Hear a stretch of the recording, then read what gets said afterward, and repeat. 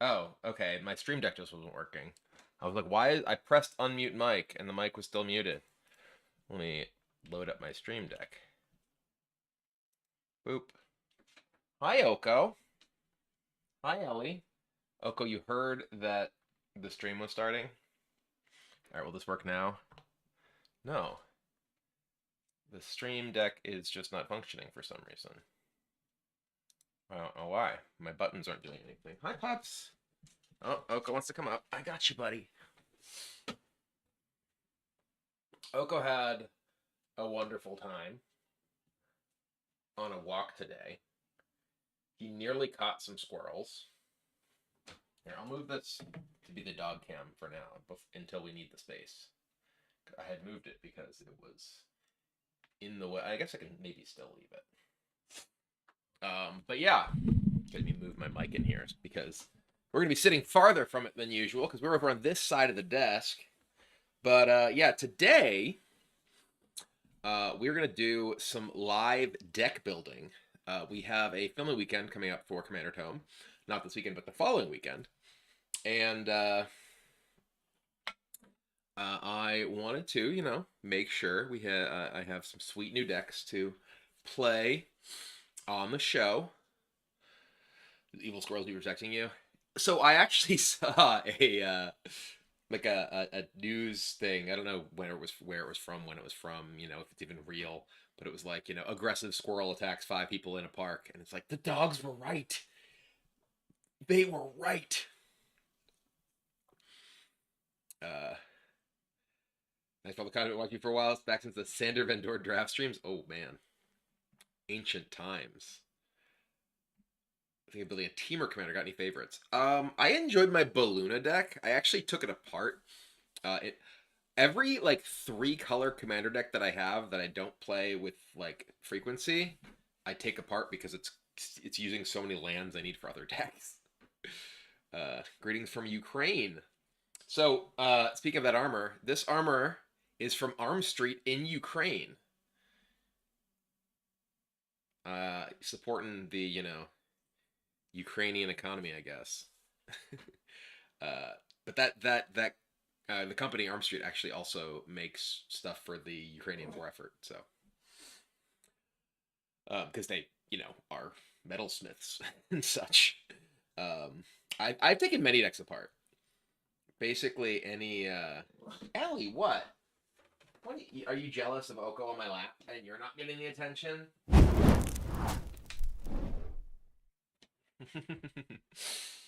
uh Jace face with the prime sub. All right, let's give these pups a treat.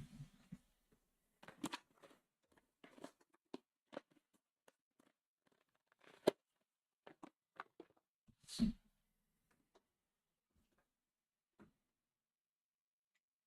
right. So, but yeah, let's switch to this view, which we can also add. Doot. Let's also add the pup cam, which is this one. Boop. All right, we have everything we need then. We have our deck building table cam, which has a bunch of. There's also just things in here that are like I like see them on the camera. I'm like, oh yeah, I should just like move that or get rid of that. Random old stuff.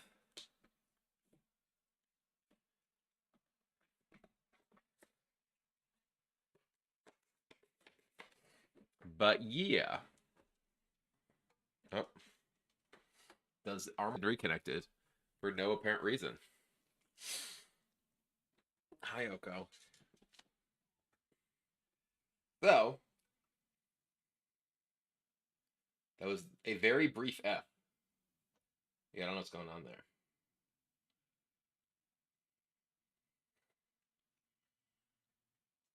But the commander, it's a good question. We're gonna build several decks. What should we build, chat? What do people want to see? I realized so I was planning on building a dog meat deck, but I realized that we didn't get the Fallout decks yet, so I can't actually build the dog meat deck yet.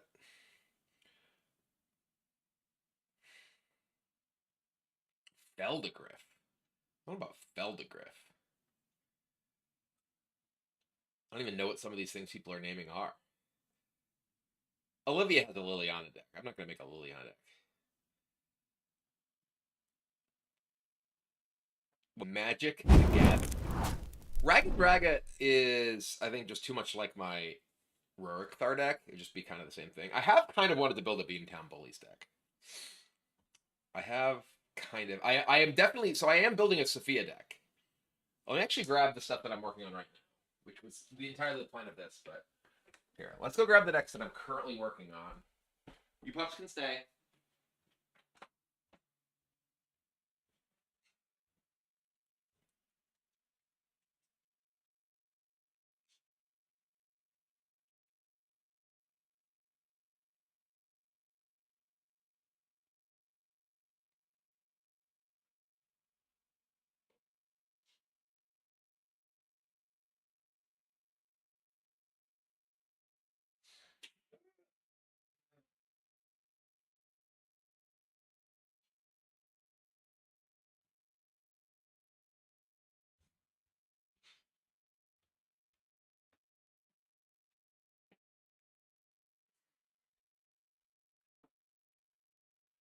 Okay.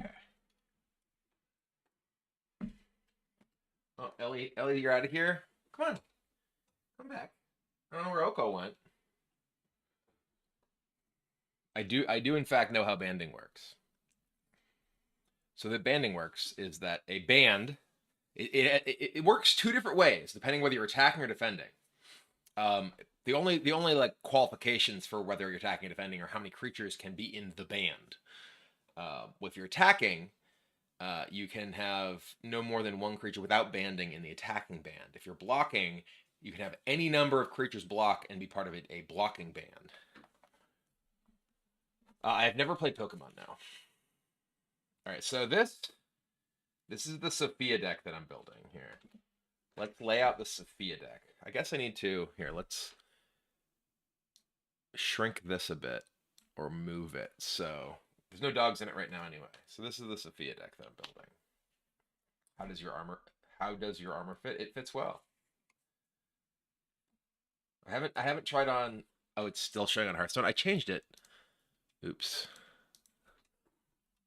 I changed it on something and it just didn't work. There we go. Updated. So yeah, this is the Sophia deck.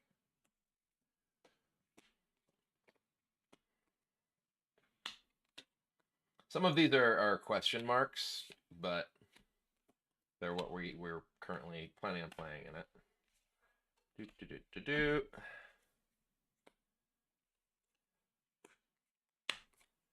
The fact that the Bondkin, the Inox in these were originally in what, Tarkir, are dogs is pretty great for this. This guy isn't, unfortunately, the Abzin Falconer, but he's very good to give your dogs flying. There's some things in here that I'm not sure are actually going to be included, but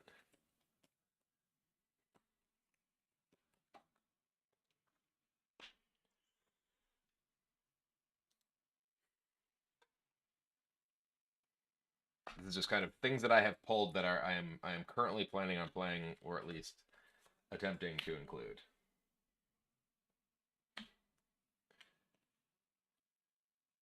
Some of these are also like, maybe I don't necessarily need this, but could be good.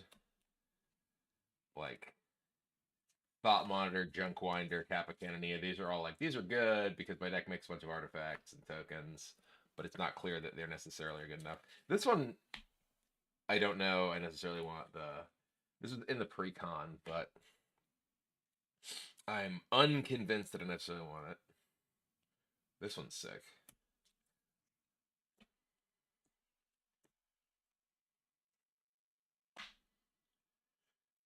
This one's funny because this creates a dog detective,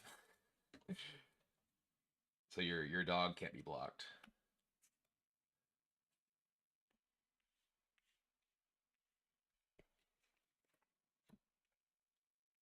A lot of this stuff, the stuff that's currently in sleeves in here, are cards that were just in the pre-con that this is from anyway.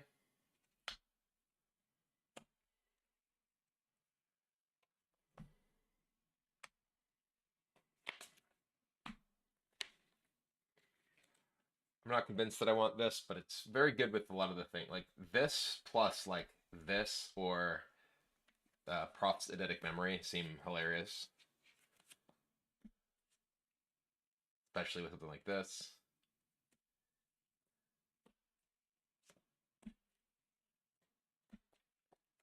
I also love Raise the Palisades. Name dog. All non-dogs. Get out.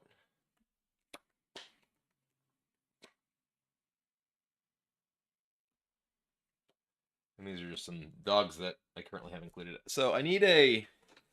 There's a bunch of cards that I still know that I plan to include. And then here's just land. Which is not a... Oh no, there's more stuff here. Boop. Mana Creature and Peregrine Toque.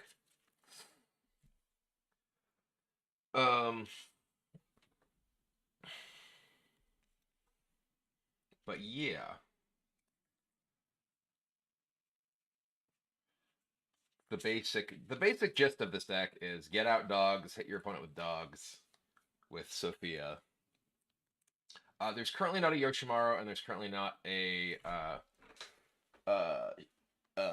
Isamaru, because I do not have... Well, actually, here, we can use... Here, I'll use this modified Yoshimaru. This Shiro Yoshimaru.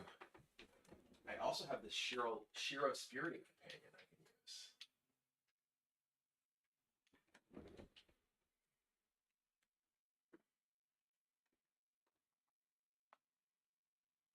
Yeah, this deck is Sophia Dogged Detective. It is Bantan 1 for 3/4. When Sophia Dog Detective enters the battlefield, create Tiny, a legendary 2/2 green dog detective with trample. You can spend 1 to sacrifice an artifact token, put a +1/+1 counter on each dog you control. Whenever a dog you control deals combat damage to a player, create a food token, then investigate. So basically, like, the idea is you want to get a bunch of dogs out and use those dogs to hit your opponent, make a bunch of stuff, and then get them. So there's a bunch of stuff here that we can certainly cut. Let's see what this looks like, you know, card-wise. I do not have the K9 Mark 1. I actually do plan on playing it. I just don't think I have a copy. There's probably a copy somewhere, but I just don't know where it is. Yeah, Academy Manufacturer is in the deck, obviously. Academy Manufacturer is absolutely nutso in this deck. So 1, 2, 3, 4, 5, 6, 7, 8, 9, 10, 11, 12, 13, 14, 15, 16, 17, 18, 19, 20, 21, 2, 3, 4, 5, 6, 7, 28, 29, 30. 1, 2, 3, 4, 5. 35 creatures at the moment.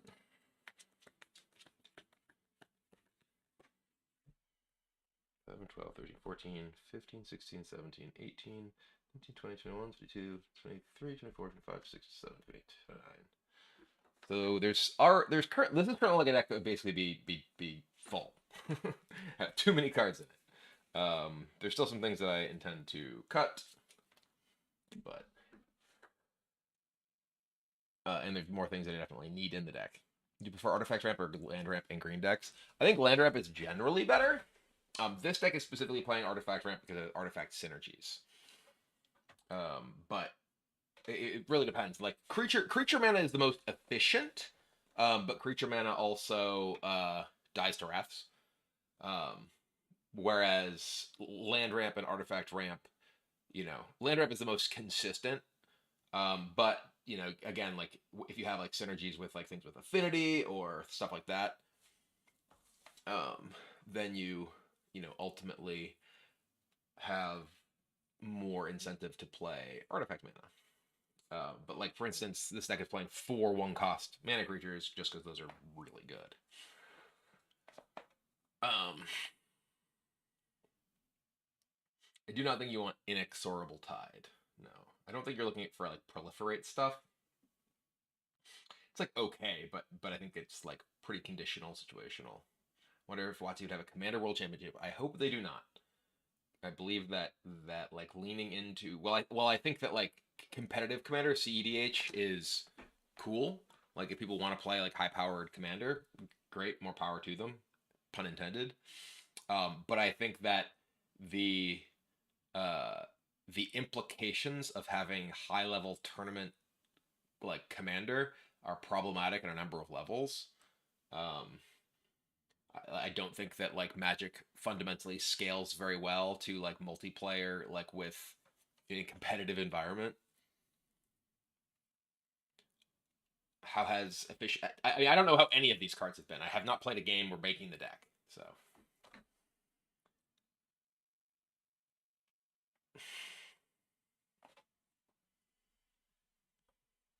I don't think this deck's really interested in Bloom Tender. Bloom Tender, like you don't really have like a lot of like you know multicolor cards. And I think that Bloom Tender is at its best when like you can play Bloom Tender into some sort of multicolor thing, and then Bloom Tender taps for like 4 or 5. I do intend to have Floodhound in the deck, but I don't currently have a Floodhound.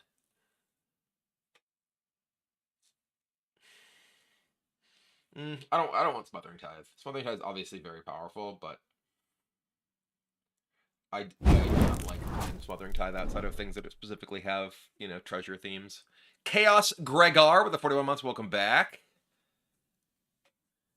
How long do you take your deck? Keep your deck together before taking them apart. It really depends. Like, if I play a deck and I really enjoy playing the deck, then I will not take it apart. Decks that I make specifically for the show oftentimes get played once and they get taken apart.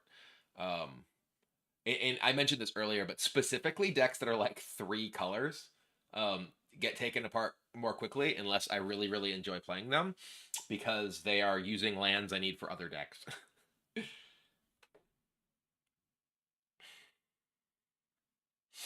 I feel like we can probably do without some of this stuff up here. Whirler Rogue is really nice because it does give me unblockable dogs, and my deck really wants to get dogs through. So Whirler Rogue might just be worth keeping.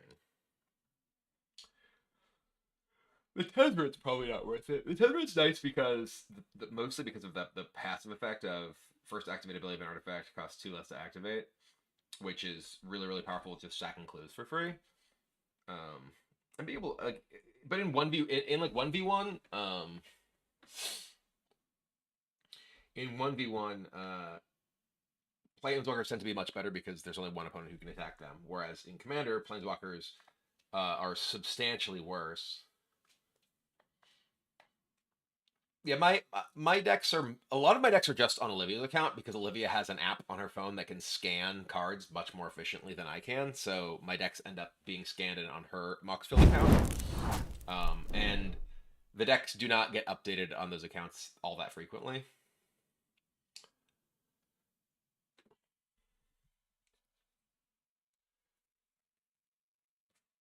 I have a list of some of the cards that that we're looking to add on here.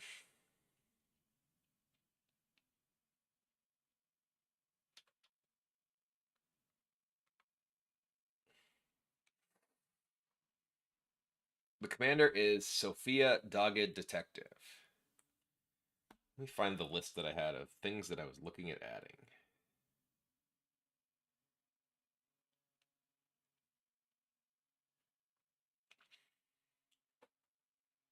I have the Yoshimaru from the Shiro secret lair. It is an altar with Shiro on it, which is clearly the best version. Oh yeah, so the cards I'm looking for.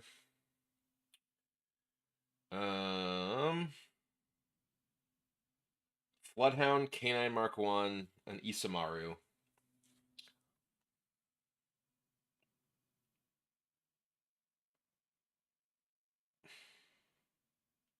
I gotta remove some of these from this list that I found. We have the Mowu. Oh yeah, Tanuki Transplanter is sick.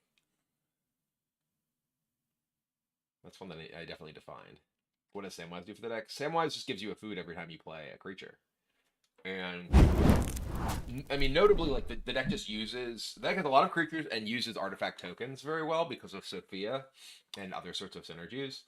Um, so that's the idea behind Samwise in it, at least.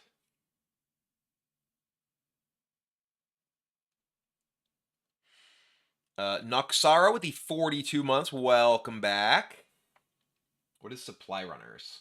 I don't know that card by name.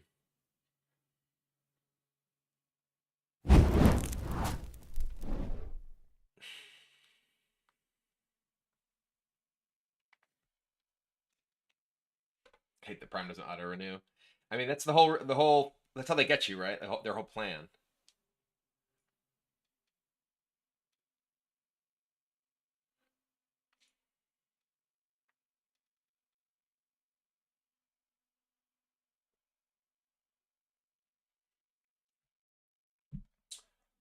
Yeah, that's pretty expensive. I don't really think I'm gonna go that wide. I don't think I want Urza. Urza's probably good, frankly, but it's not the sort of card that I feel like I want for this deck. Like I think that makes too many games about Urza rather than about the overall plan the deck has.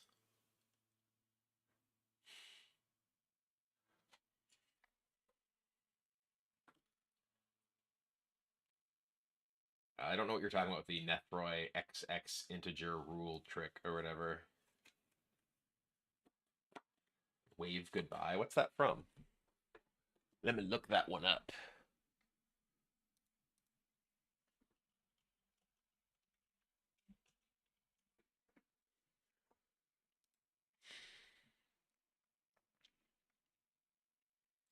I clicked on something and it was Japanese. That wasn't very helpful. That's an interesting card. That is probably good.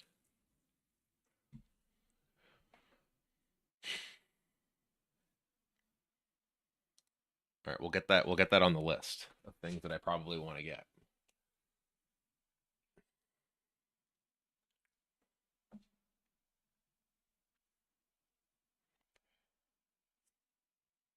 Wave goodbye. Boop.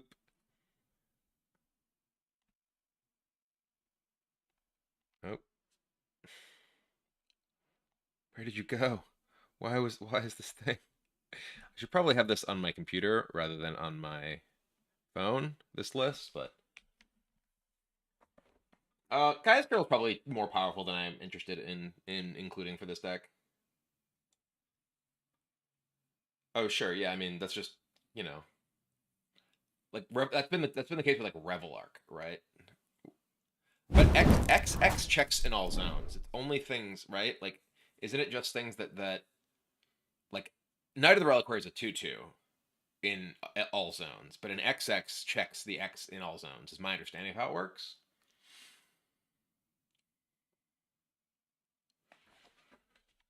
But maybe I'm somewhat misremembering how that is. Oh, I have Idol of Oblivion. It is in this stack of twos. Bunch of talismans, Idol of Oblivion. It's just a big stack.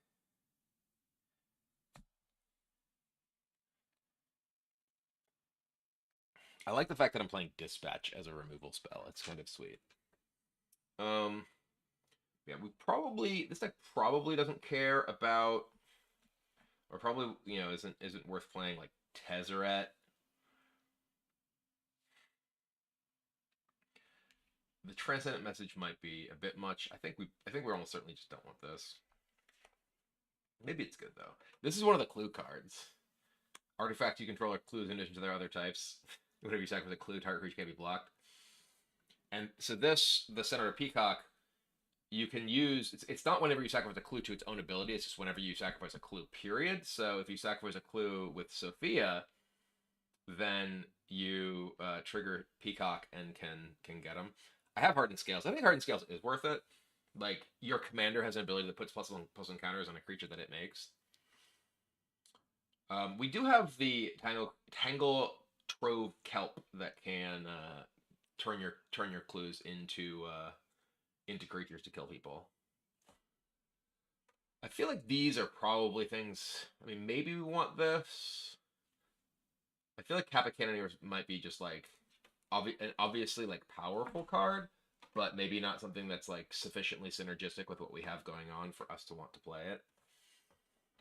I love this one. Knowledge is power. Creatures you control get +X/+X for X number of cards you've drawn this turn, because we can use that with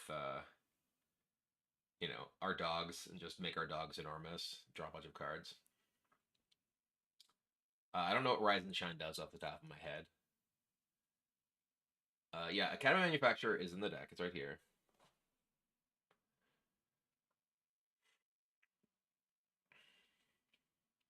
Yeah, Junkwinder is really nice. target. Oh, that's kind of interesting. Eh. Double and parallel lives are probably good. I might want to play like one of them. I certainly not going to play like a full package of that kind of stuff. We're not necessarily looking for this to be like as powerful as possible, though. I feel like too many decks just become about those kind of cards. Like I have hardened scales, right? And hardened scales like works with making my dudes bigger, and we already have like Academy Manufactor. Um, so I don't know that we necessarily need like all of that.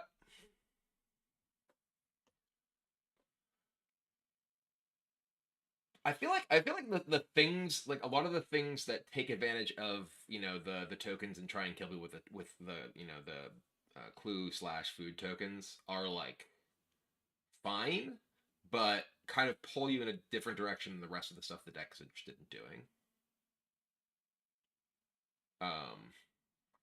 Because I feel like I want this to be a dog deck, right?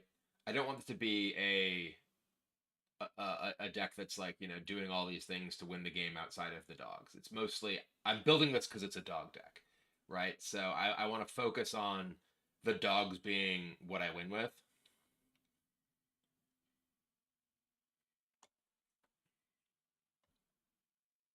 Kindred Discovery is probably a good inclusion.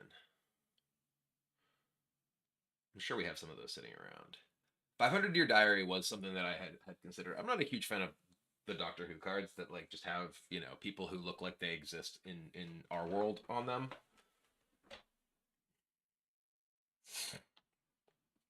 There were some that I liked though. But yeah, how many? I forgot like exactly how many cards this was again. What's okay? So I think we probably. I mean, this might be honestly too many like mana creatures plus Cygnus Talismans. Um, Bread for the Hunt. For one, I think is actually good. And two, uh, also is it's bread. Your dog deck. Like this, I think is a great way to kill people by having a bunch of clues and stuff because you're just putting on your dog and smashing them with your dog, who's giant. Tezzeret, like I said, I think is kind of on a chopping block kind of card. The Fairy's Ageless Insight, I think when you have so many clues, seems really nice. Oh, Mushroom Watchdogs is definitely one that I want to put in the deck that I did not just have laying around or find. I like these. I think this is getting the chop. I think this is getting the chop. I don't know about Thought Monitor, Thoughtcast. I would rather have Thoughtcast than Thought Monitor just from an efficiency perspective because what I mostly care about is the card draw rather than having the body. Rosie Cotton I think is actually quite good. That's also on a list.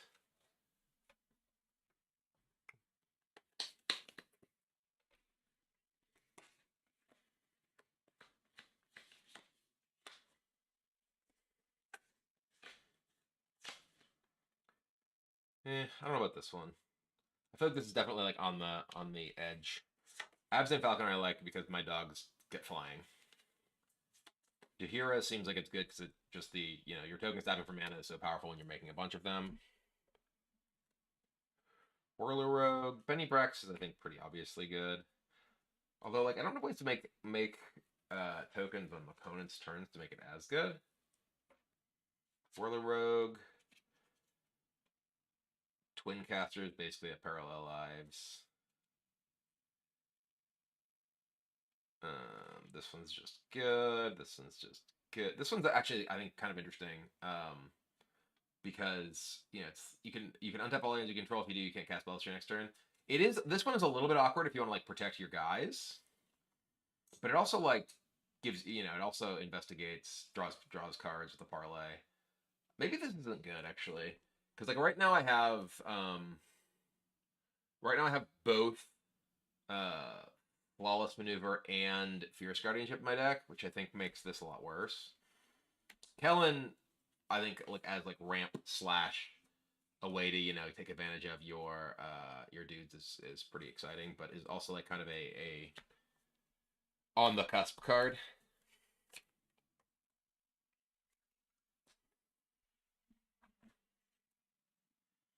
I think we definitely want this. We definitely want this, this, this, this. I think maybe this one's on the chopping block. Chopping block. This one's a maybe. We have a lot of card draw already. Hardened Scales is good. That's why it's right there. Inspiring Call is definitely something that I think I want, which is on my list but not pulled yet. 2, 3, 4. Oh yeah, we want you. See, I think all this is going to get chopped from this the moment.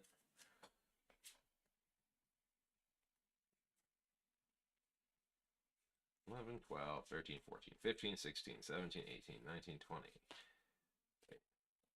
2, 3, 4, 5, 6, 7, 8, 9, 10, 11, 12, 13, 14, 15, 16, 17, 18, 19, 20, 21, 22, 23, 24, 25, 26, 27, 28, 29, 30, 31, 32, 33, 34, 35, 36, 7, 38, 39, 40, 1, 2, 3, 4, 5, 6, 7, 8, 9, 10, 11, 12, 13, 14, 15. So this is currently 55 cards.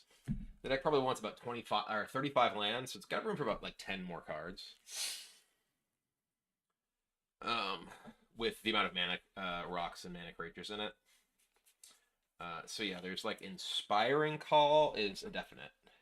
The Canine, Floodhound, Isamaru, those are all cards I think I definitely want.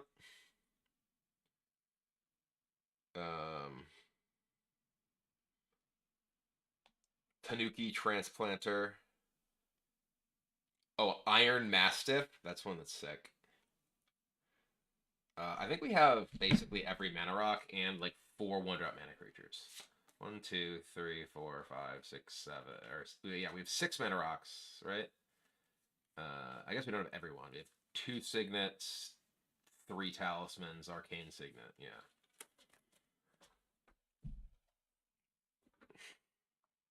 What's on the phone? This is a list of cards that I had previously pulled that I probably wanted to play. Oh yeah, Knight of Sweet's Revenge. Mordenkainen. Mordenkainen, I think, is a planeswalker that is worth playing. Mordenkainen's kind of sick. Is Spirit Companion too weak? No, it's a dog. Like this, I think is too weak, right? Spirit Companion draws a card, right? Hi, Oko. Come on in. Come on, bud.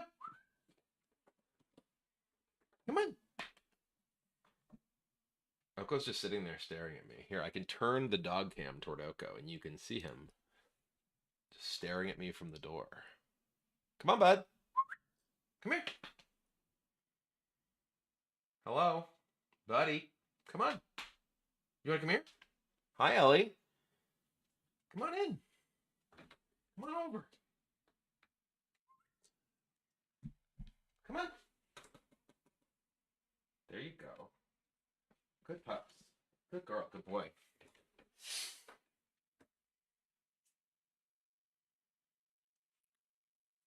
Which is Kindred Summons? Oko's trying to get in the lap. That's his MO.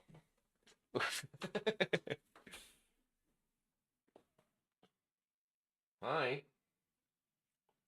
I have summoned 2 dogs. Are you trying to investigate? Investigate what my nose tastes like?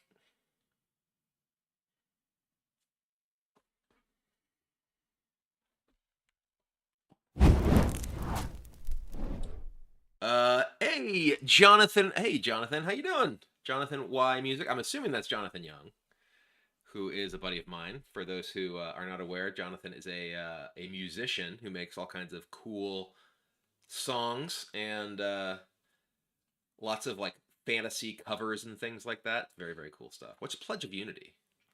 He also plays my LARP and is going to be an upcoming episode of Commanderathome. I actually forget. I needed to check when that one is, when we have that one scheduled for.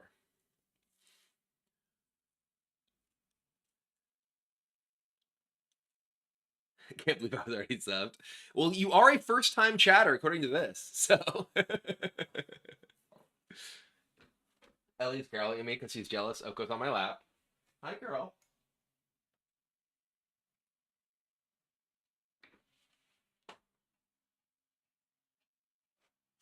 All right, so let's take a look at what the other things we want are. Maybe I'll infinitoken the cards that I currently don't have to lay them out here. I have this here's a stack of infinitokens that are all currently drawn on in a mess, but oh, Ellie's getting out of here. Ellie, you can stay here. Come on. You don't need to leave. Do I have a dry erase marker? I have a bunch of permanent markers. Oh, this one's dry erase. Okay, so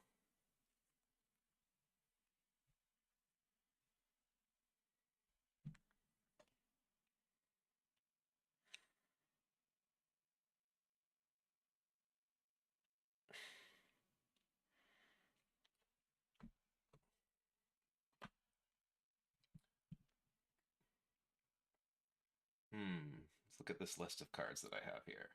So we definitely have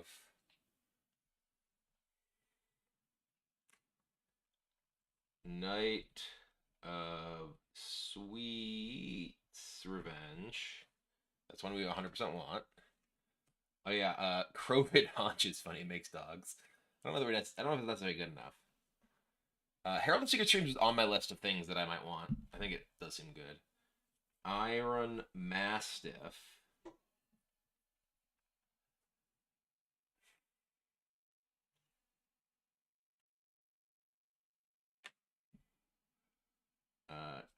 Tanuki Transplanter.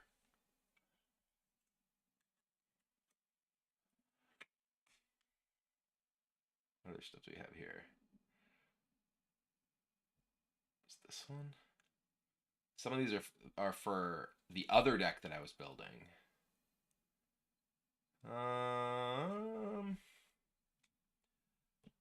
Bloodhound. K9. Such a mess with this. Isamaru.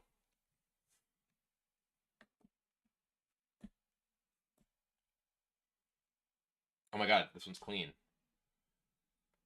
Oh yeah, Inox Survivalist. It's a dog with Megamorph that can kill things.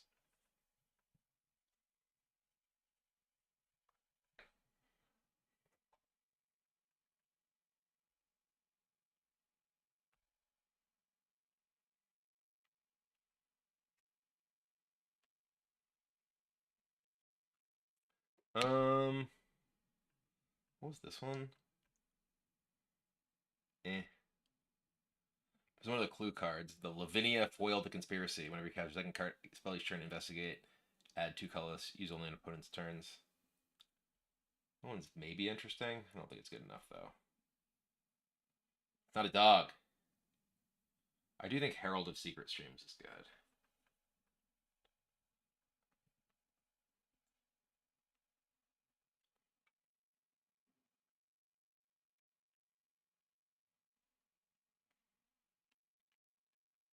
Three, four, five, six, 7, 8. So we probably have like room for like 2 cards.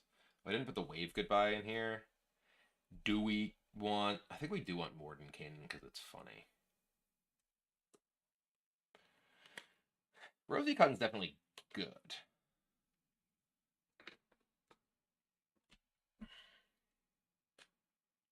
I don't think we want Farmer Cotton. Rosie Cotton, though. What is this one? Oh, this one's actually kind of interesting. This is Unsettled Mariner. Whenever a permanent you control becomes the target of a spell or ability opponent controls, counter that spell, basically ward 1 on all of your things. And it's a changeling. So it's a dog.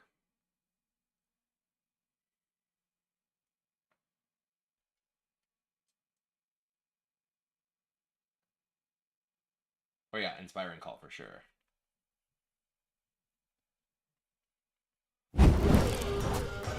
Hey, S. Lynch with the gifts up to Admirable. How you doing, Admirable? Hope things are good with you.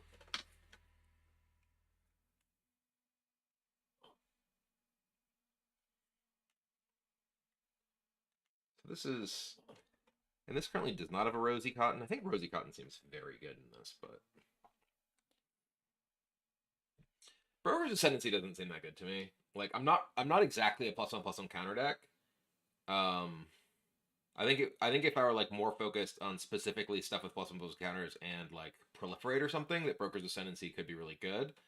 But like I'm more focused on the incidental +1/+1 counters because I'm a dog to get +1/+1 counters deck.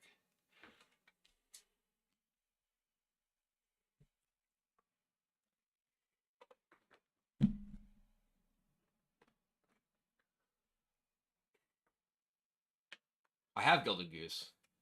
Gilded Goose is a mana creature I am playing currently.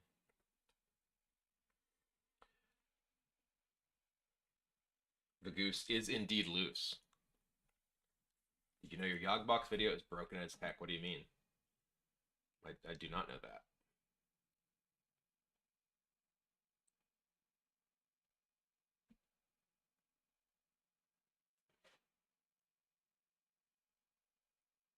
Uh,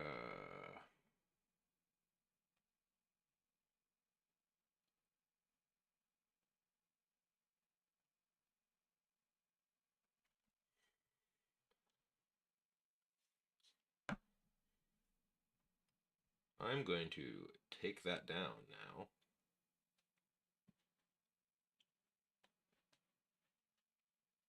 I don't know what's going on with that, but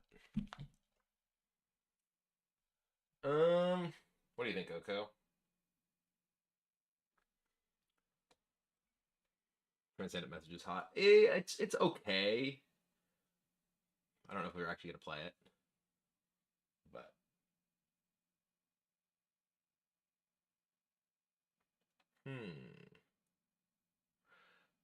and then let's. Ah, everything's falling.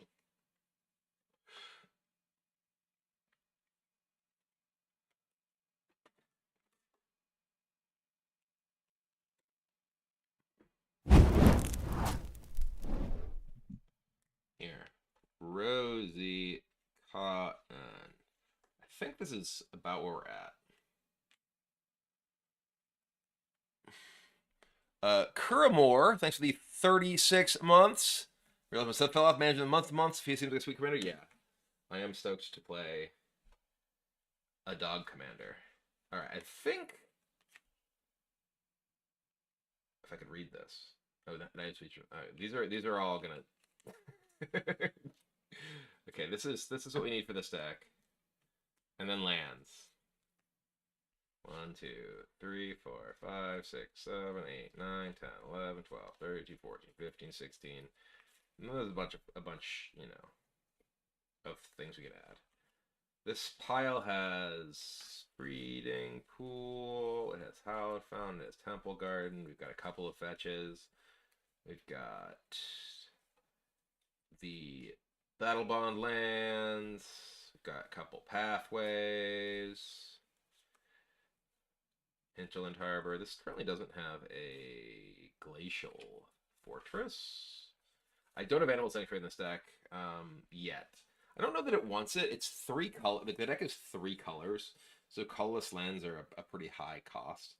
I definitely have that in my Mowu deck, but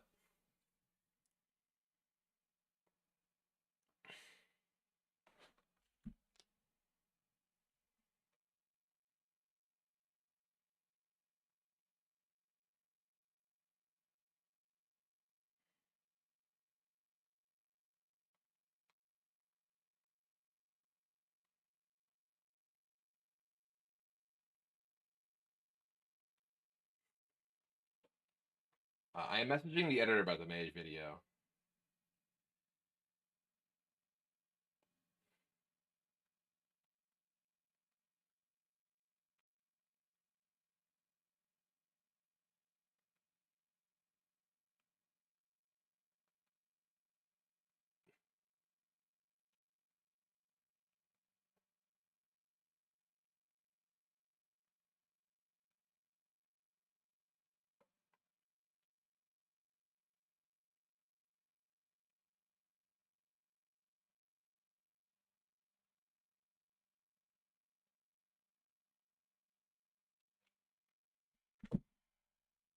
Yeah, I do think that Township would be better than Sanctuary in this sort of deck.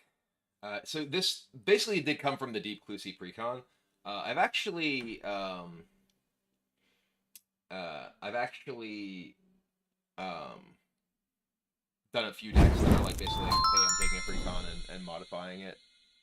Hey, Zakad Utah, someone who played way back in the day, an old player of Wheel Time B5, Star Trek, and MTG. Have some token bits. Seeing your gray hair, beard, and physical cards made me feel better about myself. I do plan on being in Amsterdam, Thadrin. What do we eat on Commanderathome filming nights? Well, we film all day. Our filming schedule is generally starts at 9 a.m.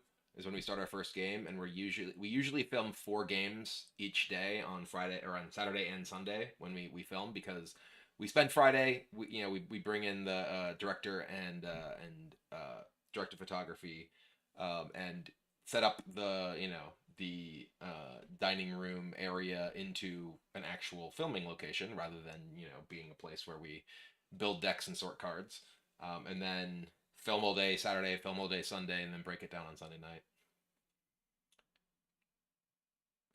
But yeah, I think I think I'm pretty happy with where this is at. It obviously has some cards that we need to add, but I think this is a deck now. And yeah, these feel like good cuts to me from what I had in the pile before. This one maybe I want. We'll see. A lot more involved than I imagined it being. Oh, filming live games is like it's a project, right? We have a 4-camera setup. We have a wide camera. We have the ISO cameras for each side of the table, and we have an overhead camera for the game itself. And we have to like set up lighting. We put like a whole rail over the table to set the overhead camera on. But yeah, how's the finger? It's still broken. It's a lot better than it was. It's not like just passively painful all the time, and it at least doesn't seem to be actively bleeding anymore. So all of that is a plus compared to where we were before.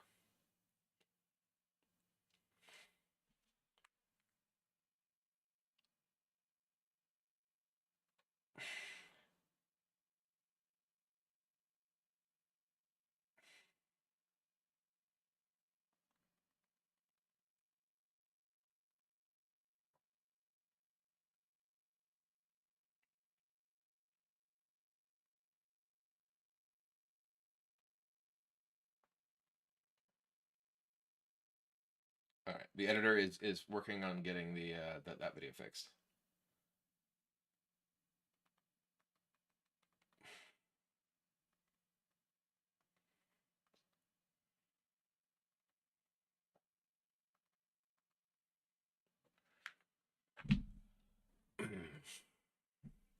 I mean, so this fortunately is just like the tip of my finger, right? Like this is not really a major injury. Hopefully, it should be healed pretty soon. But yes, PSA: clean up your weights. How when you say you take decks apart? Um, so like not very frequently. But I was saying earlier, the decks that I make specifically for the show, that are 3 colors frequently get taken apart because those decks have a bunch of lands I need for other decks. Like 2-color decks, those will often stay together longer because they're not stealing as many of the lands that I need for other decks. Like for instance, I recently took apart the Balluna deck that I played on the show. I took apart the Sauron deck that I played in the show. But like a big part of that again was they just use so many dual lands, and I need those for other decks. But like decks that I really enjoy playing, I'll generally keep together for longer. Um, and when I just make decks because I really want to try a commander or whatever, rather than like, hey, I'm gonna try something new for the show mostly.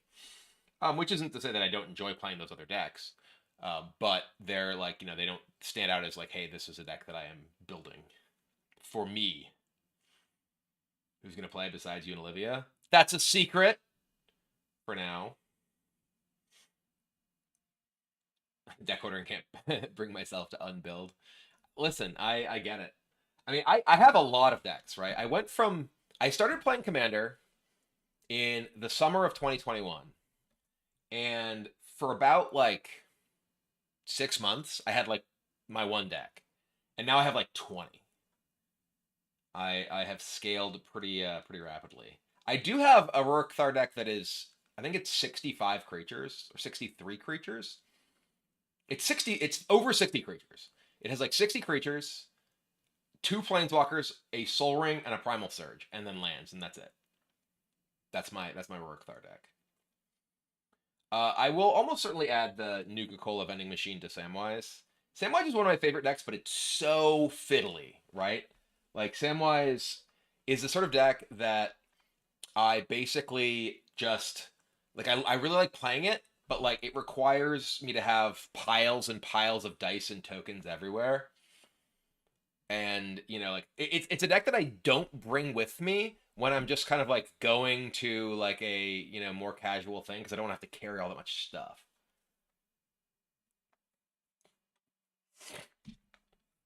Trying to have a deck for each color pair and each 3-color combo. I mean, I don't really aim for that. I just try and build decks that are fun for me, right? Which reminds me, I have been meaning, I have been meaning uh, to build some decks that are like more like outside my wheelhouse of just being green creature decks. Everyone gives me shit for always playing green creature decks, and like frankly, it's like you know whatever. It's just what I like to play, so I'm just gonna keep playing it. But I do like to broaden my horizons every now and then and play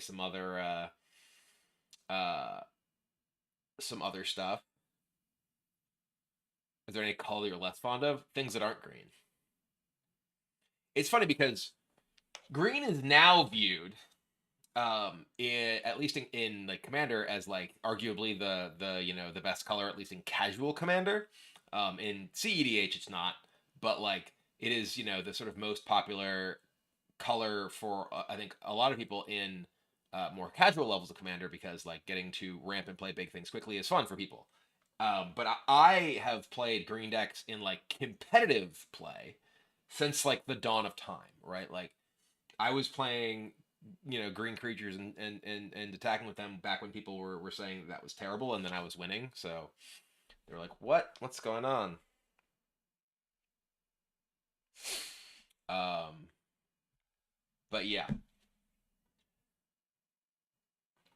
Okay, so I have here. This deck I think is other than putting land in it and getting the cards that I have set aside. I think this deck is largely where something I'm happy with. So I'm going to set it aside right here. And we'll put these cards that I am not playing in their own pile here. Oop. So this is another deck that I'm working on, which I haven't been able to find the commander. But this is a face-down creature deck. This is a lot of this is the precon for this commander, which is the the face-up flip creatures face-up commander. And I am building the Yaris of the Old Gods, Roar of the Old Gods, or something, as the commander for the version that I want to play. Fun fact: the Guardian Project. Whenever a non-token creature enters the battlefield under your control, if it doesn't share the same name as another creature you control, you draw a card. Face-down creatures don't have a name, so they don't share names with anything. So let's lay out what I have for this right now.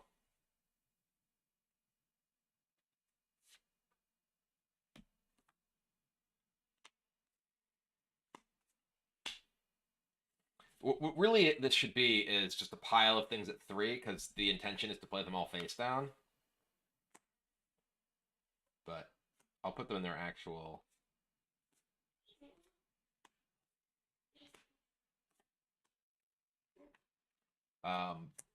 but this is largely the face down morph slash disguise deck from the precon that I pulled some other stuff to also play.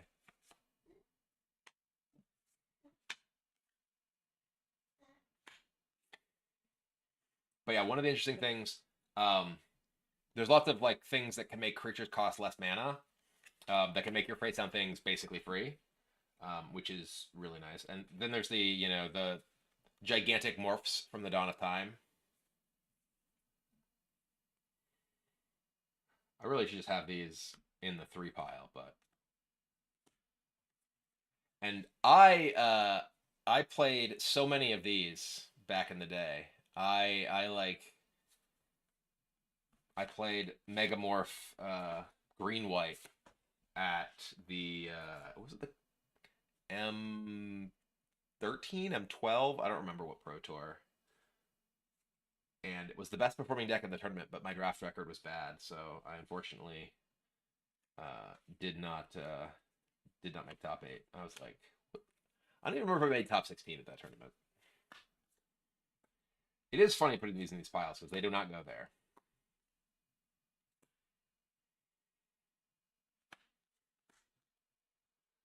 We have this card's funny.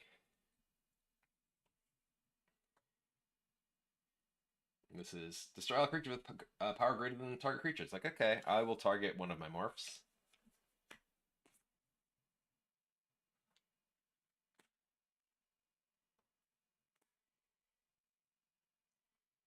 This one's also cool. This is one of the new cards. Whenever you cast a colorless creature spell, manifest top card in your library. And then it's like, your deck is all things that, you're happy you can play face down as colorless creatures.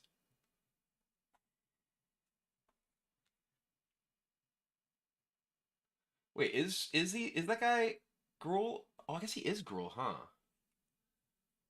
Oh, maybe I screwed this up with yeah, because this guy is the 3-color one. Is he Gruul? I think you might be right. I think I might need to reevaluate this because I had just pulled stuff from that, which is fine. But yeah, I think you are right. I think that it is, which is great because then I don't have to pull as many dual lands.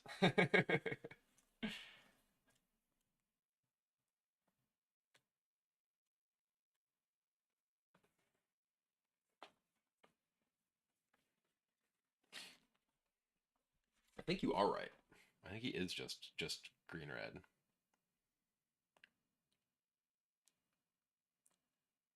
Yaris.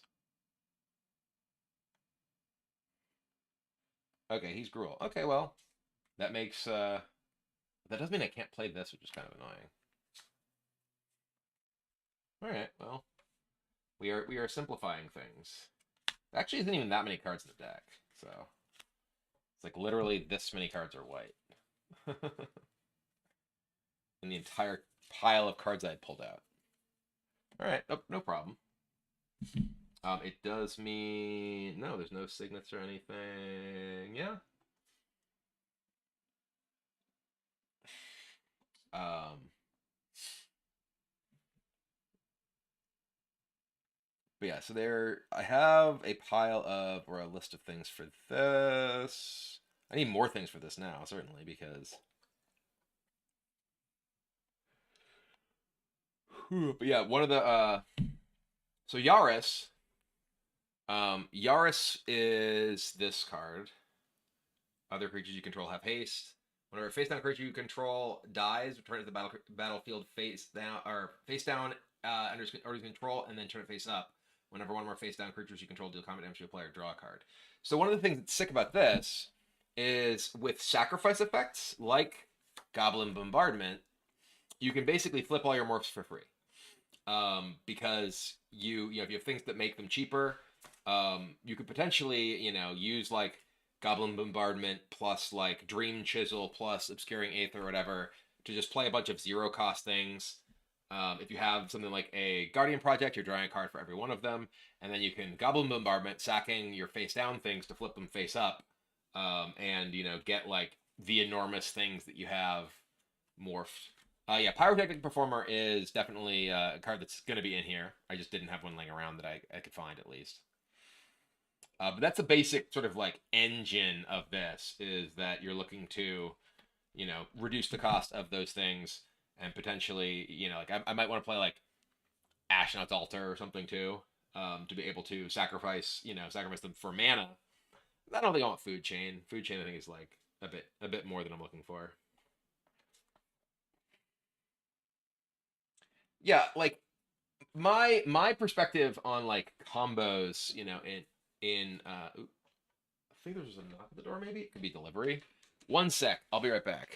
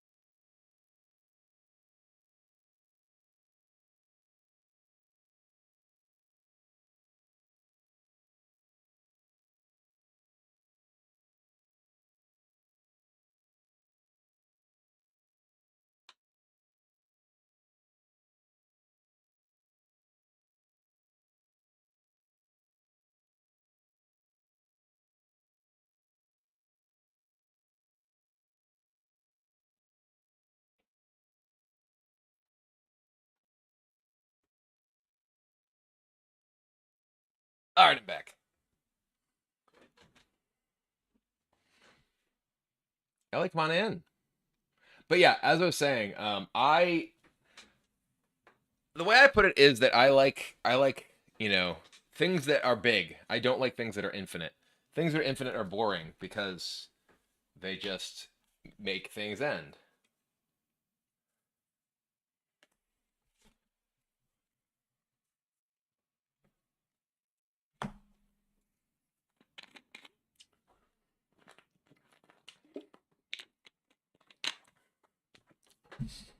You know, like I think that when it's like okay, I make like, and in particular, all the sort of combinations of things that I you know tend to put together are things that are like it's like okay, well there's like a bunch of creatures, you know, and it's like yeah, you can do what you want to deal with my creatures. That's like a fundamental part of the game. And you know, like Olivia like gives me shit. She's just like, you just build the same deck all the time. You just build a bunch of like creature decks. I'm like, yeah, but they're different creature decks. You know, like there's a very different thing, a very different way that you know a like my like dragon deck plays from like my Agatha deck, or like the Agatha deck will play from this deck, or you know from like Ishin or whatever. And like yeah, they're all creature decks, but creature decks fundamentally are the only way that Magic has game rule level interaction. Which is to say that the only way that you interact with other players in a game of Magic, unless a card explicitly says so, is attacking and blocking with creatures. And that I think is, you know, is a very important thing to keep in mind. That when people are like, you know, oh, it's a bunch of creatures, it's like, yeah, like creatures are literally what Magic is built around.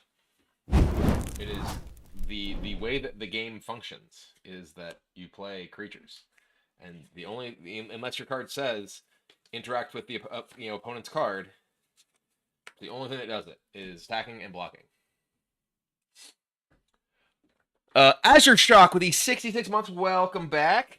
So you're having fun with Magic. So also, by the way, for those who didn't see my tweet, I hit Mythic in MTG Arena in Standard this morning while I was on my stationary bike working out, which is mostly when I'm playing Magic these days. So this is a Yarok Roar of the Old Gods deck, which I cannot find the Yarok. How do you feel about Voltron? I generally don't find like Voltron style strategies in Commander to be particularly fun, because it's like they're so linear, and they're linear in a sense that it's like, you know, do you assemble these things, and does your opponent have an answer, yes or no? And I mean, you can say that's the case of like kind of any deck, right? Like, but I generally don't find like, hey, I'm gonna make this one thing into a gigantic monster and kill you with it to be as fun as like here's like more sort of interlocking parts that aren't just like based around like, you know, having a hugely buffed commander or whatever. I don't know. I don't mind it, but I just find them to be like, because the games play out much more similarly to one another because they're kind of all about like doing the same thing. And I find like the gameplay of, you know, decks that are looking to do a greater variety of things to be more fun. I mean, the Yoshimaru Keleth deck is definitely pretty linear, and like it is, but it's also like it like when I initially built it, it was just like kind of a meme deck, and then they've printed so many good mono white legends since then, and it feels better. Yeah, I play zero tutors in any of my decks, and for the same reason, right? I think that tutors make the game less fun for everyone involved in a number of ways. I mean, tutors both slow the game down because you're like digging for stuff. Um, oh yeah, Evolutionary Leap is on my list of things for this deck, and there's obviously a Goblin Bombardment also right here. But yeah, tutors are just like kind of boring, right? Like they slow the game down because you spend time looking for whatever it is you're getting, and they make the games play out more similarly to one another because you see the same cards more often. Granted, like there are certainly types of decks that are like Rube Goldberg machines that are trying to do, you know, wacky things where you like need to find specific parts. And if that isn't finding like parts of an infinite combo, sure. You know, if you're trying to like assemble like some sort of, you know,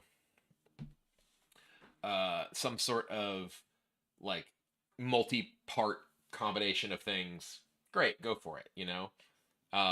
But generally speaking, I find them to just overall make games less fun to play.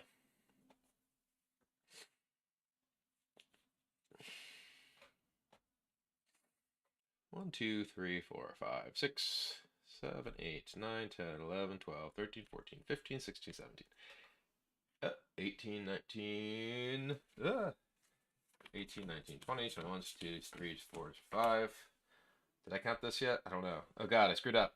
1, 2, 3, 4, 5, 6, 7, 8, 9, 10, 11, 12, 13, 14, 15, 16, 17. 18, 19, 20, 21, 22, 23, 24, 25, 26, 27, 28, 29, 30, 31, 32, 33, 34, 35, 36, 37, 38, 39. Okay, this deck has a lot of room for cards, which is unsurprising considering it was built from a precon and we pulled out an entire color. So yeah, we definitely want Evolutionary Leap. What are some other cards we're interested in? This also, by the way, lets me significantly cut down on the dual lands that I'd pulled for this because it was previously 3 colors, now it's 2 colors. Pojer Ranger with the Prime sub.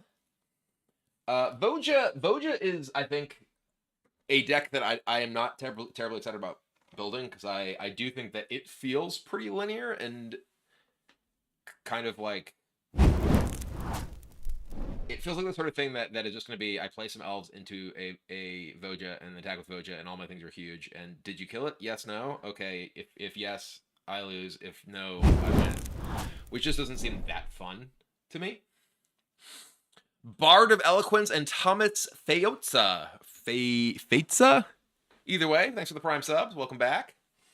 The commander here is Yaris, Roar of the Old Gods. I know that we have at least one somewhere here. But I don't know where it is. Speaking of, I'm going to pull a couple of cards real quick. Because I do know that we have Evolutionary Leap, and maybe I can find the Voja, or the Yaris.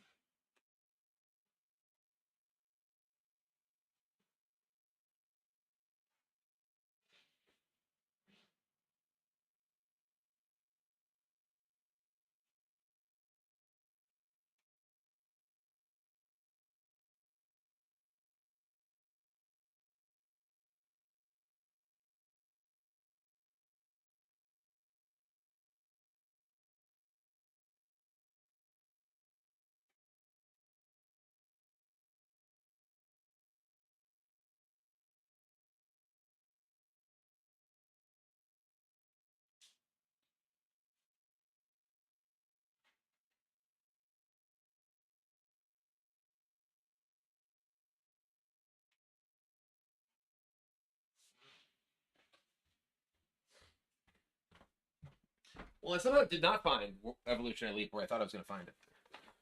So that's kind of funny. But I did find a couple cards. Elven Chorus actually seems sick with the... You can look at the top card of your library at any time, cast creature on the top of your library.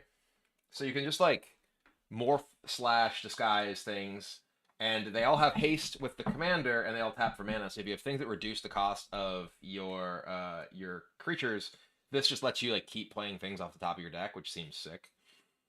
Growing Rights is just a really powerful card for this kind of deck. Yeah, I agree that Voja does seem like a kind of deck that'd be like, okay, this was fun, and now it just kind of does the same thing.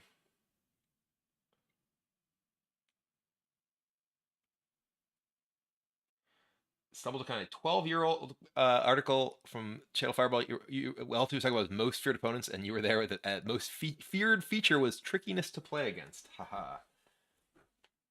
Not interested in like survival of the fittest, fauna shaman effects. I was just talking about I don't really like tutor type effects. I find that decks that uh things that search your deck generally make decks less or make games less fun. This deck needs a Spire Garden. There's a Spire Garden for this deck. Oh no, here's a less fancy Spire Garden. The commander is Yaris, yes, which exists somewhere, but I don't know where it is. There was some other deck that I was thinking of building.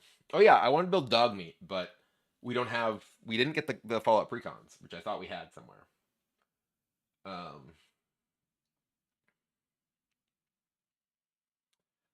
Tutors also make decks less accessible to friends who want to try the deck out. Yeah. Oh, that's certainly true. That if you want to loan someone a deck and it's just like got a bunch of tutors, it's just like okay, well, and that's or just decks that you don't play frequently, right? Like if you don't play a deck very often and you pick it up and you want to play it and you're like, oh, I'm gonna tutor. It's like I forget what's in this deck, you know, which I think is just gonna make more games worse. I would like to build a Tom Bombadil deck at some point. I think that would be fun. I have not gotten around to doing so. The Naya Bear, yeah. So that's the alternate commander of the precon that this is built from. We got Fallout collector boosties. That's what this came from. That's why it's like surge foil and everything. It does feel appropriate that I have like the weird like mutant guardian project in my deck. That's just a bunch of upside down things you don't know what they are. But yeah, the Naya Bear thing I think is definitely pretty interesting. So I pull up my deck list with my birthing pod deck. See, that's kind of exactly like my point. And like I think that like I played a ton of birthing pod when that was a card in standard. Like Naya Birthing Pod was like my deck that I played for like a huge percentage of that meta game. But that said, like that's a very different environment than like, hey, there's 4 of us sitting around waiting for 3 other people to finish their turns. Ever considered Myco Tyrant Mill? I have an old Stickfinger deck. And Micro Tyrant feels like the sort of thing that's, kind of redundant to that deck as well. All right, are there other cool like morph or other face down things? I definitely want like we definitely want a Dream Chisel. I could see playing Shadow in the Warp. Shadow in the Warp is a cool card for sure. Vizier of the Menagerie is not a bad idea. Or like Augur of Autumn. Like this deck is likely to be a super creature heavy deck. Favorite Mardu commander? I have an Ishin deck that I like. My Ishin deck is fun. The commander here is Yaris, Roar of the Old Gods, which I cannot physically find. Oh yeah, the Ugin is definitely a card that I wanted in here. So Olivia's been gone for this weekend. She's gonna be like home sometime this afternoon. And she is the one who has largely taken the responsibility for sorting cards. So I don't know where some stuff is. I might be able to find a Shadow in the Warp. Mystic Forge. Mystic Forge does work with Morphs, huh? That's kind of funny. All of our Mystic Forges are probably in Olivia's decks. Here, let me look real quick. Mystic Forge and Shadow.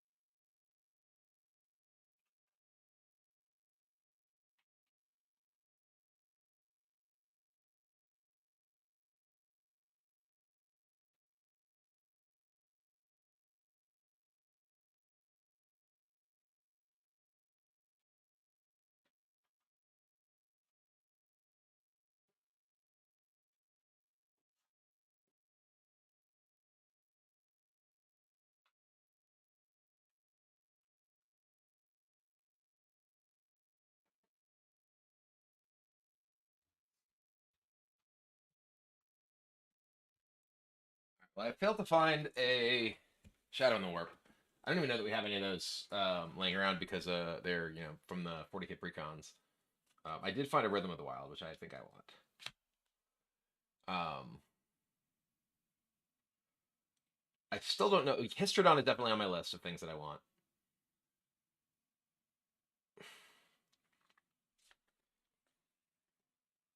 Yadara's right here. She's definitely sweet.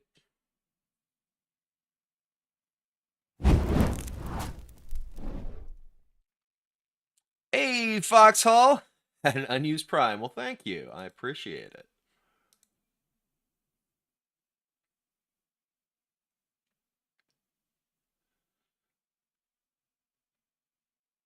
Trail of Mysteries in here. It is right there. There's like another. Isn't there like another like? Oh yeah, I'm thinking. I guess I'm thinking of this. Am I thinking of that? I don't know. There's. Isn't there some other similar like face down creature thing? If you copy a face down creature, it's a copy face up. If you copy a face down creature, I think it's just a face down. They changed the rules on transform sort of things with copies, right? Like it used to be that they didn't have any of the characteristics of like the backside of the card, but I think they changed that, right? Skirk Marauder. Clue I need to have Skirk Commando and Battering Craghorn in my deck just for shout outs to old school draft. It'd be very funny if I literally just had a Battering Craghorn and Skirk Commando in my deck. That was like, for those who don't know, back in, God, what even set was that? What block? What were original morphs? That was like Onslaught. Was it Onslaught? Yeah, that had morphs.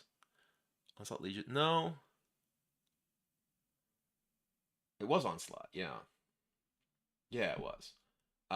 But so the way that format worked, um, basically like you were like always in this like huge pinch like against specifically red opponents because one of the morphs was Skirk Commando, which if it was unblocked would shoot something for two, and another morph was Battering Craghorn, which was a 3/1 first striker. So if you blocked, you just get screwed by Craghorn. If you didn't block, you get screwed by Skirk Commando. So you kind of had to like suss out like this information as to whether your opponent had them or had one, had not the had the other, and it was like you basically just like very frequently we're just in this guessing game of like, well, uh, yeah, Onslaught or yeah, Urza's had cycling. Onslaught was like the return of cycling. Yeah, Legion was all creatures. Every card's a creature. Clearly my favorite set because those are the best. All right. Let me pull some.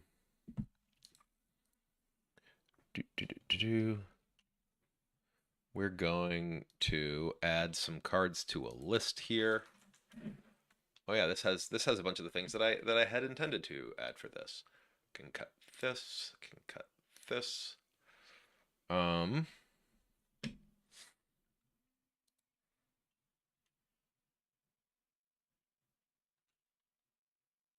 Yeah, this is a Yaris Roar of the Old Gods deck.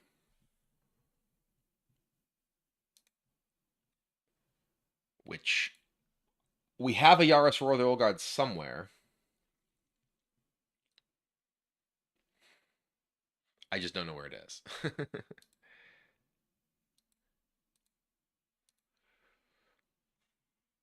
What other good like sacrifice things? Primal Whisperer, which is that's the face that guy's all right. Like you're frequently, he's frequently just gonna be like what, like a 6/6 for 5, 8/8 for 5.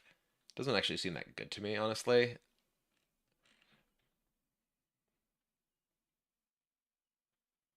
What is Proteus Machine?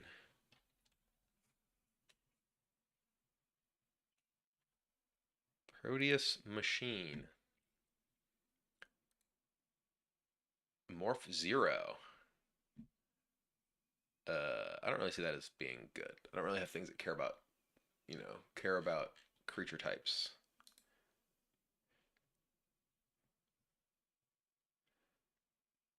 Subira. The target's power spell can be blocked. Discard your hand.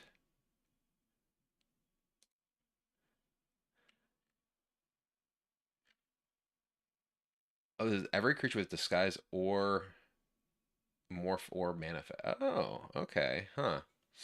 That's cool. Yeah, there's Battering Craghorn, the champ.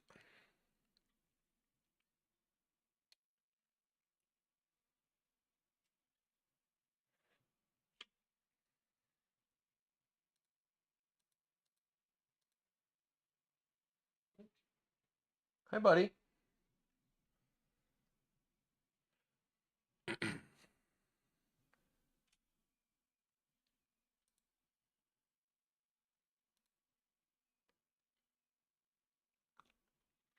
Besides your cheer sleeves, and before you get a channel sponsor, what are your favorite sleeves? Um, to be honest, like I don't really have like super strong opinion. I like the only sleeves that I use that are not the Shiro sleeves, basically like Gamegenic sleeves, which are very nice. Um, but I've never been someone who's like a crazy strong opinion about sleeves in particular. I know that there's some people who do.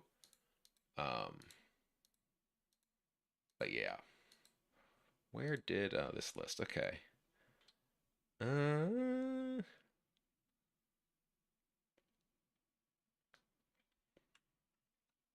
oh yeah, there was like the Imperial Hellkite thing that probably should be here. I need another dragon if I'm gonna be playing Imperial Hellkite though.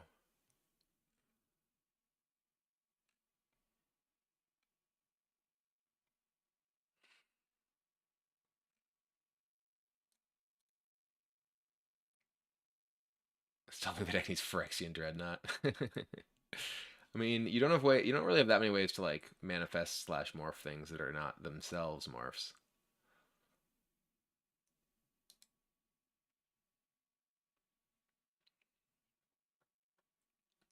Oh yeah, Snapping Thrag, Snarling Under. Oh, I'm just looking at all the sweet, sweet old school morph cards. Let's go.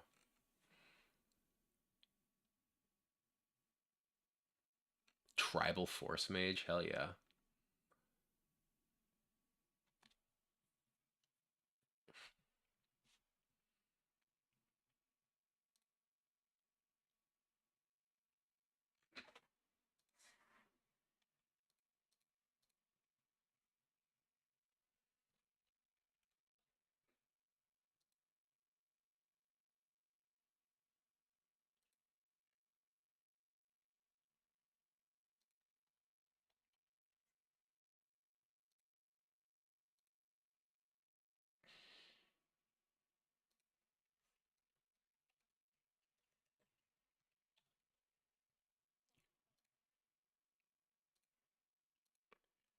I had another pile of things that I may have like pulled. Let me go look at that real quick.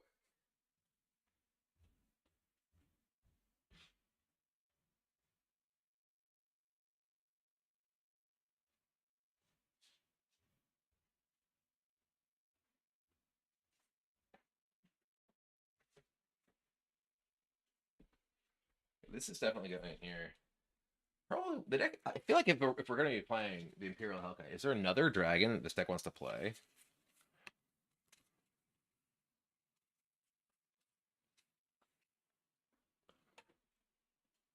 Where'd the stack of lands go? Already got a Cinder Blade.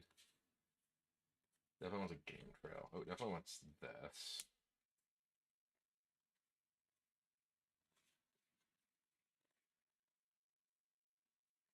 This is just the pre-con and the cards from that I'm digging through.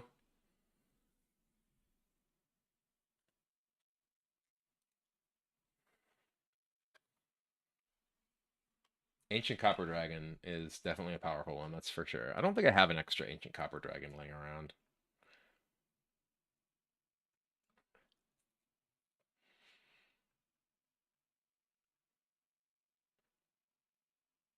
Are you going to play any live tournaments? So I'm playing in the Pro Tour in Seattle at the end of next month.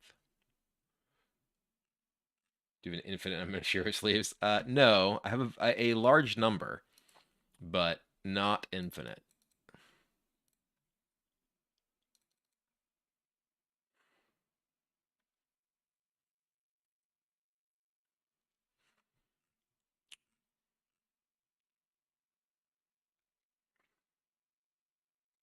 You're currently on a cradle. I have multiple cradles. I don't like playing most of my decks. Cradle's the sort of card that like just its existence in a deck, like it is just makes a deck any kind of creature deck so much more powerful.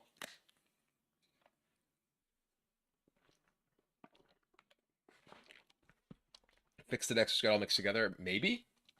I mean, I haven't like laid them all out and looked at them, one by one or whatever.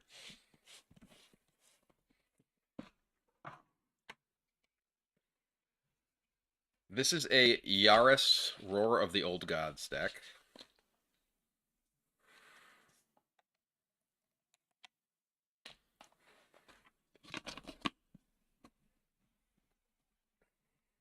Hi, Ellie.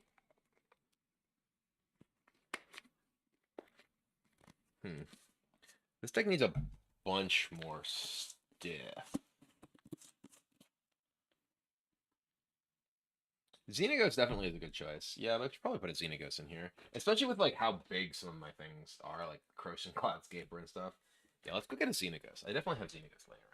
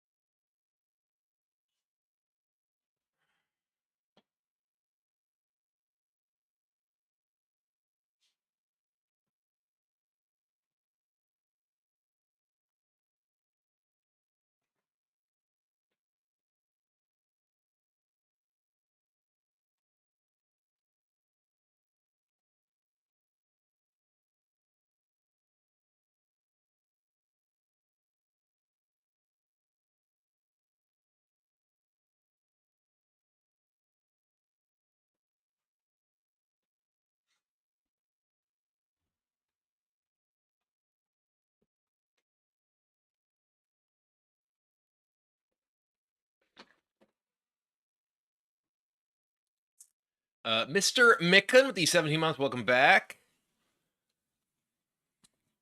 We don't need things that give other things, like, we're not really interested in haste enablers because our commander is a haste enabler. So those are really not necessary. We probably want mana creatures. Like right now I just have land ramp. This deck probably wants just like elf.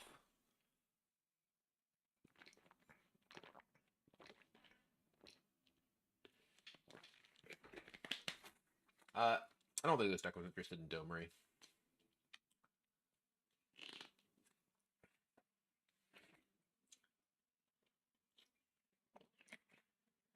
We're not playing Mana Crypt, Jeweled Lotus, or Grim Monolith. Not interested in that kind of mana ramp. There is Samut. I have a Samut deck. I don't think. I mean, maybe we could play Samut in this deck because like the commander gives everything haste, but I don't think I have a second copy of Samut anywhere.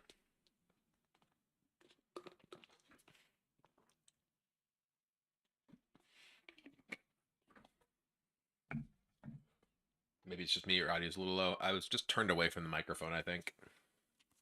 Because the microphone is right here. And I was turned like this.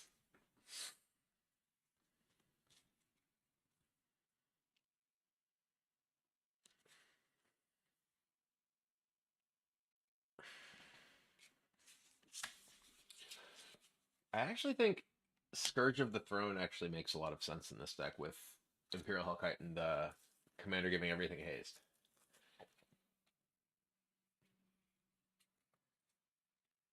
That actually seems sick. Turn of the Wild Speaker is good card draw. I feel like Seedborn using this deck to unmorph my things actually makes a lot of sense.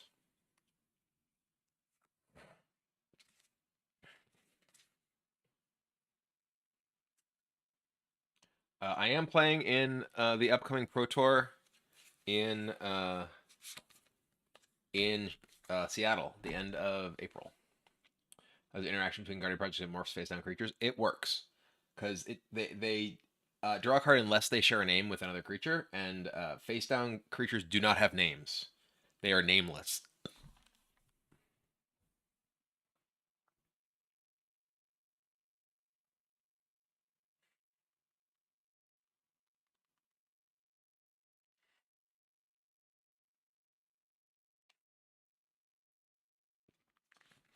I don't think I want Skyshard Claim. I'm not looking at. I probably this deck probably wants like I definitely want elves, at least like Llanowar Elf, Elvish Mystic, probably Bird. It probably does want like Cultivate Kodama's Reach. Like we're reasonably mana hungry with like all the flip effects. There's Goblin Bombardment. We're gonna play Evolutionary Leap as well. We might play Ashnod's Altar.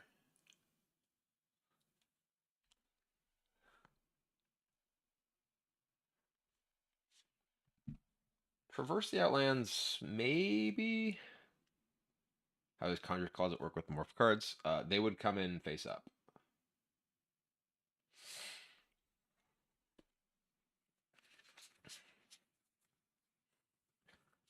Anytime something goes to exile and comes back, it is, you know, treated as a new object and comes in its default state, which is face up.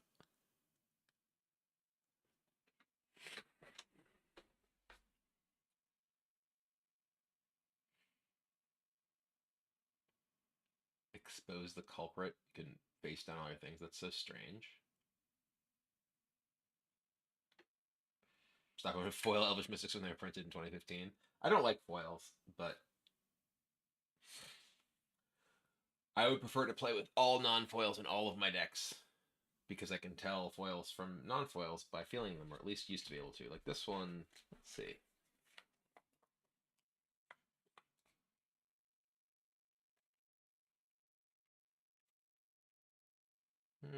This one?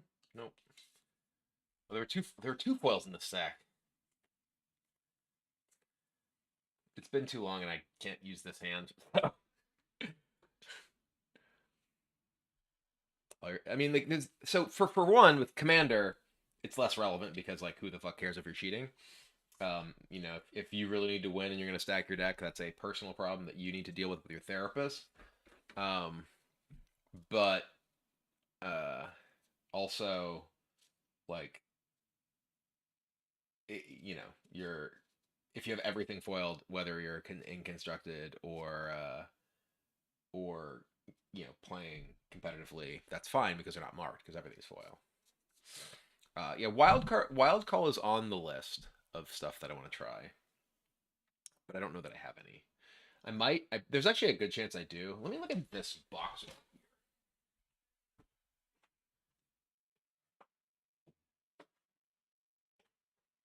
There's actually probably wild call in here because this is a box from like back when I competed. And the last time I was really competing was is this? I don't think this is alphabetical. Maybe it's alphabetical. No, it doesn't look alphabetical. There's a decent chance of wild call in here.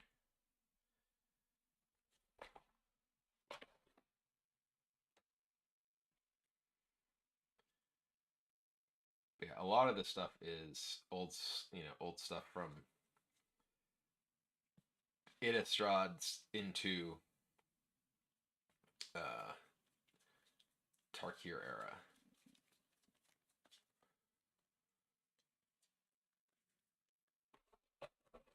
I want to dig through cards without my finger. See, boom. There's a wild call. Boom. We found it. All right, sweet. Well, that can go off the list of things that I need.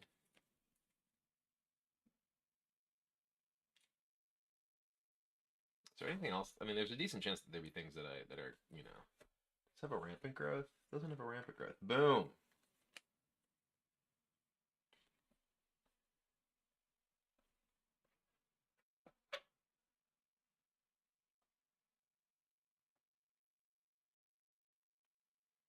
Those Boon Satyrs, hell yeah. Oh, this should go in my dog deck. Chameleon Colossus, good dog. It's one big dog. Signed Daybreak Ranger, hell yeah. So this is actually the portion of my of this box when I was pulling cards to build commander decks. I was like, I went by this box in this part where I had Splinter Fights and Ghoul Trees because I tried to build a graveyard deck back in you know that era, and that led me to build Daybreak Rangers. That led me to build originally my Marin deck. So I was like, oh, I want to build a graveyard deck, and then I was like, what should I build for a graveyard deck? And like, you know, Marin was like, okay, yeah, this seems cool. And then Marin was just super boring because the games played out the same all the time. So I ended up building the old Stickfinger deck, which now has the Splinter Fright and Ghoul Tree in them. Oh, this deck wants Soul the Harvest for sure.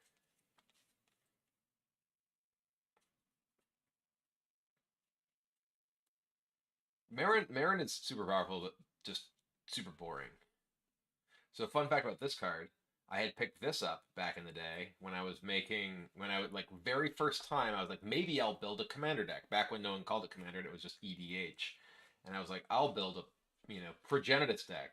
And I got a bunch of like obscure, mana ramp cards like Yavimaya Dryad and Wood Elves, which, were not like, had not been reprinted for commander because, there's an evolution. Boom, nailed it. Not a reprinted one. This is the OG.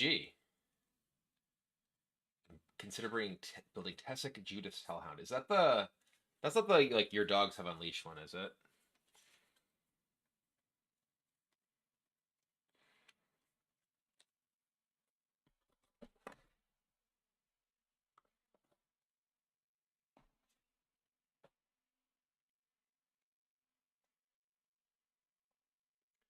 The dogs have unleashed one. I think is cool.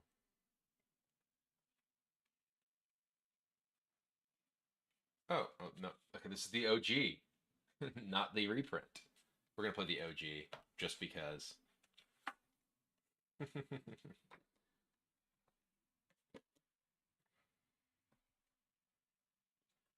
Oh yeah, I like. I think that card is cool. Here's a cultivate. I think that card is cool. But I'm just not. I don't. I just don't think it's like it feels like an interesting deck to build. Just you don't have that many options when you're mono red.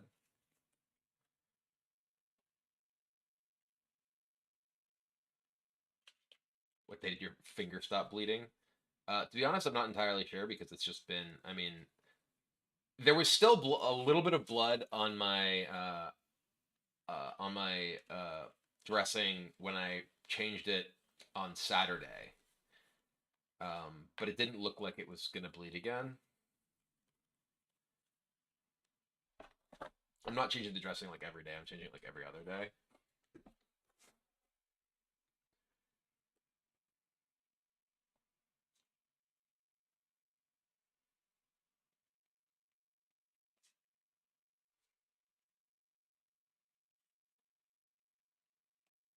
Does it still hurt? I mean, it hurts if I like poke at it. Most of the fingernail hurts. I do think that there. It looks like there's maybe a reasonable chance that I lose that fingernail. Unfortunately. Anything cool in here still? Now this is just colorless cards. Reverse powerlifting meet. Well, I am not going to be doing any powerlifting anytime soon. I'm not allowed to like grip stuff with my hand until like my next doctor appointment. At least something heavy. I've been doing like a loose grip that doesn't include my middle finger as I flick you all off, showcasing it, and doing like lateral raises and stuff. But I'm not supposed to do uh any kind of like power grip or whatever. Let's manifest these. Randomly have 3 dreadnoughts in here. It was, yeah, it literally was over a week. Like I said, I'm very surprised that they did not want to suture it. It was just like it wasn't deep, right? Like I think one of the main reasons when they end up, you end up getting sutures, stitches, whatever, is to keep things together because it's like a deeper wound, and it was a very, very like surface level wound, but it was just like the swelling was what was keeping it open, basically.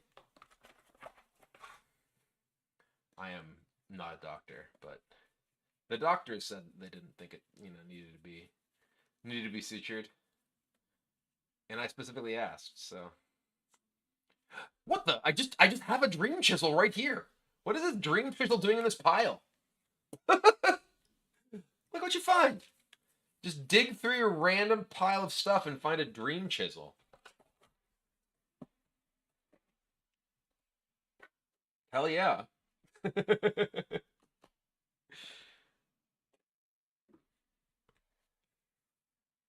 Okay.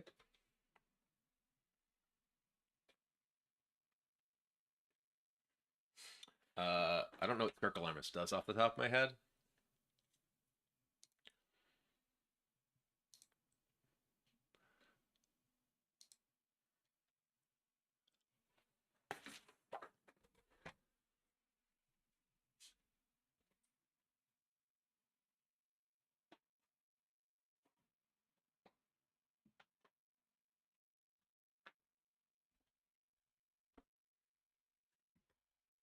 What is your system for storing and finding magic cards? So, I mean that's just like an old box of stuff that was sorted just by color. We have a card catalog now that is sorted by color and by card type. And the issue is getting it, getting stuff sorted in there as we like open new stuff and take decks apart and things like that. But yeah, that is the like how it's primarily sorted is via color identity and card type. I was looking for a noble hierarch and couldn't find a noble hierarch looking in the green cards. And I was like, oh yeah, it would be in the Bant cards because that's how Olivia sorts things. And then I found it in the Bant cards. The commander for this is Yaris, Roar of the Old Gods, which there is one somewhere, but I don't know where it's sorted to. It's not in the Gruul section of the the card catalog. So I don't know if it's just like hasn't been put away or where it is. But we have a lot of magic cards, so there's a lot to sort. So that's one of the things I'm looking for. Okay, so we found some. Which is Hide in Plain Sight. I don't know that card by name.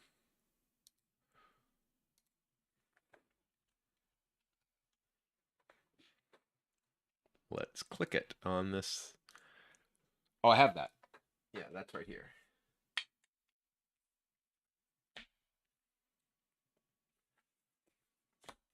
Oh, I definitely need elves. Gotta have elves.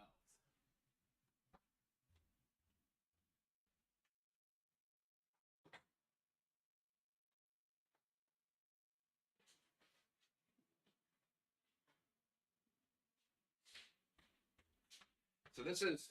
I decided I would just take the thing. We have these like card sorters, cases, whatever you want to call them, boxes, and as I said, they're sorted. Well, this one weirdly, this one has this one has planeswalkers in front, like planeswalkers, legendary creatures, creatures. Legendary creatures sorted that way because it's sorted largely for commander. And this I think is actually in alphabetical order. So I'd actually separated all of the mana ramp into its own section because that's used so frequently. But let's look for Elvish Mystic.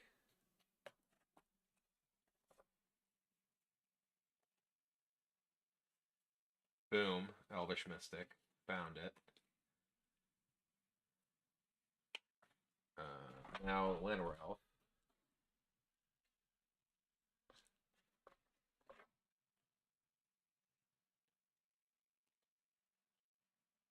Llanowar Loam Speaker. Do we not have enough Do we not have Llanowar Elves in here? Or do we not have enough Llanowar Elves? Do I already have them in all of my decks?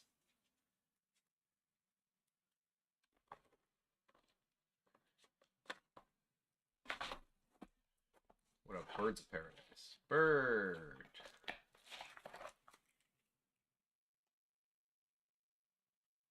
No, I don't see birds. No. No. Are we out of birds?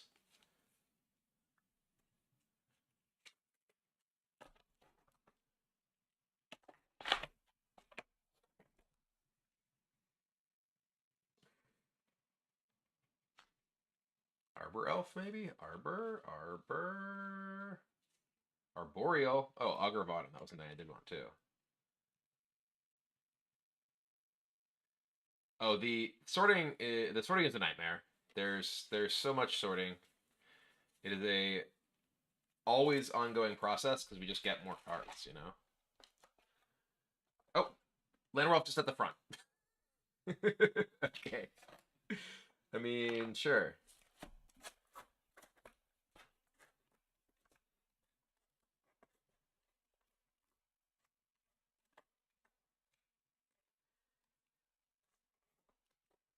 There are not Birds of Paradise in here that I can find. All right. Boop.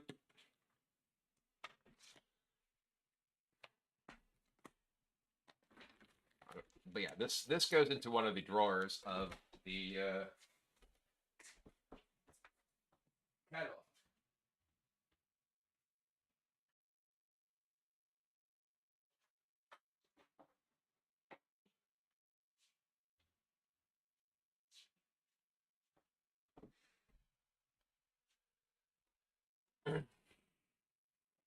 I'll let where else the alchemy version, yeah. All right. Let's see where we're at now.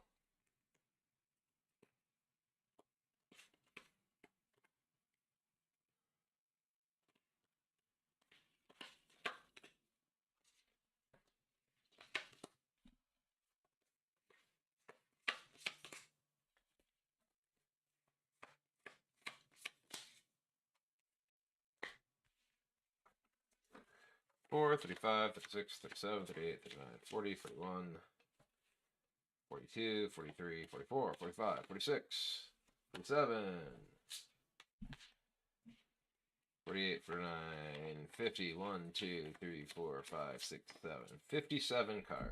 So Stack's probably interested in what? 8-ish more cards with the amount of mana ramp. Would you ever play the Brimaz deck again? Love the Big Fraction deck, didn't see too much of it. I've played that deck a few other times. I have not found that deck particularly fun.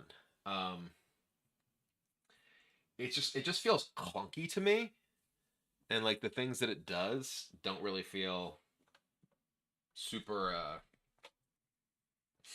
super fun or powerful. So yeah, I might be taking that deck apart. This deck needs a stomping ground. Am I the only one who thinks that full out lands are the coolest cards in the game? I mean, John Avon lands are a necessity in my world. I don't have enough of them though. I still need more. This deck is Yaris Roar of the Old Gods. We've got a handful of cards that we still need to add to it too. 3, 4, 5, 6, 7, 8, 9, 10, 11, 12, 13, 14, 15, 16, 17, 18, 19, 20, 21, 22, 8, 9, 30, 31, 32, 33, 34, 35, 6, 7, 38, 39, 40, 1, 2, 3, 4, 5, 6, 7, 8, 9, 10, 11, 12, 13, 14, 15, 16, 17. Alright.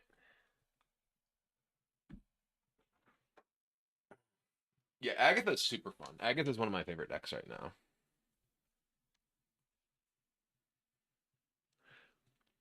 Alright, what? So I found this. Boop. Boop. I still need an Ugin. I don't even know where an Ugin would be. I don't think this deck wants Doors of Durant. Doors of Durant's fine. But I do think Shadow of the Warp is cool. It might want that.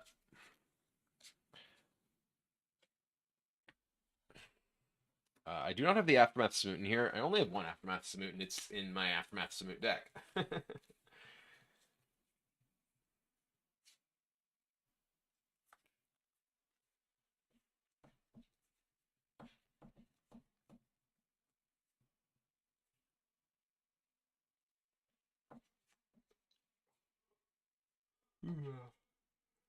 Deathless Raptors is funny with like this is actually kind of sick with any of the sacrifice effects and you know the commander because you can like sacrifice this, sacrifice the thing that like you know you played, which comes back face up. It comes in face down and turns face up, and then this comes back, you sacrifice this, and like the next one you have like multiple sorts of cards. So do you follow like a deck building template? I mean, my brain, I don't have like rules. I have, you know, they're more like guidelines, really. But like, yeah, I don't really have like any specific structure outside of just my instincts. long time. You ever play the Raptor Standard? Yes, I was just saying that. Like, I played a Megamorph deck uh, in this block, back in, Tarkir or whatever, and it was very effective. It was the deck that I played at. I want to say it was M13 Pro Tour that like the sort of breakout deck was the blue red install artifact deck that Yol Larson won with mono red. And I went 6-1, 7. No, it was 7-1 in standard, but my draft record was bad, so I didn't do well. And then it like became kind of like the deck to beat for the next Grand Prix, and then a bunch of people were playing Abzan again, and then it was not good against the Abzan decks, which was sad.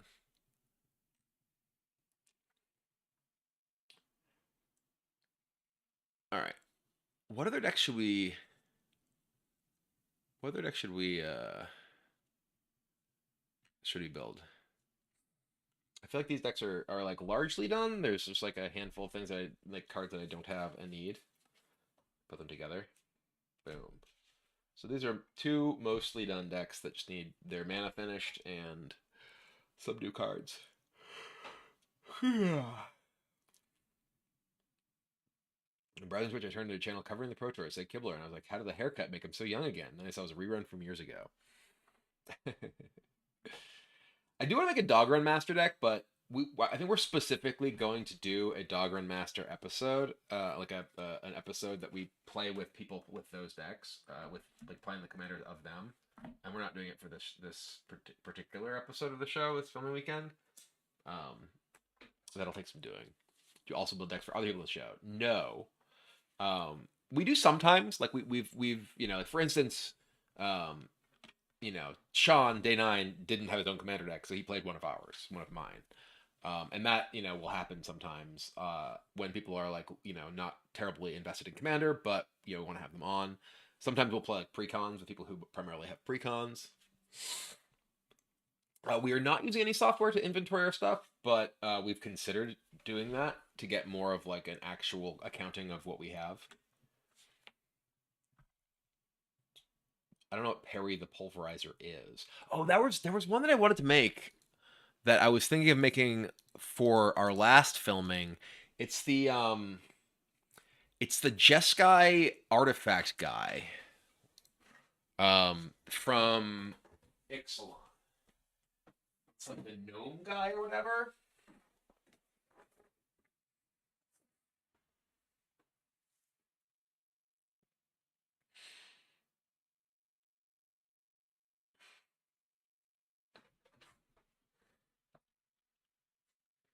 Yes, Tetsun Gnome Champion. Yeah, I wanted to make this guy.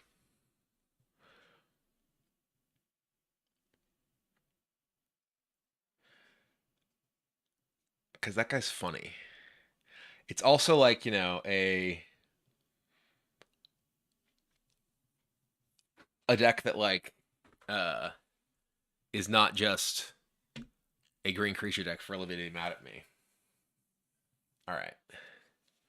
I think I want to try building this because I was thinking of trying to build this, you know, for the last Commanderathome filming, and Olivia was like, "No, I want to build it," and then didn't build it, and then mistook it for something else. So I was like, "Oh, that's fine, okay." All right. Yeah, let's build. I wonder if I have a copy of this. Let's look. I'll be right back, chat.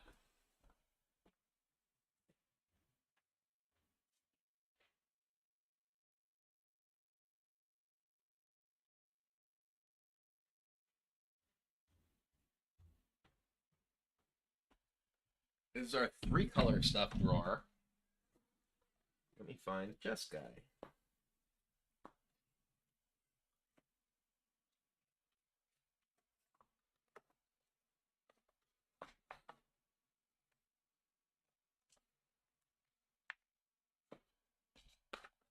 Jessica used to be the one in the front. No. This is Esper. Of course Olivia put Esper in front. Where's this guy? That's Grixis. That's Jund. That's Abzan. No, that's Naya. That's Teamer. There's Jessica. Oh, and there he is. Boom. Nailed it. See, this is why we have it organized in the way that we do. Okay, well, let's look to see if there's just any other wedge cards that we were interested in. Here.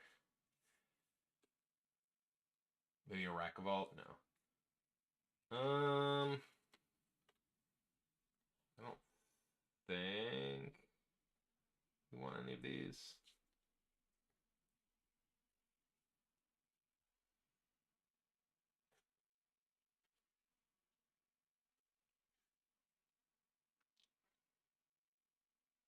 Just inspired ultimatum. Ba-boom! Okay.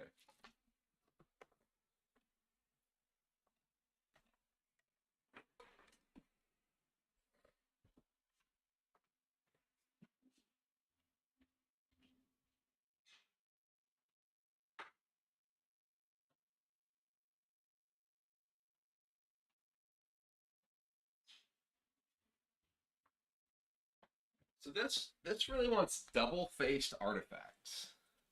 What are all the double-faced artifacts? First of all, this is our this box just has all of our mana rocks, or at least like a stack of them. So this is obviously a deck that wants basically every mana rock. Here's a Soul Ring. Looks like someone got the party started. What the hell? I'm getting an ad. No. Getting an ad on EDA Track, which is what I was using to search for the name of this guy. Thousand Moons 50 is sweet. This deck probably was Fellwar Stone, definitely was an Arcane Signet. Dude, is it Signet? Look at all our sweet Soul Rings. So many Soul Rings. I already got an Arcane Signet. I want this Arcane Signet, though.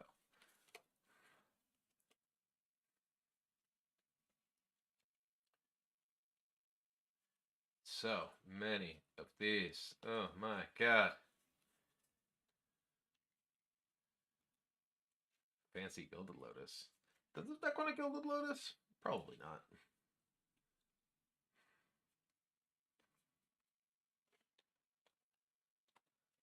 But yeah, we specifically have an entire section that's just mana rocks, because that's a place that you will go to very often building decks. So it's its own section in this in our sorting process.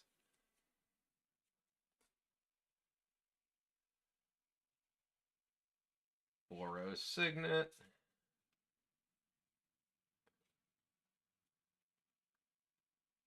Oh yeah, we could play a bunch of Transformers in this. That's funny. I kind of want to. That's actually really funny. It's like Tetsun, but it's actually like Optimus Prime. Oh, we've got to have those. Azorius Signet. I did grab a Soul Ring, yes.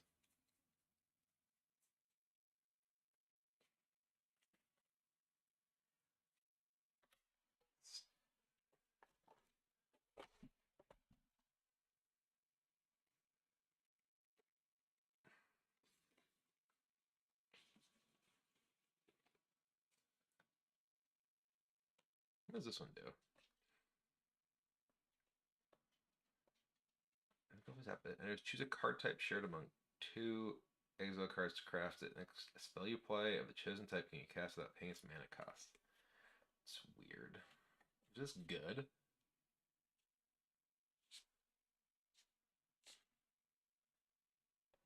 It is a double-sided artifact, so we're playing it.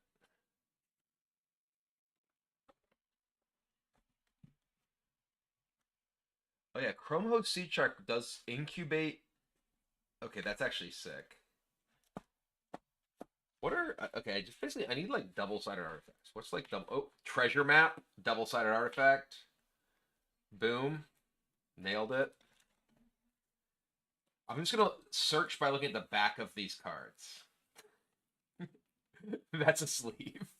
This is my plan to search for double-sided artifacts. Oh, boom.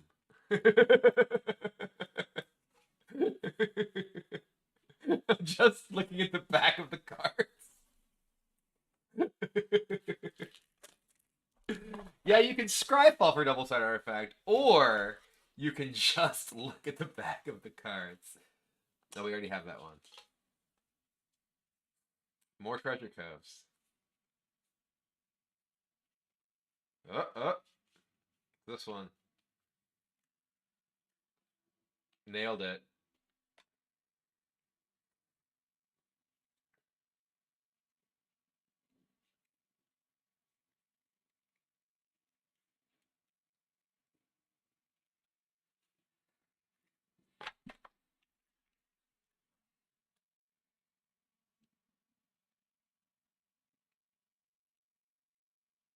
Is a card that melds technically double-sided? It is, right? Like, this is technically a double-sided card.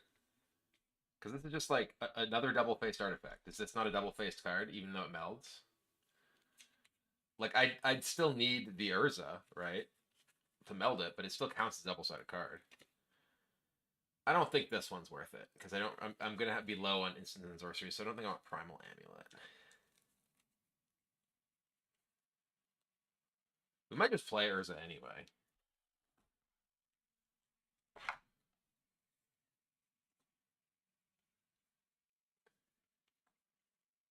Ooh, what's this?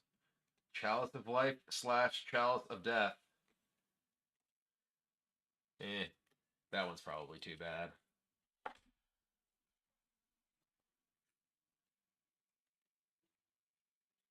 Oh, I didn't even know what the backside of this does.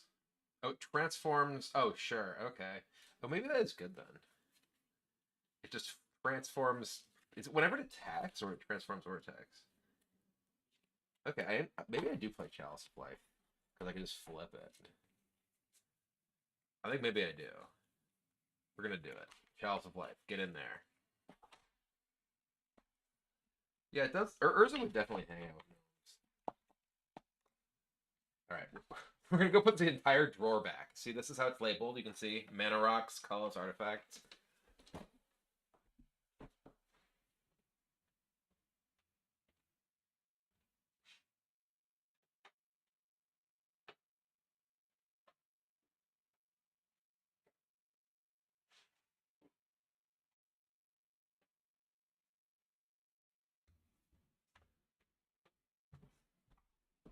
Here's more artifacts. We're gonna do the same thing. We're just looking at the backs of the cards to see if they're double-sided. Boom! Oh, that's another one. Another treasure map.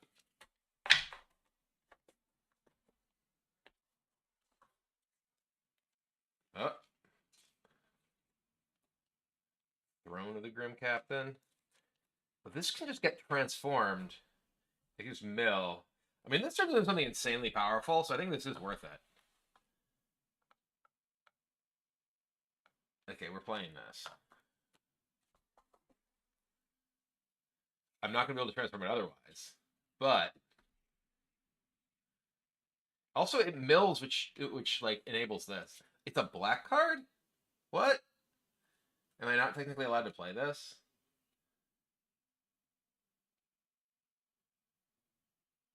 What? How do you... It looks colorless to me. Where do you... Oh, I guess it has a black dot there. That stinks. Oh well. Dinosaur headdress.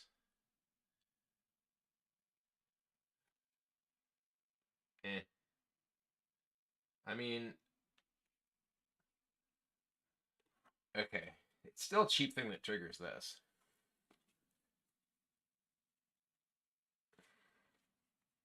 I really dislike the idea of like cards having a color identity on their like backside when they're colorless to play. That is silly.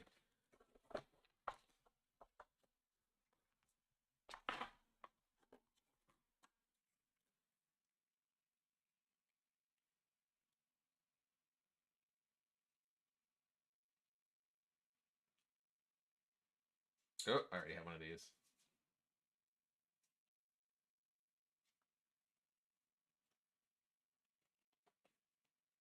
Ooh, what is this? Conqueror's Galleon. 210 crew.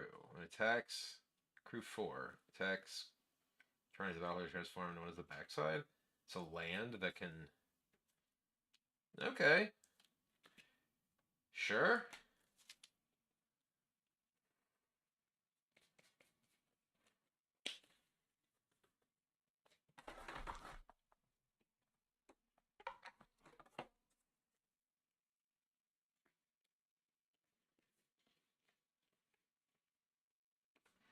And I also have the white red lands that I had pulled for what I thought was a Naya deck that turned out to be a green red deck. So I'm ahead of the curve on that as well.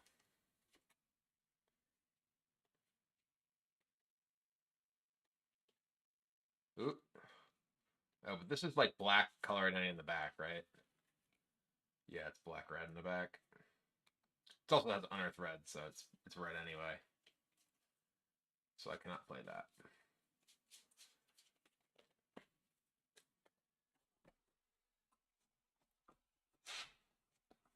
We are building Tetsun Gnome Champion right now.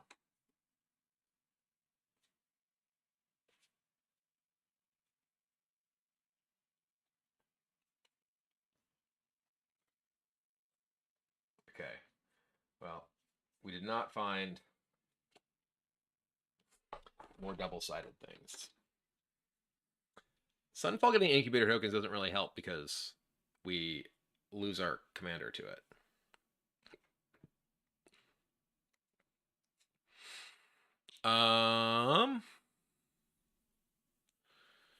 Okay.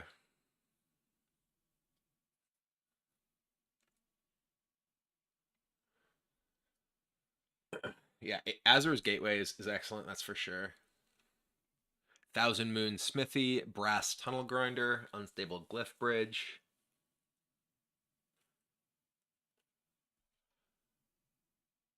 The Ever Flowing Well.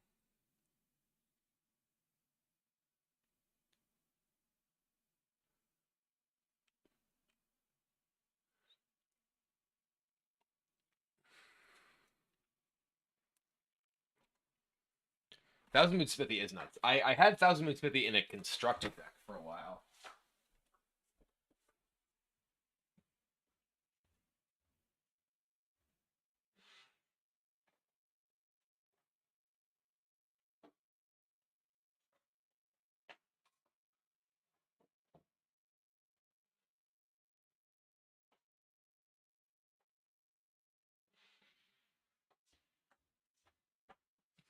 I'm not sure if our Ixalan stuff has been fully sorted yet. This is white artifacts and enchantments, I think. Mostly looks like it's enchantments. I don't really see.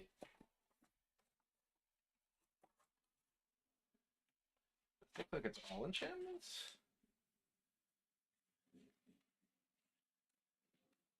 I do not see artifacts. It's labeled artifacts and enchantments. And this looks like it's just enchantments, though. White artifacts disappear?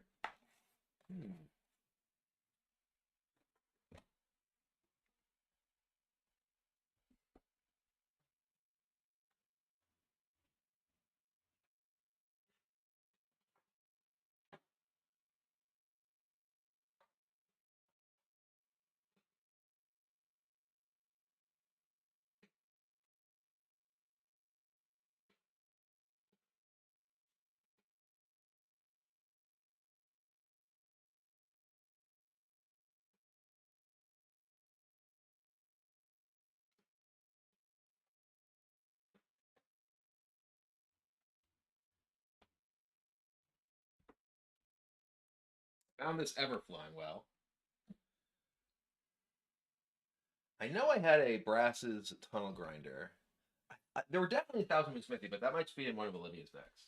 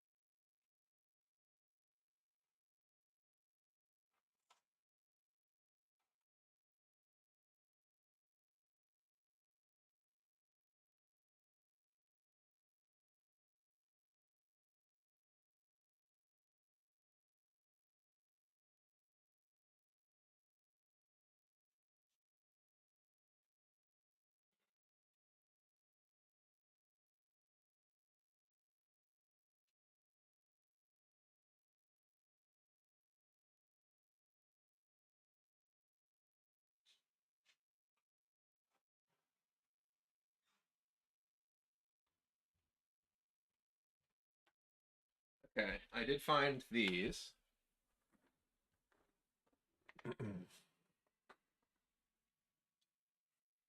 All right. They're still we were ways before we had anything meaningful. Um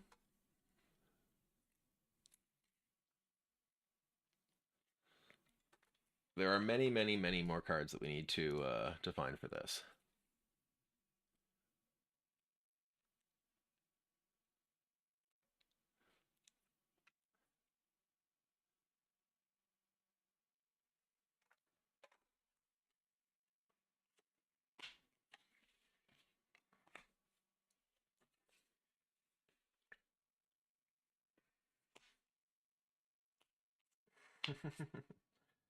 So all the double face ones trigger this, and but then we can get any artifact back. So it's interesting. This isn't a gruel deck. Blink twice if you're okay.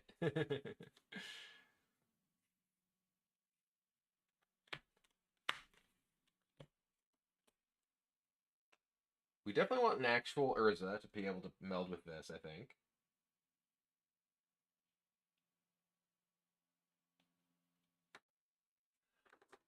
Um, oh, that Thought Monitor can go in this deck that I cut from that other deck. That's for sure.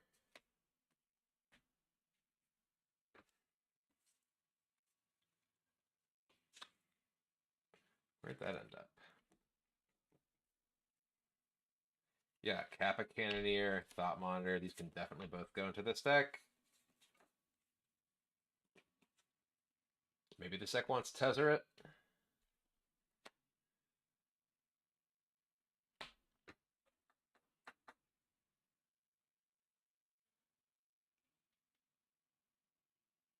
The Forensic Gadgeteer, I think, is definitely interesting too. Yeah, I probably want more than one of that guy because that guy's probably good in that guy's probably good in the Clue deck maybe.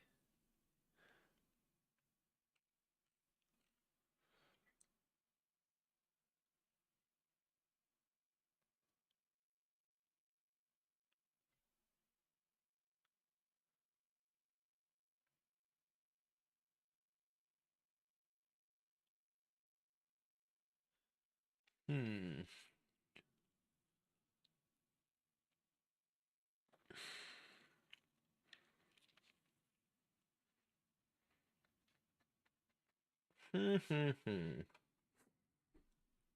So you almost want to play like exclusively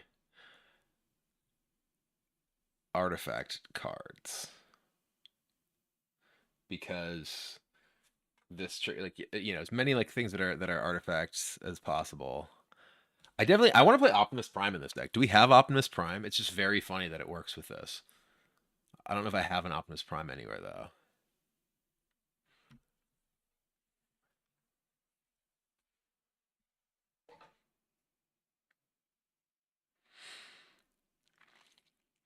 But like, yeah, anything that like mills us, probably do want to play like Goblin Welder. I'm not gonna play like you know like Portal to Phyrex or anything silly like that.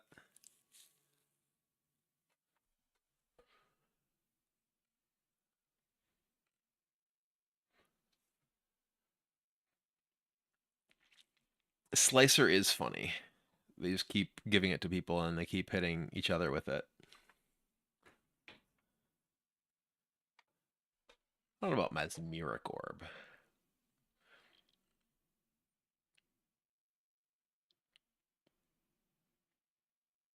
Hmm.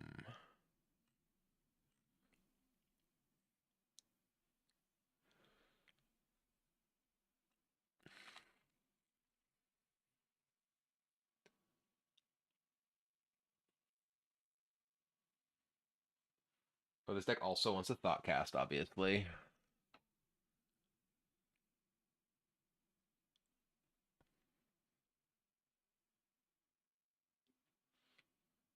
Hmm.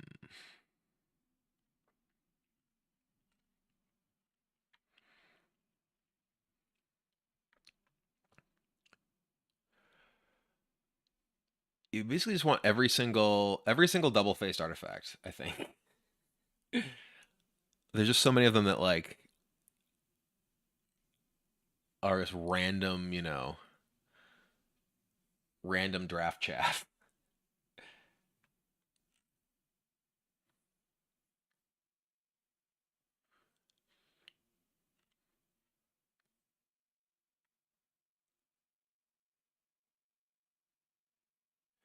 Yeah, I think we do want Dowsing Dagger. I do not currently have one.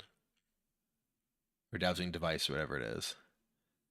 Like all the lands that or there are the artifacts that like transform into lands are kind of sweet because all the lands have like really powerful effects.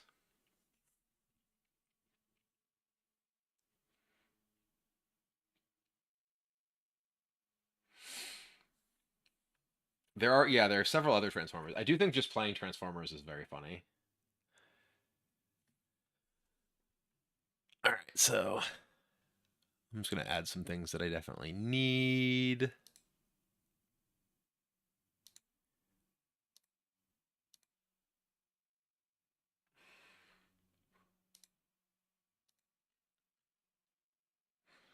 Well, Zach definitely wants Emery and Seed Shark.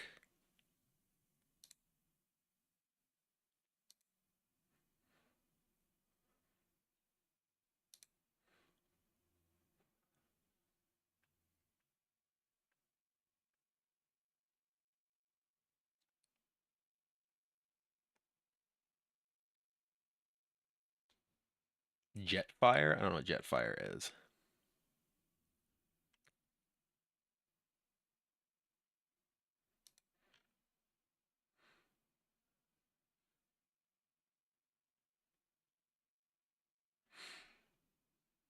Which deck are you gonna play, Commander? I'm gonna play a bunch of different decks. Oh, this deck definitely wants the Surveil lands because it has uh a ton of graveyard synergies.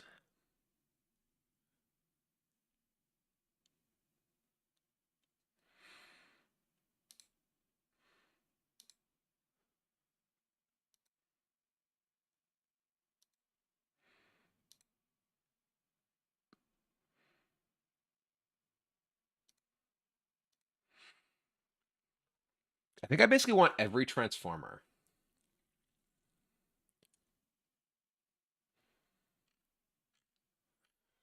This just cares about specifically double-faced artifacts. Okay, so it doesn't care about like the like praetors that flip.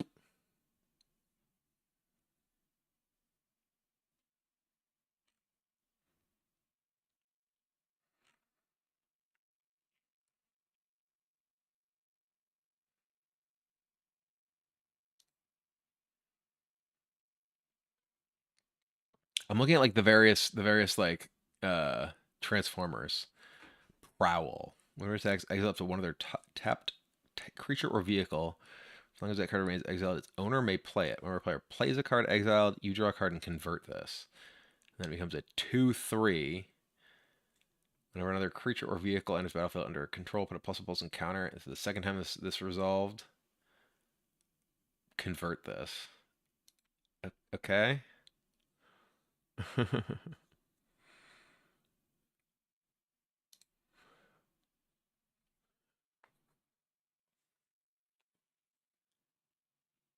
Is this CEDH? No. Yeah, Cyberdrive Awakener. This is definitely a deck that wants Cyberdrive Awakener, I think.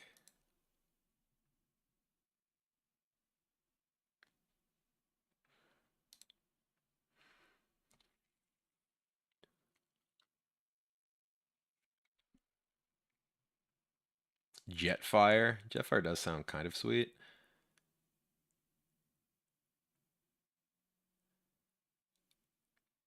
Mostly just want every single double-faced artifact, so all the transformers are going in.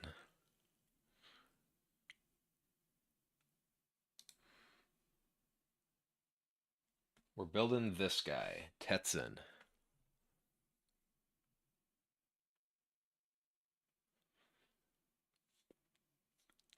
We definitely want Roaming Throne to name Gnome.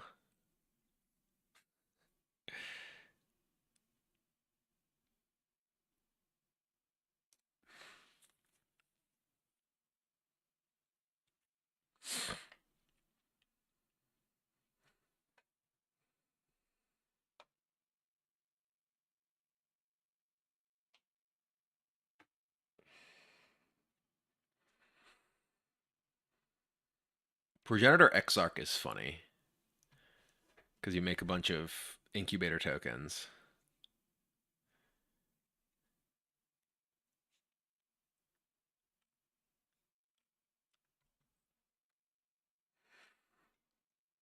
Yeah, Gnoming Throne, exactly. Definitely feel like you want the replenish artifacts cards.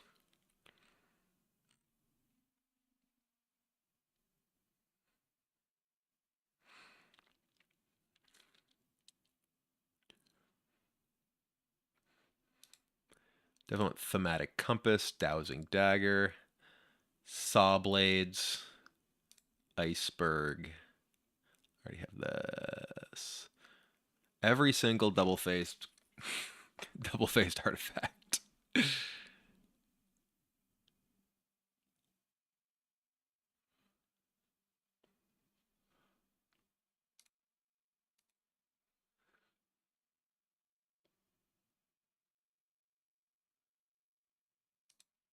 Hmm.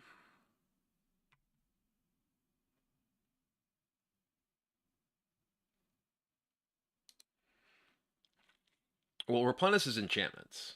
There's the uh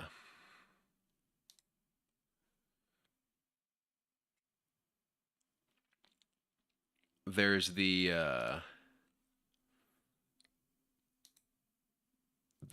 brilliant reclamation, and then uh the Boros one that's reanimate all. What is it called? Wake the Past. Wake the Past gives the things haste too, which is kind of disgusting.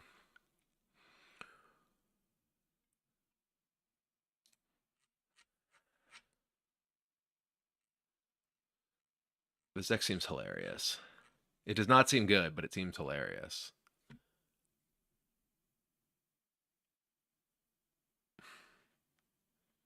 The clone effects for their commander. I mean, you could clone it with like a Sakashima.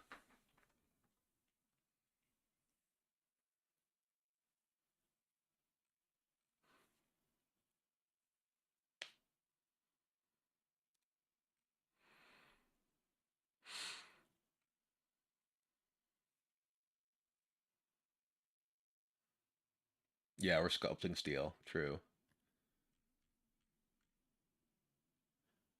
I think you do want to play artifact lands, yes, for crafting purposes.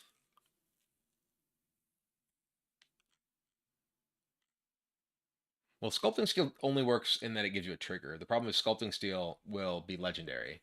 Anything that copies it, because it's a legendary creature, right? So anything that copies it is going to be legendary.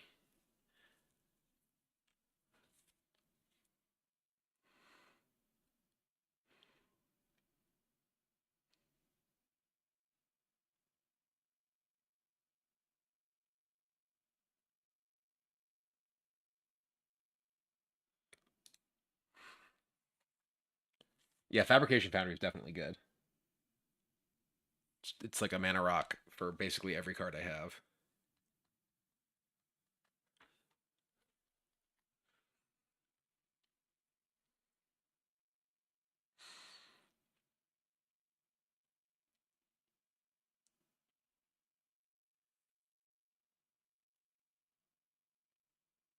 Metamorph is probably good. Probably want every artifact land. Like we probably want the end of the battlefield tapped artifact dual lands and the regular artifact lands.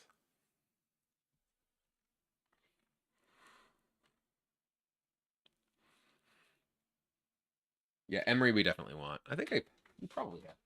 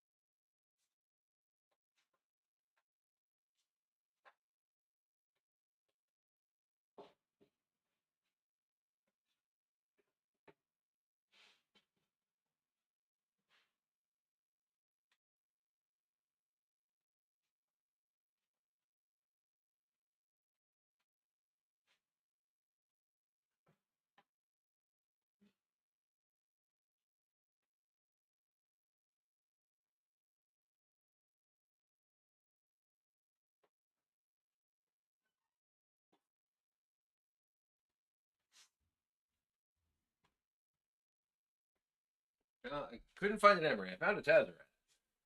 Seems like a good choice for us. This is lands.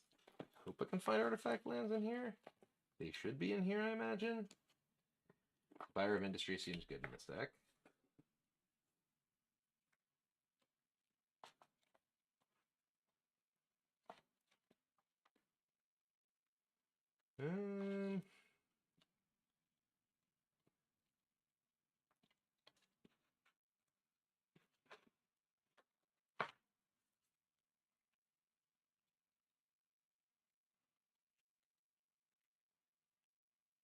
Here's a Triome. Seems good.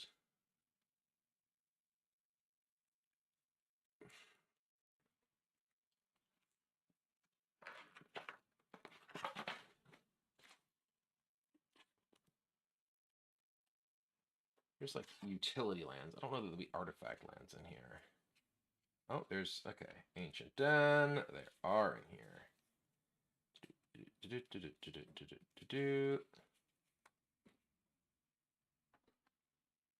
Where's Seat of the Synod? There's got to be Seat of the Synod. I don't see a Seat of the Synod in here, though. No, there you go. Seat of the Synod. All right.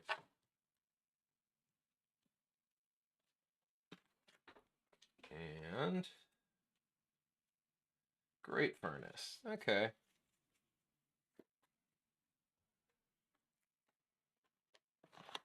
Inventor's Fair is good, but I don't like tutors, so I'm just probably not going to play an Inventor's Fair.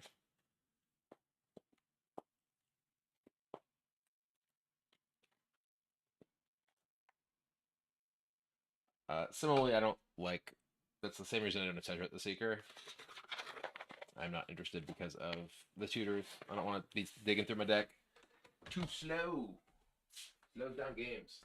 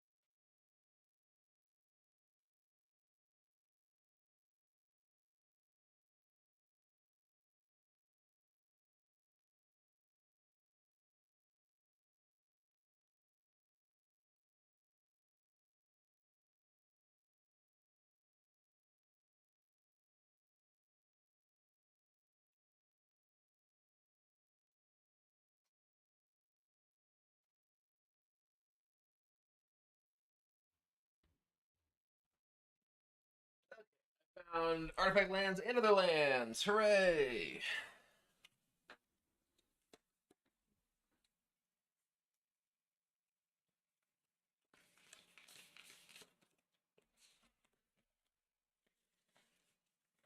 Okay. Yeah, I couldn't find an Emery.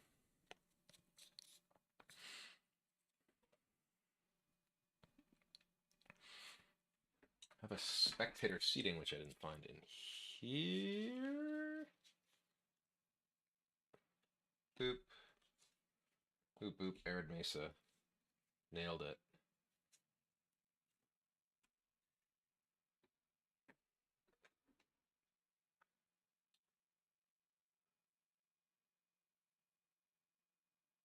We have many, many cards, yes. So we actually have a card catalog, like a library style card catalog. You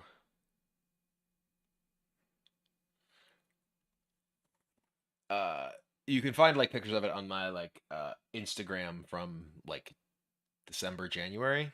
We got it over I think we got it like we even got it like January 2nd or something like that. Um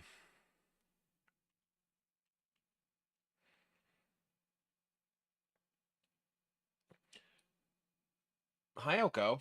But yeah, it's great. We have like basically like drawers with long boxes, like cardboard long boxes, typical like 800 count boxes, whatever for cards, and in each of the drawers, and we organize them by color, card type, etc. Have you kept most of your Magic cards through the years? No.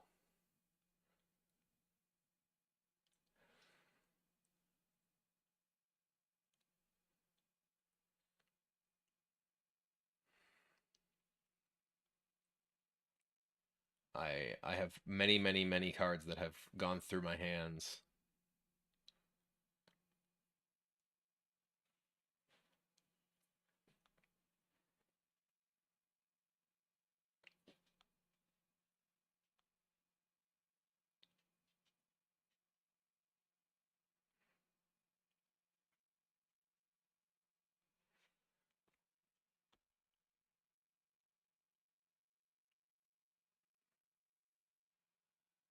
Yeah, we basically exactly what we have. The old library Dewey Decimal System style stuff.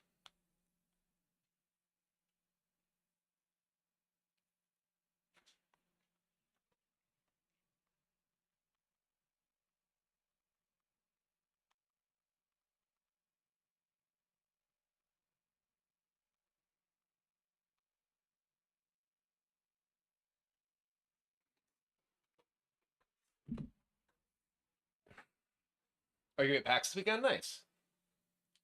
Hi, Oko. Oko, you're not going to be at PAX. Yeah, I unfortunately got rid of lots of very high valuable cards over the years. We're going to have Thousand Moon Smithy in the deck. I think the only copies of it that we have right now are in Olivia's decks, so I'll have to find additional copies.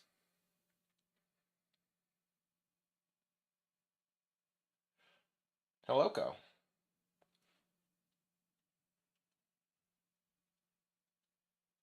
Hi, Ellie. Do you pups want a treat? Oko, do you want a treat? I'm going to put you down though, so Ellie won't be so jealous. And I'll give you both a treat.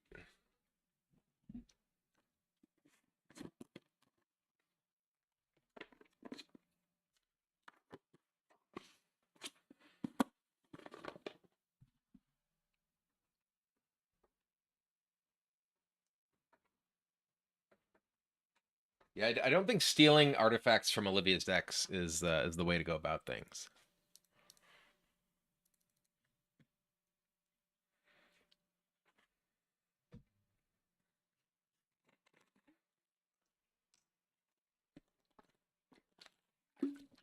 I do not play CEDH. No, I do not think that um, multiplayer Magic makes for a particularly good competitive experience.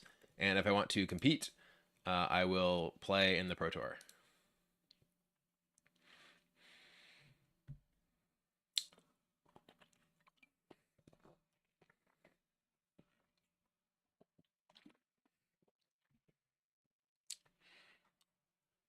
Now that you've played Commander for a few years, you stop selling trading cards away. I mean, I never really did.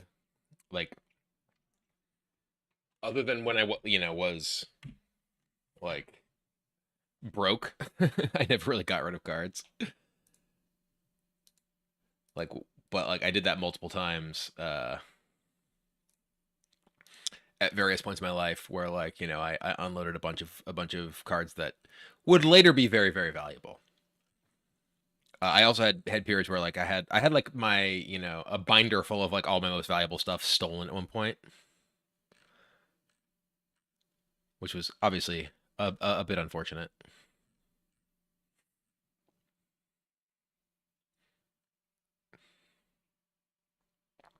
Sounds like a reason to go to the local game store and buy more cards. I do that all the time. I am making a list to send in to the local game store of all the things that I have not found, which is many, many stupid dual-sided artifacts. Oh yeah, I didn't grab talismans for this deck. This deck definitely wants all the talismans too. In today's value, what do you think the most expensive card you ever owned? I owned a Beta Black Lotus. Like I at one point had a Beta Black Lotus, Beta Ancestral, and Beta Time Walk, and I sold all of them for like $250 or something because I was in like middle school and it was like I needed money.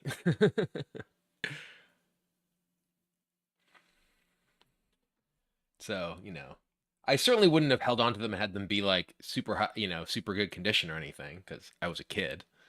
But theoretically, that's a lot of fucking money. I basically never build CEDH decks. I would consider zero of my decks CEDH. Like I think a lot of people when they call a deck CEDH, they just mean this is my strongest deck among my decks. When in reality, a lot of decks people like describe as CEDH aren't even close. Like my Ur-Dragon deck is definitively my strongest deck, and it's not remotely CEDH level because it's looking to like win on an axis that's very easy to interact with and like generally kills like a person at a time. Not like hey, I'm gonna do a thing that just ends the game and goes infinite and kills the entire table. What do you think of the dungeon venture mechanic? I think the dungeon mechanic is pretty cool. I think it's like probably over the line of complexity for how fun a mechanic it is. I hate the initiative mechanic. I think the initiative mechanic is an enormous, enormous mistake. It's cool in limited because one of the biggest challenges in limited for Commander Limited in particular is encouraging action. Games naturally devolve into stalemates incredibly frequently and can take forever. And initiative is a great way of encouraging and basically forcing action to move the game along. But from a constructed perspective, it's a disaster because it is extremely complicated and everyone needs to know what it does because everyone can potentially interact with the initiative because it's basically a monarch effect that like you get if you hit someone who has it. Um, and it's also just like it has nothing to do with the initiative in D&D. Like I think that like it feels like they were trying to solve the problem of like the limited format stalemating and we're like, hey, here's where you can do that. That kind of dovetails off of the dungeon mechanic from the other D&D set, and but they're like, oh, and also just looking for something to call the initiative because that's like a thing in D&D that is like kind of iconic, but like it is unrelated to what the D&D mechanic is completely, and is just like this super complicated thing has like a burden of knowledge on every single player in every game that it's in. Whereas dungeons, it's like, hey, I'm going to venture in this dungeon. It's like, cool, do your thing. I don't need to care about it until like it happens, right? Maybe I like, read your thing and can stop it, but like, decide how I want to interact with it. But like with the initiative, you're basically required to try and interact with it through like the combat mechanic, and like then have to think about what it means for you, and then you have to process like the various paths and stuff. It's just really really not good.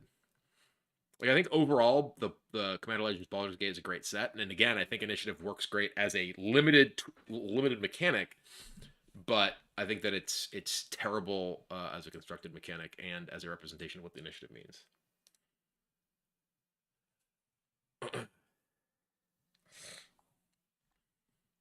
All right. I don't really know. Maybe I have like an Urza I can find. I'm just trying to think of other things that I can like potentially, you know, also put into this deck. So many of the cards that I want for this deck are cards that I just don't have. Any chance for Hearthstone later? Yeah, tomorrow when the new set comes out. I mean, a big part of the reason I'm doing this deck building stream today is because the new Hearthstone set releases tomorrow, and I'm not interested in playing, you know, the format that we've played for an eternity, and even less interested in playing like the broken reverts before they go to wild.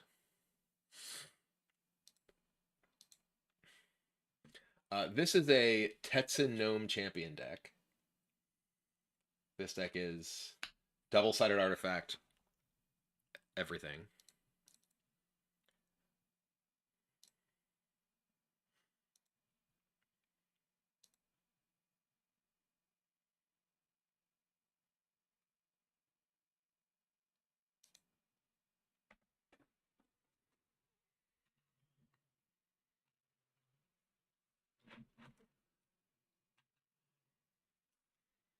All right, one sec.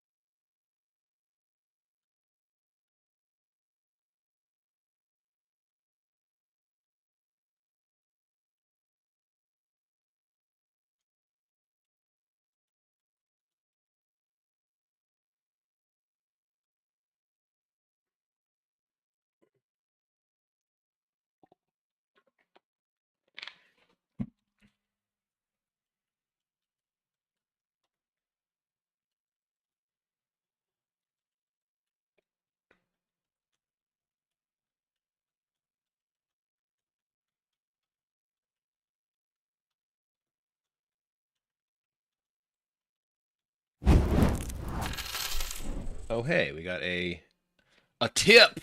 Sorry, I'm replying to a business thing that is time sensitive. Love your videos with Olivia. Me and my wife have been inspired to do the same thing. Would you have any advice for a couple starting out making videos? Um, I mean, I give the same advice to anyone about like content creation, which is basically like make sure that you're doing it because you are excited about doing it, and not because you're like this is going to be the thing that I do. Because it is extremely unlikely for anyone who gets into any form of content creation to be able to do it like professionally.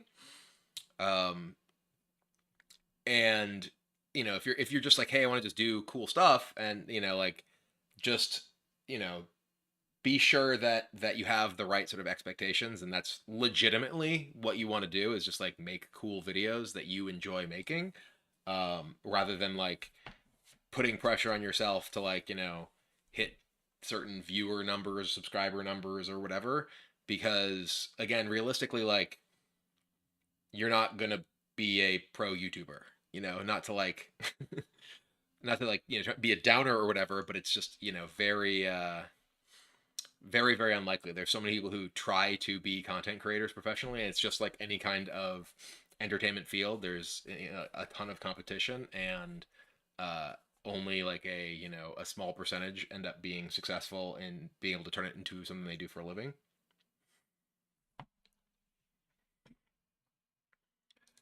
And don't listen to people like this bot who I am banning right now for coming in and being like, I'm going to sell you followers. Because that ain't happening.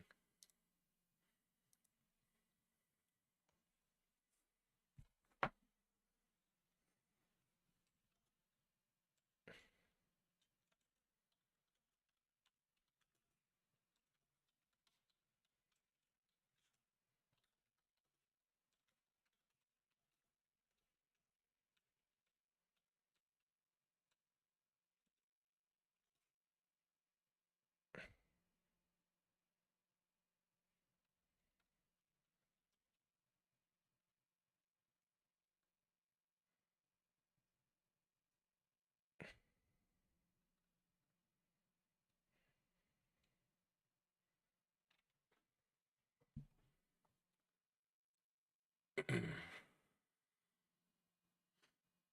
think it helps to look like Uther Geralt and have cute dogs. I mean, when I started streaming, I had short hair, and but when at the very beginning, Sheer wasn't even around yet. Hot boxed Pontiac. Thank you very much for the sub.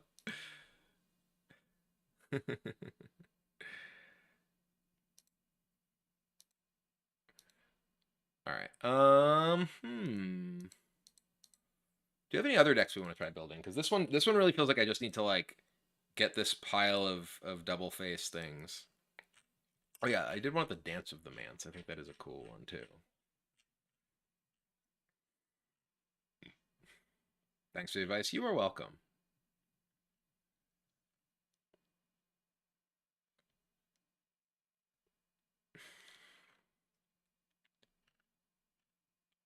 What other cool things are there?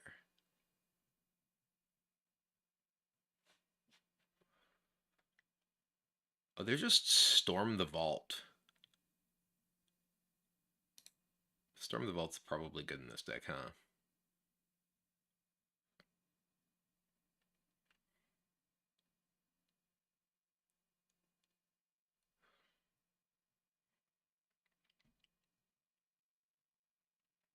Mizzix?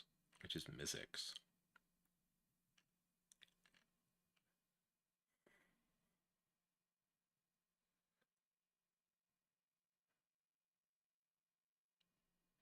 I mean, I don't know. I don't have like any of the dog meat cards, so I don't really know what I would do to start trying to make that work.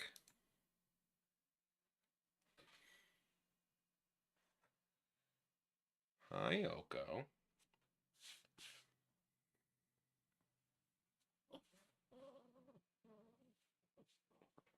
Olivia had a Fire Silence on speaker deck. It was always kind of funny and never really did much. Oko, groan, groan, groan.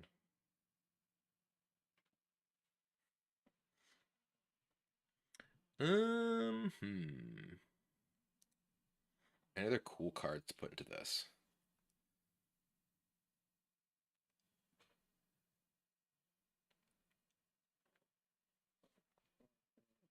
Got very confused and I realized it's the Fallout set. What's the Fallout set? Dog meat? Yeah. I don't know that Blurmborough has any dogs, which is unfortunate. Like they have like foxes and, like mice and stuff. I don't know that there are dogs.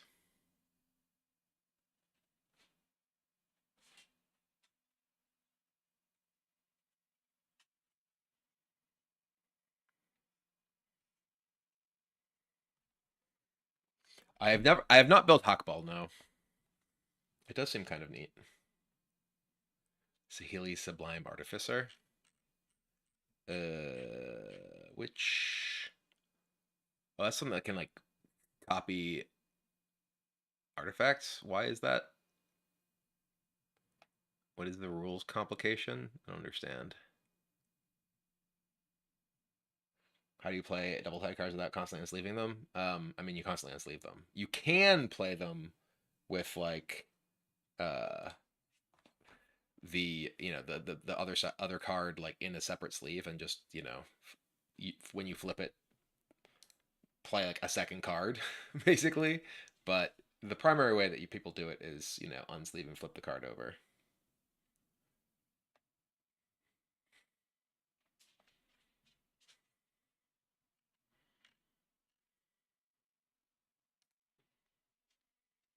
I have the morph commander. That's this deck over here. This one's morph. This one's dogs. This one's double-faced artifacts.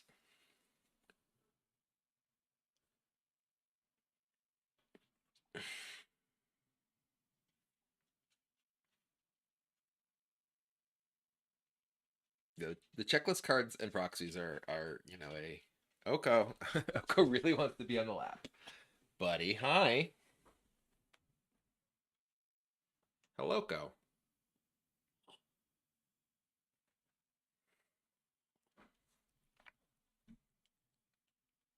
Yeah, Chromo Sea Shark is definitely a card that we want in this deck for sure.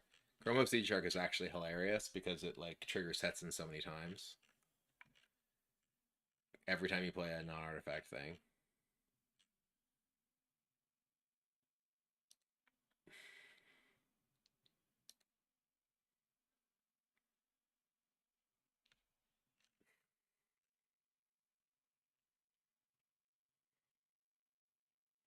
Yeah, the double face cards, there's just like it's like we you know I I don't mind the double faced cards that like have that like transform or whatever. Those are like I do sort of wish that like, we could put like you said the double face card back in the bottle. But like I think they're cool enough that like, you know, for like werewolves, they're really cool. For like the vampire spirit transforms are really cool. So I'm glad they do exist.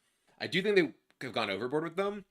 I like the multi-faced cards, the modal, dual face cards that are like land and something. I despise the MDFCs that are like two unrelated cards on each side. Those are like the worst, right? Those are like horrible, you know?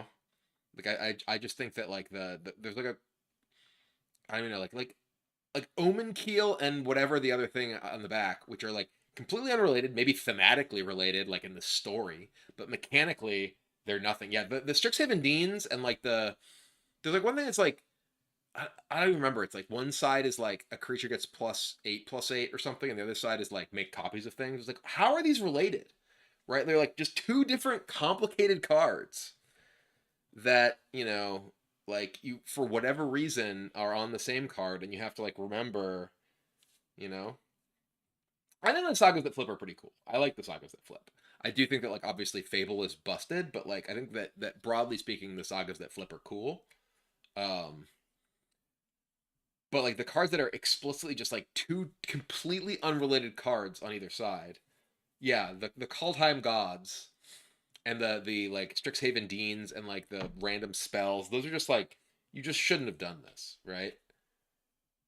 Like it is just an explicit error because like at least with like like the land ones are great, right? The land ones are beautiful because the land is a simple thing, and from a gameplay perspective, it's like okay, like I can have a land or a spell, and like that's a meaningful deck building and gameplay decision. Whereas like I could have this thing or this thing, neither of which is remotely related, and are on opposite sides of the card, and I have to remember both of them at all times. It's like what? Why? Like I also agree that the yeah, the commanders that can be like a non-legendary thing. I don't mind like, I think Olivia's Omen Kill deck is hilarious. And like the things are at least like a permanent. But yeah, like my commander's this spell. It's like that's really stupid. My commander's Prismatic Bridge. It's like, oh, that's really stupid. You know? Yeah. It's just like I really dislike that.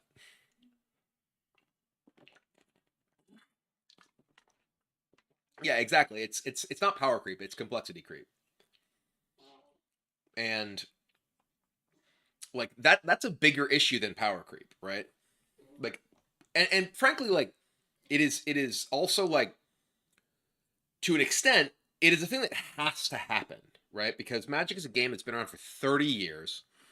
There's only so much simple design space that exists. So you're going to end up with like, more sort of levels of complexity. It's just fundamentally going to happen as time goes on. But there's certain spaces that it's like, yeah, you shouldn't mess with this. I don't dislike backgrounds. Backgrounds, I think, are fine because they are something that modifies your commander, right? Like if backgrounds were just if you had a background that was just like mana flare. Oh, Ellie. She's got her cough. If you had like a background that was just like mana flare, right? That would be really dumb. Or a background that was like exploration. But every background is your commander has something. So all of them are contingent on your commander. And like it doesn't make them, like they're not like something which is this weirdly disruptive thing which, is unrelated to your commander, like the the double face cards that are like a spell on one side and a legendary creature on the other side. Whereas, like the alternative is like, yeah, my commander is, prismatic bridge, which is like, okay, this isn't cool. This is unrelated to a creature. This is just like a thing. Eminence is fine. Like I think Eminence, like the problem with Eminence, like as a like the reason Eminence has a bad rap is because their Eminence designs were bad, right? Like Edgar Markov is a really silly Eminence design. Ur-Dragon is a pretty silly Eminence design, right? I think that like it is very easy for there to be Eminence designs, not necessarily very easy, but it is possible for there to be Eminence designs where Eminence is a totally reasonable thing. I think that like Eminence is the sort of thing, like actually Ur-Dragon is like the kind of card that Eminence is cool on. Eminence being a thing that's on like a really expensive commander that gives you some sort of like basically benefit to playing this really expensive commander before you play the commander, because like otherwise like if you have decks that are like, hey, I play this cheap commander and I get to get this benefit of this cheap commander repeatedly, and if my commander dies I can replay it because it doesn't cost that much even with commander tax, compared to like Ur-Dragon, right, which is like enormously expensive. And it's like, okay, if Ur-Dragon didn't have Eminence, you'd never play an Ur-Dragon deck, right? Like the whole point of it is Eminence. Whereas like, yeah, exactly. There was a precon last year with Eminence. It's fine, you know.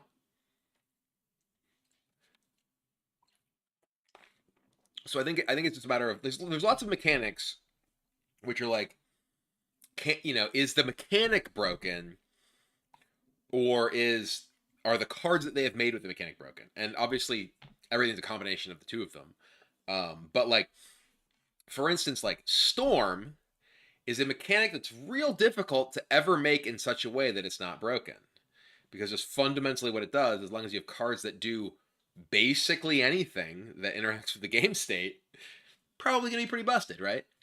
Whereas, like, you know, you can we've seen that they've made, like, actually even reasonable, like, affinity for artifacts cards, or like that sort of thing, which are like, as long as it's not just like, hey, you get to play your entire deck as effectively 2 mana lands. Yes, stuff like gain life Storm, sure, but Storm being a mechanic that you can make a interesting number of designs for, probably not, right? That are like reasonable. It's kind of like Dredge. Is Dredge a mechanic that's like, can this mechanic be like interesting and also not broken? Probably not. It's like, instead of drawing cards, you're just milling yourself. Is there any world where that's like fun and not busted? Is Soul Ring always an auto include for commander decks? Just about. Soul Ring is a card that kind of has a pass for power level based on like kind of the character of the format. It's like understood that Soul Ring is basically like too good, but is like a defining feature of the format and is like kind of a like iconic element of the format.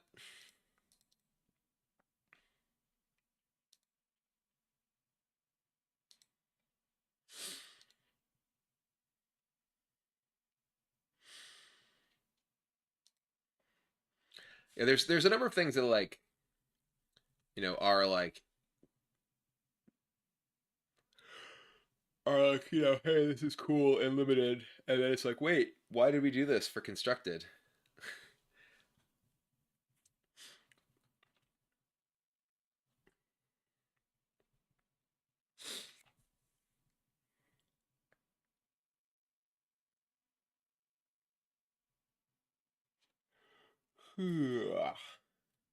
I actually don't think that casual commander would be better without Soul Ring.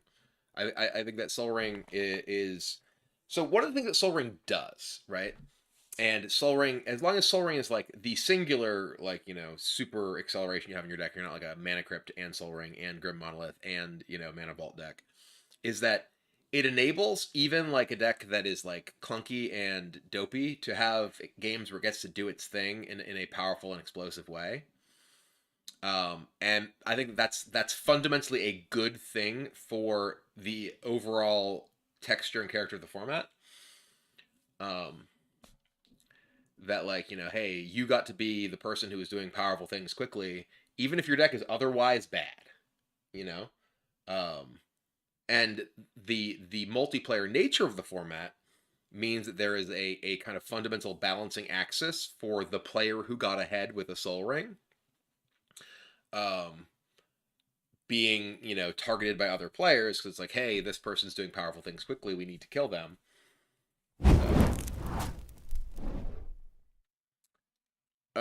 Donald WM, the 2 years, welcome back. And Big Squiddy, thank you. Glad you're enjoying my stuff. Yeah, this is a Tetsun commander deck. We have two other decks that we have mostly built and are basically just looking for to acquire the cards to complete them in those decks. This is the Dog Detective deck, and this is the Yaris Roar of the Old Gods deck. Big Squinty with the kind words and the sub. Welcome. I am not making a Mole God deck. I just don't really know like what like a Mole God deck would like look like. Like, and frankly, like every like Mole God like deck that I feel like I would build would be that like what it makes you want to do is just take infinite combats, right? And that's just like not interesting. So I just don't really see Mole God as like something that like would be fun to build and play with any regularity.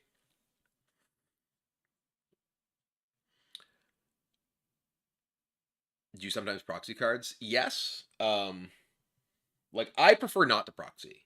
I like to have real cards. But like if I am missing like a card for deck that's really important and I can't find it, then maybe I'll proxy it. Um, Usually I try and have like all the real cards for my decks though.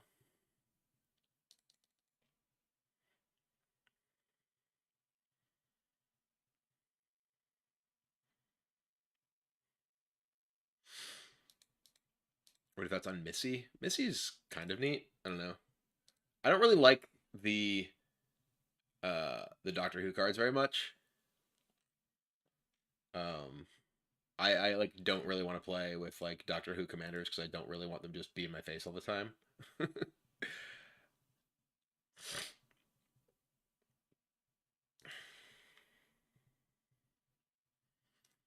Like Doctor Who's weird in like the universe beyond sort of pantheon to me, in that like so many of the cards just look like you know real people. They look like everyday people.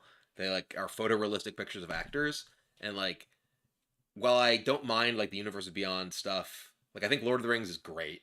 I'm glad Lord of the Rings was like its own take on Lord of the Rings rather than like the Lord of the Rings movies or something. And like I don't want Ian McKellen Gandalf on my cards or whatever. Um, but like Fallout, I haven't played Fallout, but I don't mind the Fallout cards. I'm not like I haven't kept up with what even most of them are. We don't have the decks yet. Um, but yeah, like those are all cool. 40K, cool, because those like feel like sci-fi fantasy worlds that like clash with having those clash with the sci-fi fantasy-ish stuff in Magic. all feels fine, right? But when there's a card that literally is just like history teacher, it's like, okay, and like just art is just like, that's just David Tennant. It's like, okay. It just like vibes with me in a different way that I don't like. Um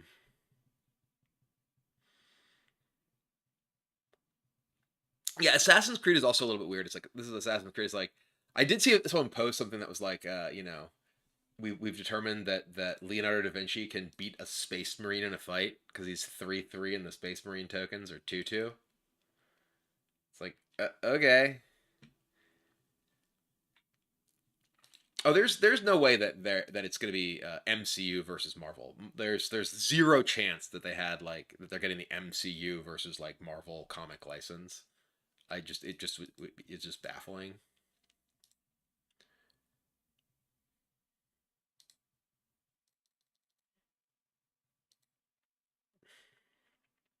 Should make Voja just to make everyone mad.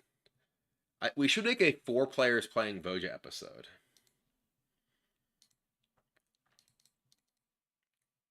Every single deck is like, we'll do a rule 0 deck where farewell is our commanders.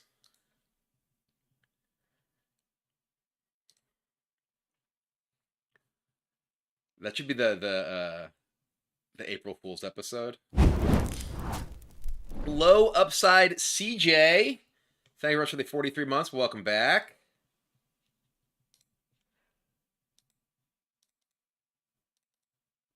I'm literally like looking.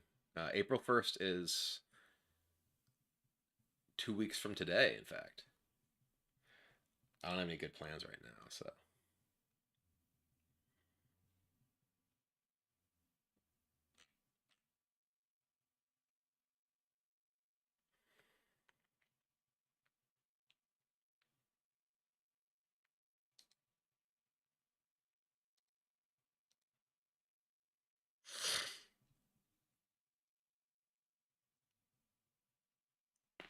Ow.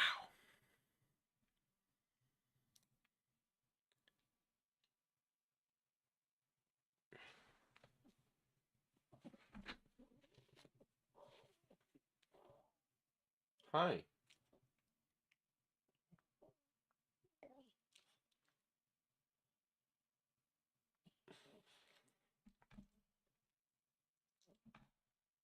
Okay, your breath kind of stinks.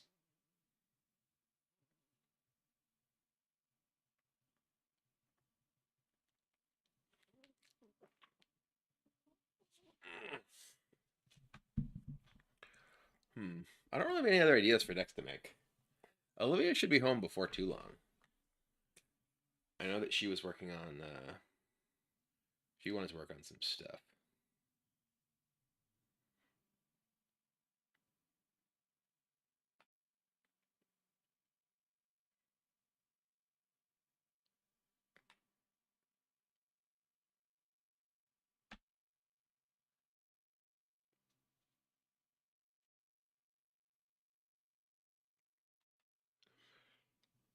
Marvo. Marvo is kind of funny. I actually like kind of want to make a Kiora deck, the sea monster.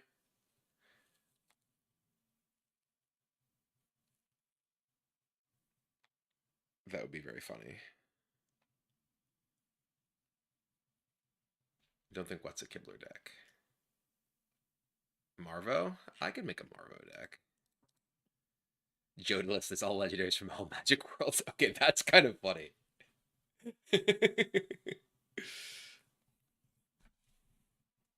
Yeah, uh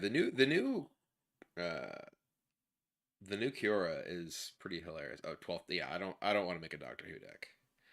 Like the actual Doctor combinations are just like, some of the cards look cool, but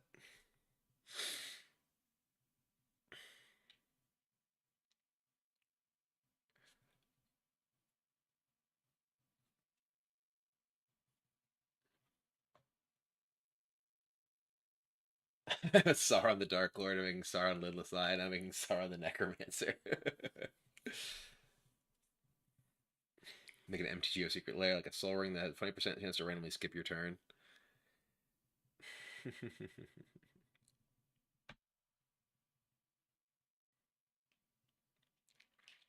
Remember, it was fun playing over an upgraded Mothman. That's a blast. Yeah, like I said, we haven't gotten the Fallout decks yet.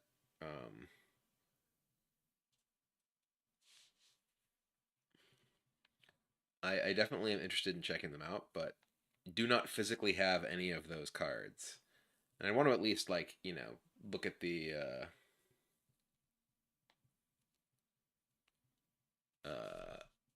like sort of baseline cards and lay them out and figure out what I want to do with it from the pre-con. So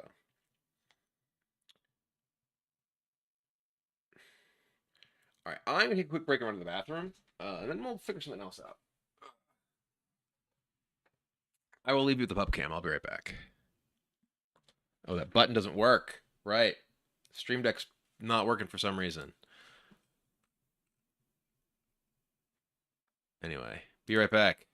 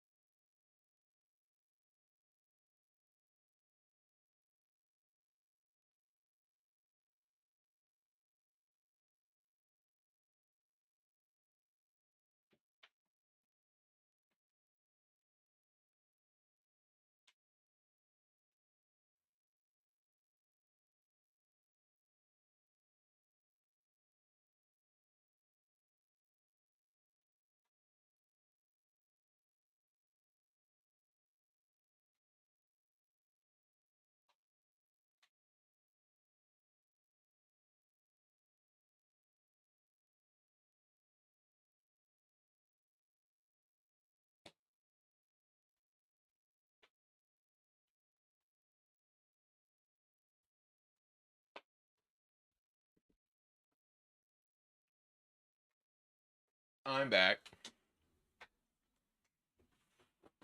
Well, I'll go. Yeah, PubChem is only effective if the pups don't just follow me wherever I go. This deck does seem like it'll be very fun. Or at least very funny.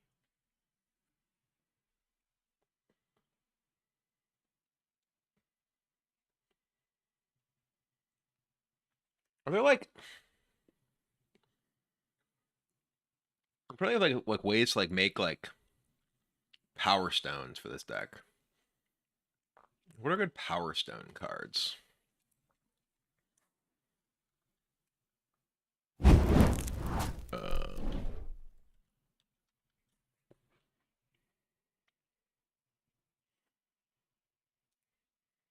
Terraphon, thanks for the sub. Welcome, welcome.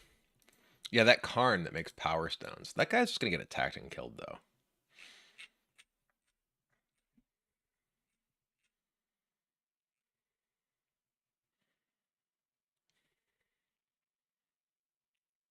I mean, maybe he's actually good. I think this deck actually could use that Karn. I think it actually seems like it would be good. Let's just look up cards that have Power Stone. Power Stone.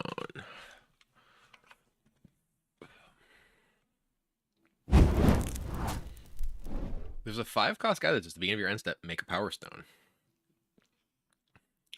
Pretty expensive. There's a land that's a 4-tap, make a Power Stone. That's also pretty expensive. Hyped for the new set reveal in 2 weeks. Is that when it is? I'd heard it was earlier.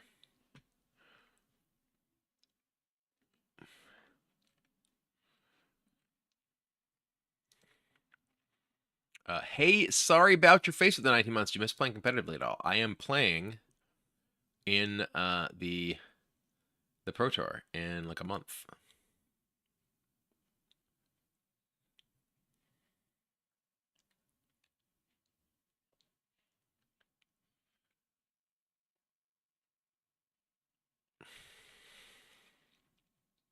There is draw 2, discard a card, make a Power Stone.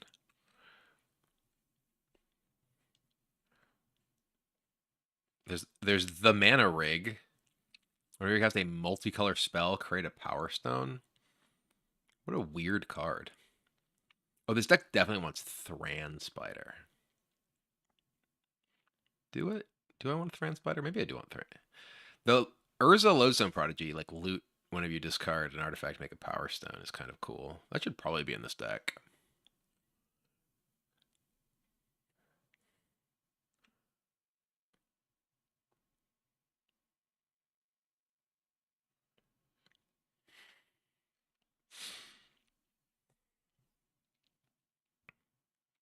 Thran Spider's activation being 7 is wild.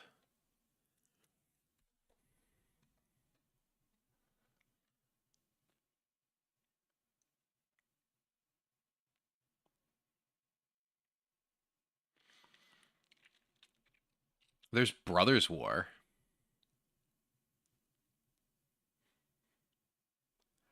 Brothers War is actually kind of hilarious.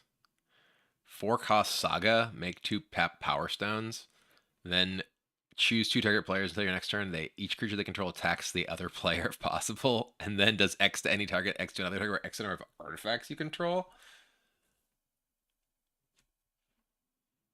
That's hilarious.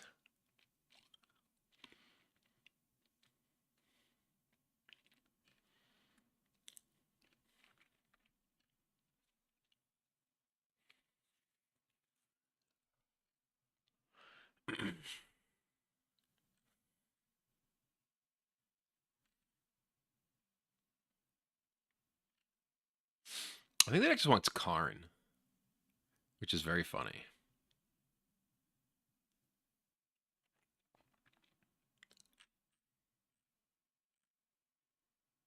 Visions of Phyrexia is kind of interesting. Very slow, though.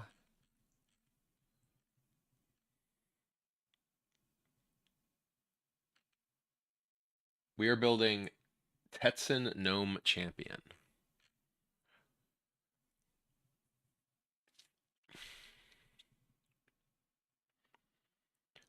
I feel like this deck, I mean, Cityscape Leveler is like a cool big thing to have in here. Because it does feel like we're going to get, you know, a lot of mana at times.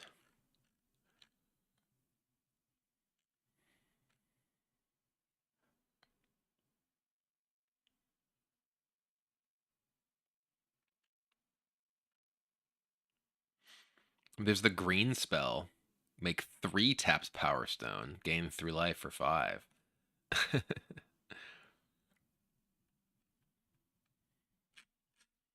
There aren't that many things that make Power Stones. It's so strange. There's the Mana Rig. Multicolor spells make Power Stones.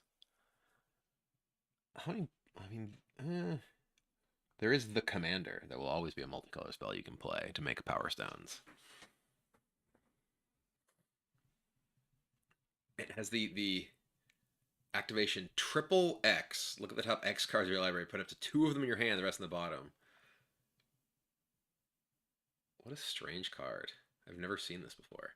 Uh, it's a Dominaria United Commander card, apparently.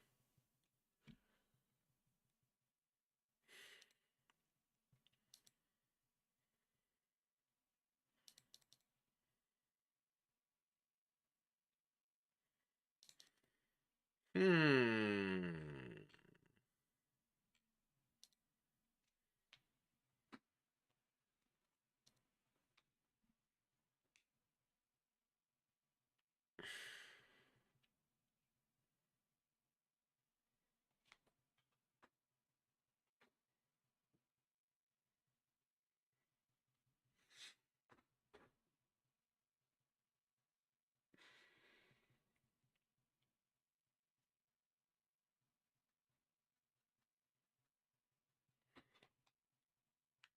Yeah, so healing might be good.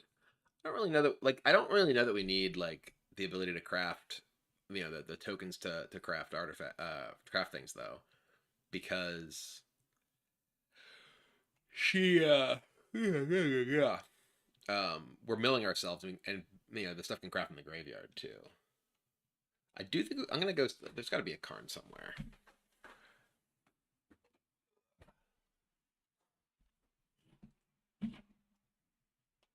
I don't know what it would be. Colorless, Planeswalker.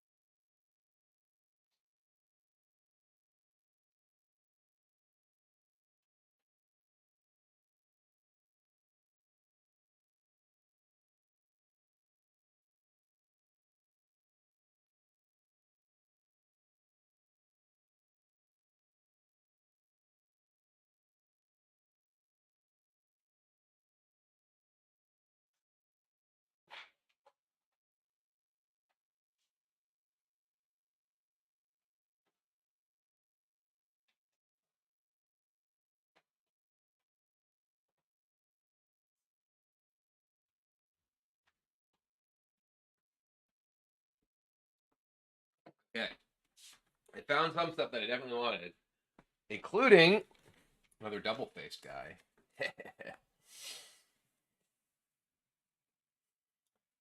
But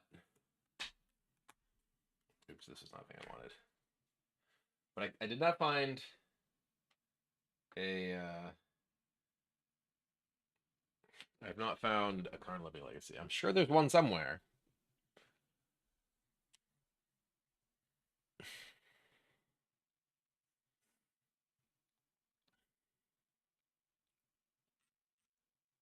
The Transformers are all on the list of things that I want to add, but I don't think we have any of them, or at least I don't know where they are. I know that there's a Optimus Prime in Olivia's Pramicon deck, but that's unlikely to go anywhere. So I'll need to find more of them.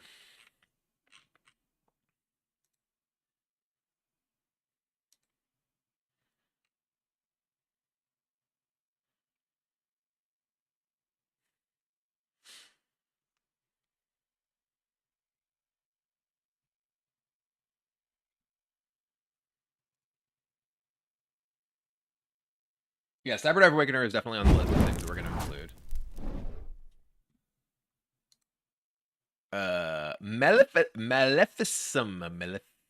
Maleficium?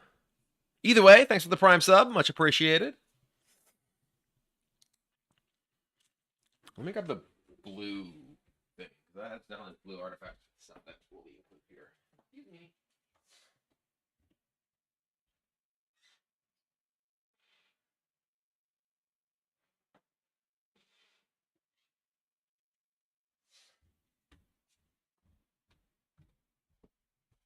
Here's blue creatures.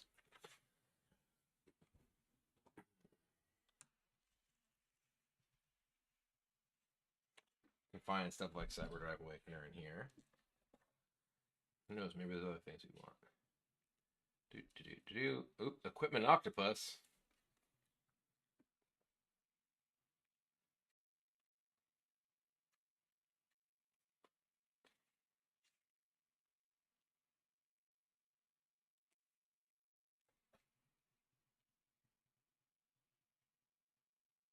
What a weird card.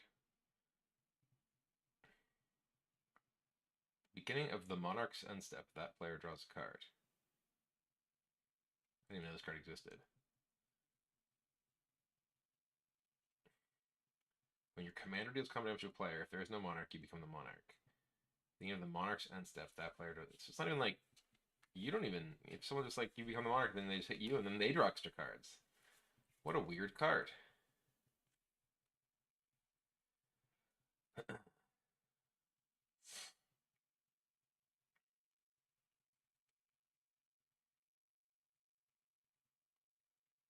You don't belong in here. Oh, there's a Cyberdrive Awakener. That's one of the things you're looking for, at least. Do you keep boxes of commander cards of each color? I mean, we have boxes of just like cards of each color that are sorted by basically by like their color identity.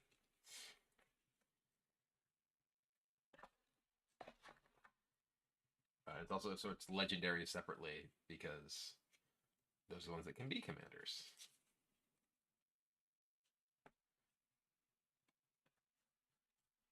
I don't think we care about Fairy Mechanist. It would be a good card in the deck, but it's like with Tetsun, it's like we don't know anyone like bounce it or anything.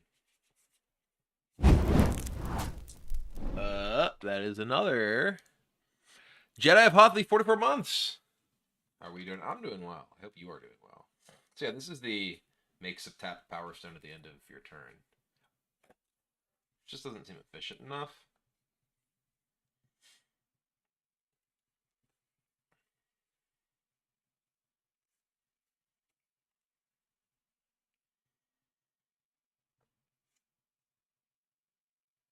How do you brainstorm? With the brain.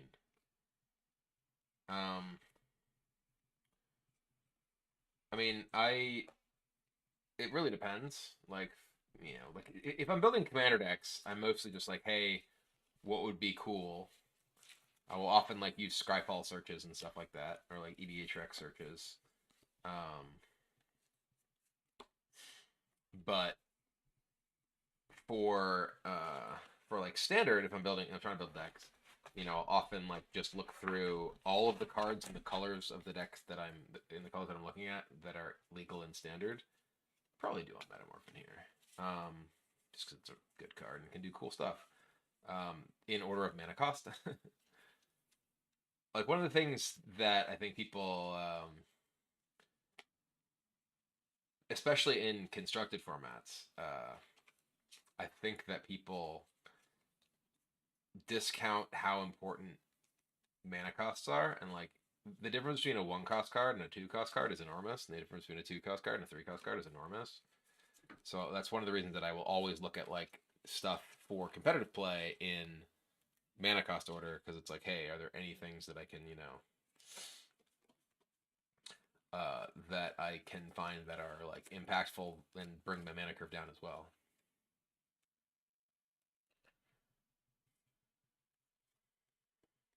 Hey Brian, I hope the figure is doing well. Well, I've got a tremendous figure, let me tell you. I assume you meant finger, which is doing okay, but that's not what you typed.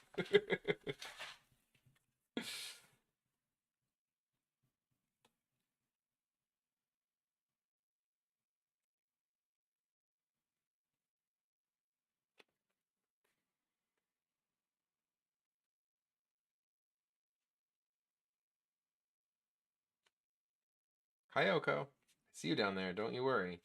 I've just got cards in my hand, so I can't pick you up and put you in my lap right now.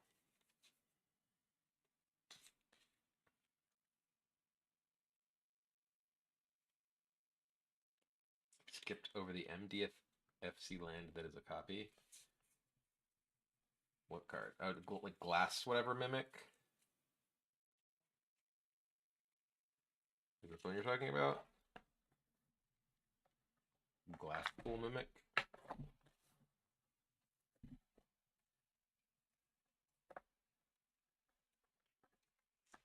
Was there a glass pool mimic in here?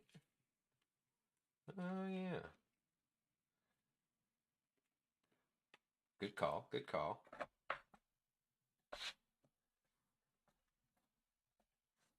Interestingly, you could use the glass pool mimic to copy your Tetsun and get multiple triggers.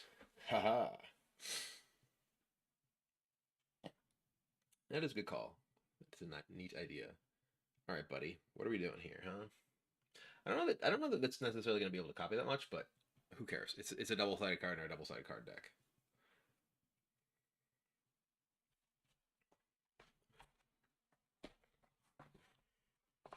Oh, let's play a call Pakal.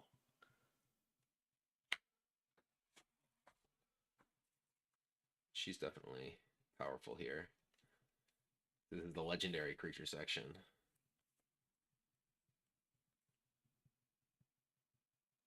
There's a Kappa Cannoneer in here.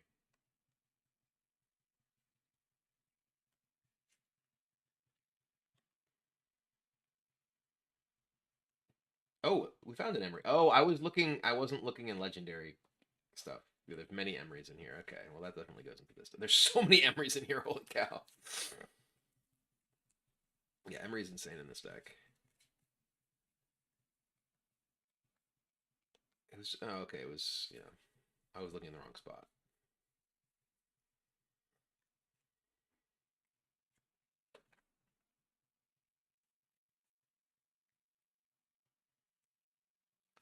I was looking at this and I'm like, oh, this seems like it could be good. Then I realized it costs 6 mana. So many manas.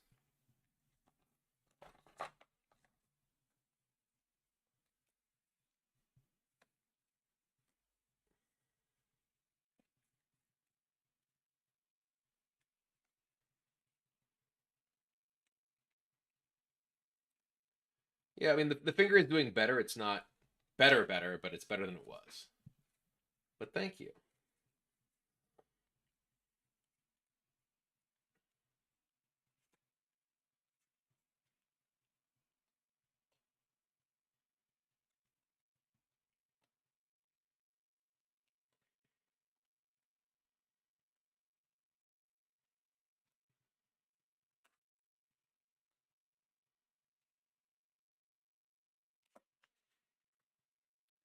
We probably will play an organic extinction in this. I think there was weirdly an organic extinction in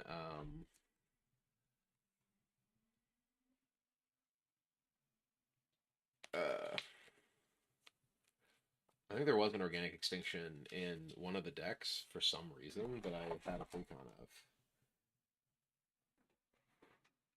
Alright, okay, I'm gonna put you down because I'm getting up.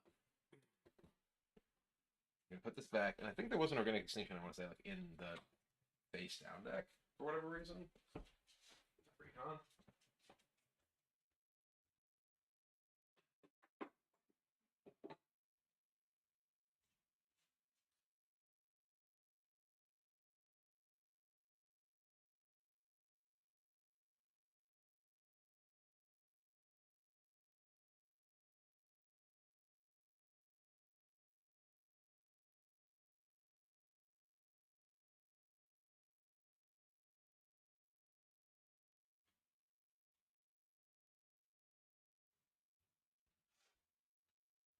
No, it was in the clue deck. That makes a lot more sense.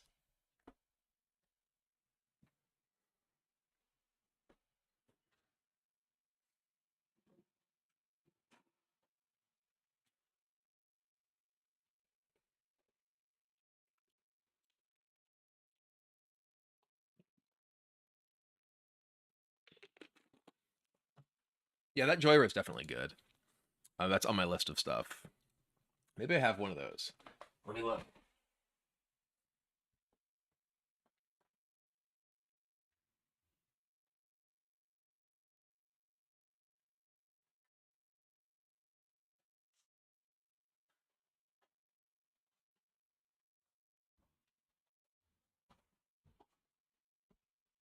Probably not in here.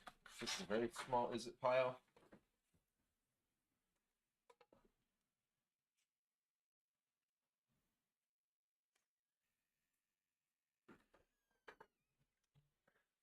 That was that weird sound was the sparkling water just like depressurizing right next to the microphone. Good thing we have this sleeved proxy. This is just in here. It's a proxy.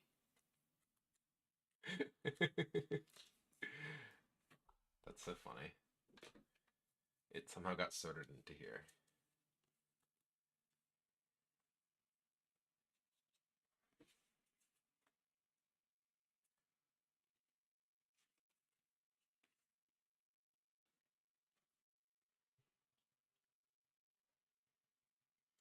Yeah, that Gadgeteer does seem good. This is a Healy. Maybe we want to see Healy.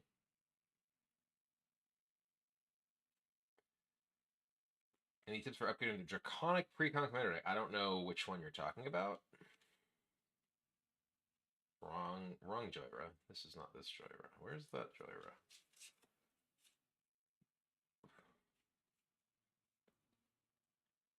Oops, Storm of the Vault was... Boop.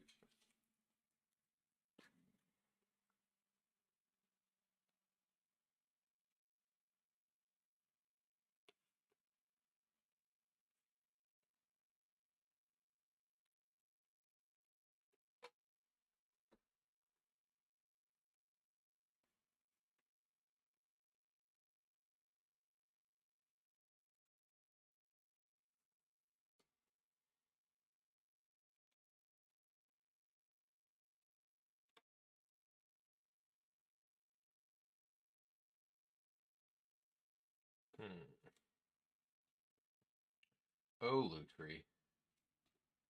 R.I.P.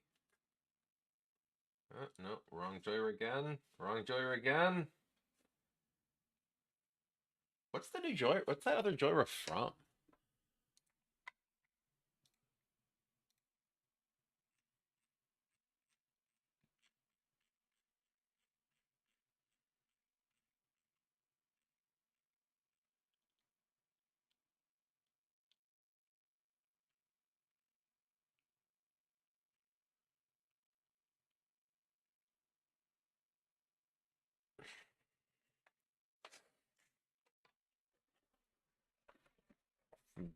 Double Masters? Oh, originally from Dominaria. Okay. Huh?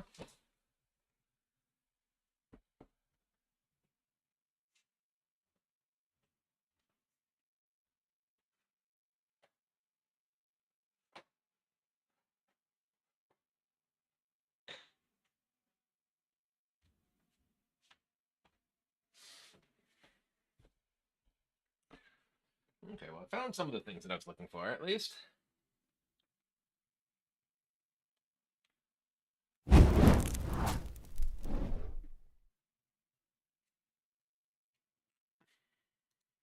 Hey, Sean the Potter, thanks for the sub. Welcome, welcome. All right.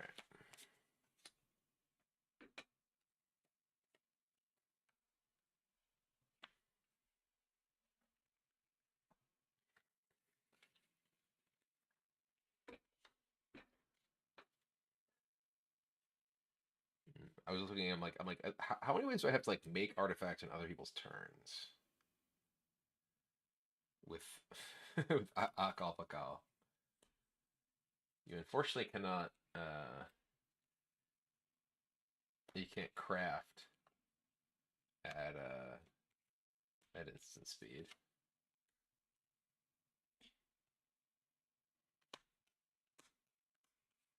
I love this. This deck seems like it's gonna be a lot of fun to me. So many weird cards.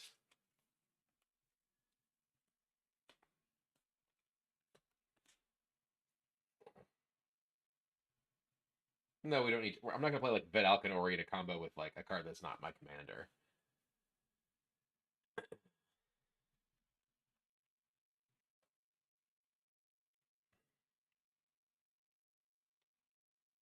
That's one thing that I think people get like a little too carried away with.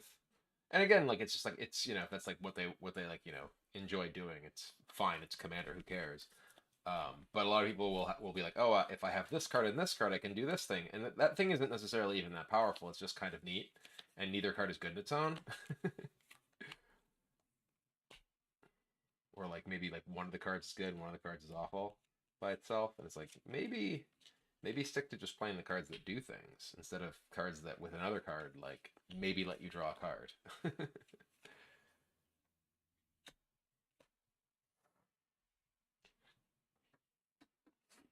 I don't think we'd want Gandalf. Like obviously Gandalf. Well, Gandalf only triggers off legend. Well, actually, it would double trigger this every time, right? No, that's only. Oh, wait, that's care about artifacts. Yeah, it would double trigger the commander each time because he cares about artifacts and legendary cards. Probably not. It's probably still not good. Well, Gandalf is an artifact or legendary card entering or leaving the battlefield. So he actually triggers. He doubles death triggers too. Gandalf the White is a really powerful card.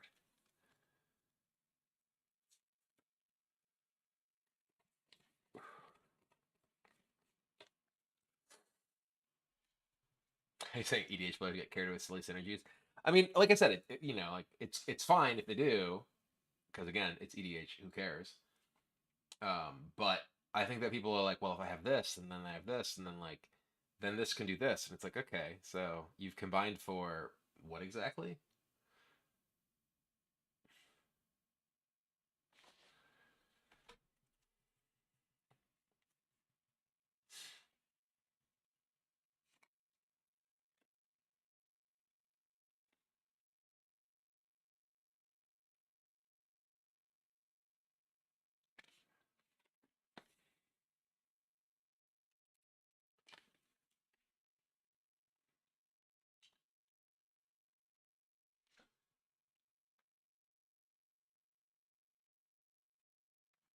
I don't even know if this pickaxe does anything that's any good in my deck. I guess actually you can copy like a Kappa Cannoneer with it or something. There's a lot of good things you can do with it. It doesn't do anything if you use it with Tetsun, but Wondrous Crucible. Oh, that card is real powerful. I was playing as someone playing what was it? I think it was a Mishra. That was in the Mishra Precon, right? And that card was actually nuts. They kept copying it too, so they would like keep hitting that multiple times in a turn. It was actually gross.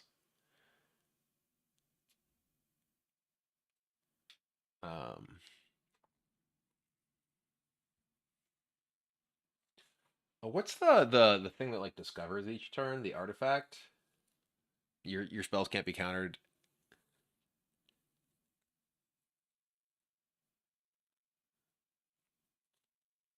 Your spells can't be countered.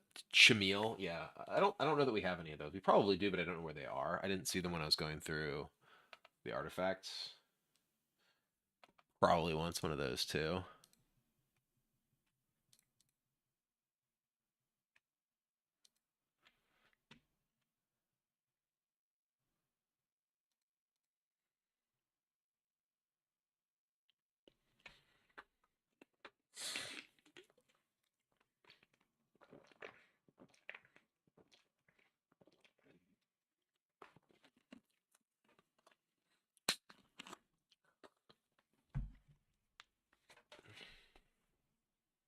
The card seems quite powerful, yeah.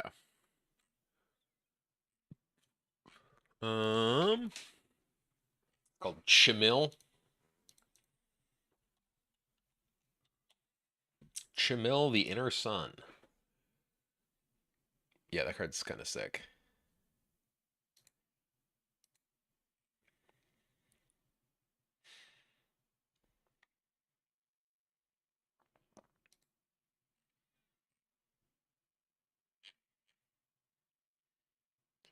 I have so many cards on this, like, cards I'm looking for thing now. We can cut this off. I found it. Cut off this and this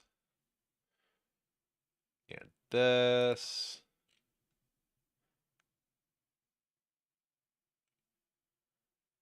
This.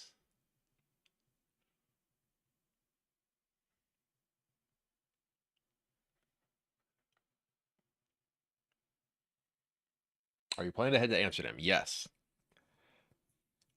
I don't have like specific plans yet, but broadly speaking, Livy and I are planning on being in Amsterdam.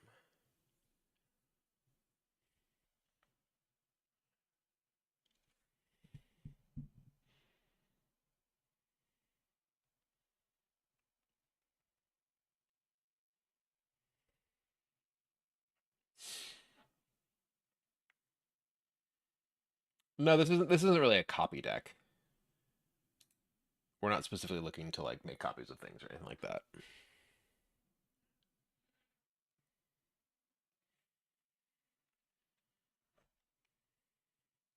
Deck building seems to limit my crack. Best content you do for me. Well, it's what I love to do. It's my favorite stuff.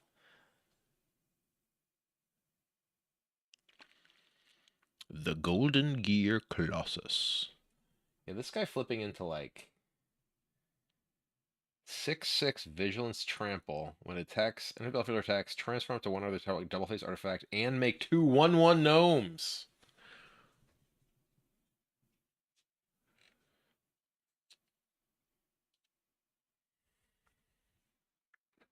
Oh yeah, we have the surveillance.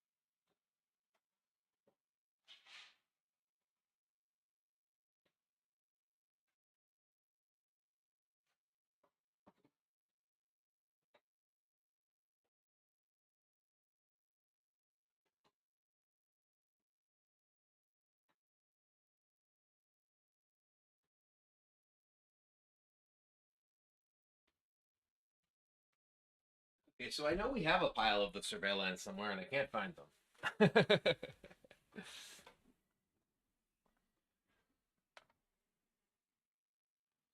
They're somewhere.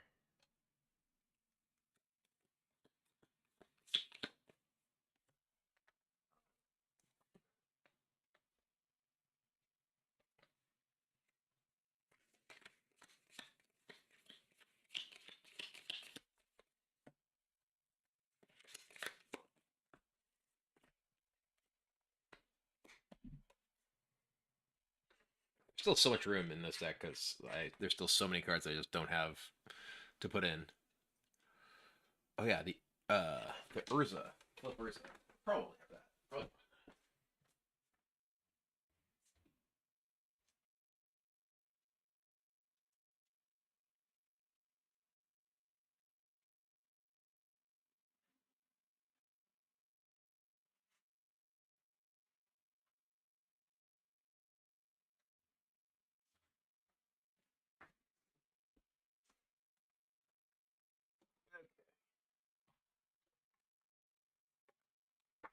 It's all blue-white cards.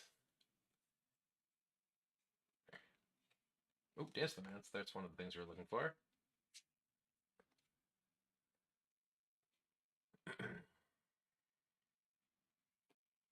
Oh, boom! Transformer. More than meets the eye.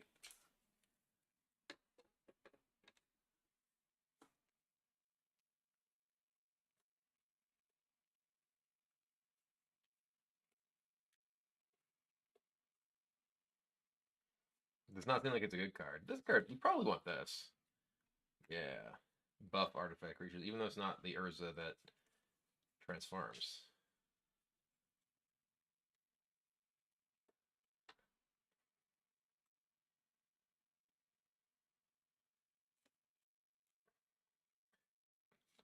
Maybe we want Duretti.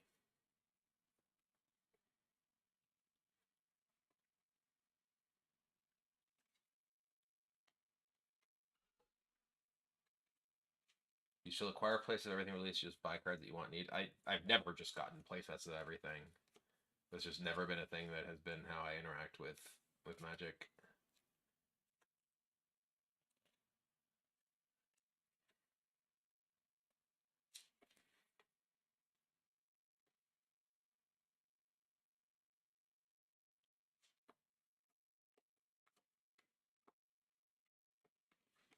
Don't have this. Oh, there's still more. It could still be in here.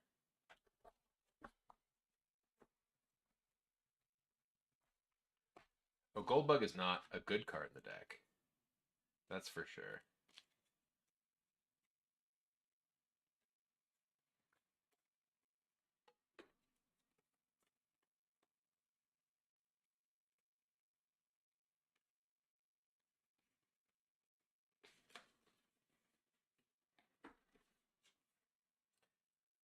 It's slightly surprising to me that this doesn't see any play in Modern. Like, isn't this just like it counters pitch elementals, and this counters Cascade? Like, isn't this just good? Hmm.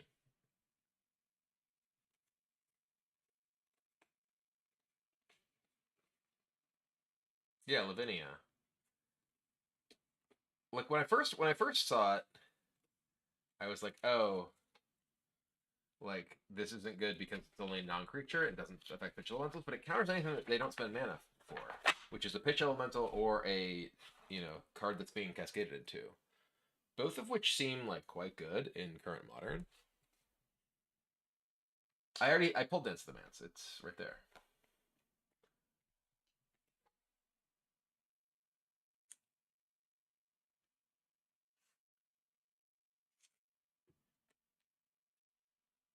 It does die to Fire Ice against the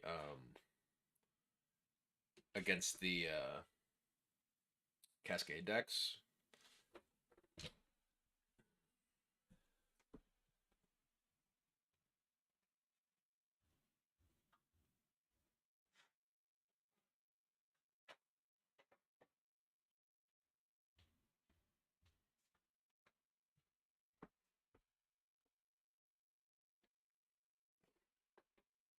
It feels like, but it just feels like you could play like a, I don't know, a human deck with Cavern and that, and I don't know what else, but yeah, the fact that Cascade they changed the Cascade rules so that you can Cascade and you can play like cheap interaction in your Cascade decks is kind of annoying.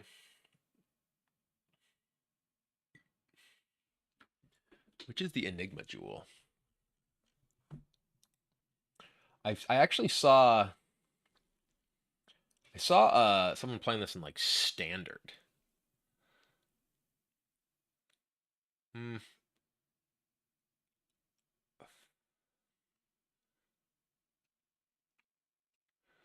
It's actually probably quite good, not only because yeah, that should probably be in here.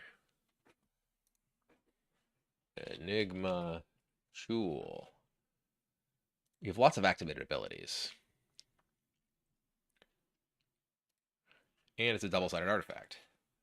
That should absolutely be in our deck. Like the fact that it's basically it's a soul ring for your craft costs, and then you can craft it with 4 or more non-lands with activated abilities.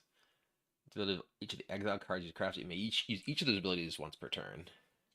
Whenever you activate an ability that isn't a mana ability, copy it. You may choose new targets. Jeez.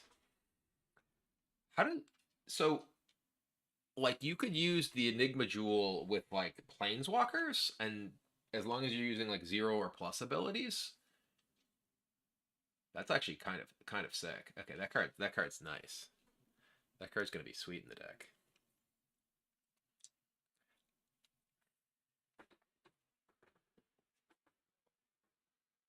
Well, Chalice. So Chalice is obviously better against specifically Cascade. But the fact that Lavinia stops people from like pitching Solitude, pitching Grief, I guess they just like it's pretty bad to like try and answer Grief with it since they just Grief you turn one. All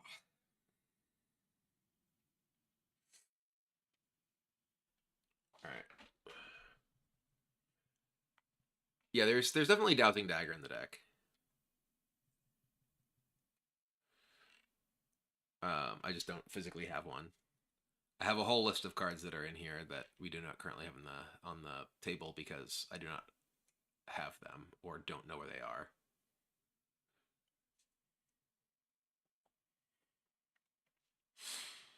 Yeah, Lavinia is Bolus of Citadel. There you go.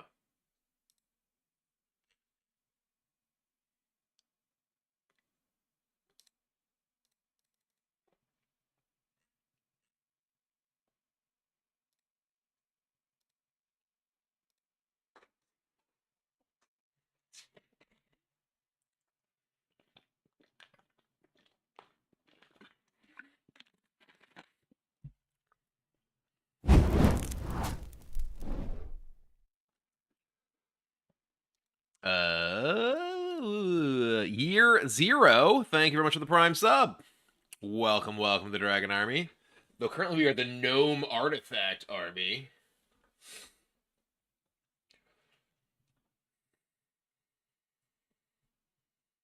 My room is like this when I brew. Keep it so compact in the desk. I mean, the reason that it's like this compact on this is because I'm streaming it. Normally, this would be spread out over a much larger area, but this is the coverage my camera has.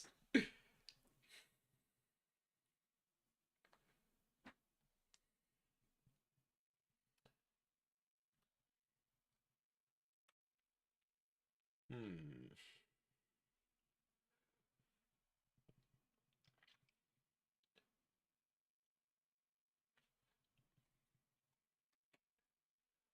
I might actually play Tezzeret the Seeker and basically just use it to get artifact lands because that's sweet.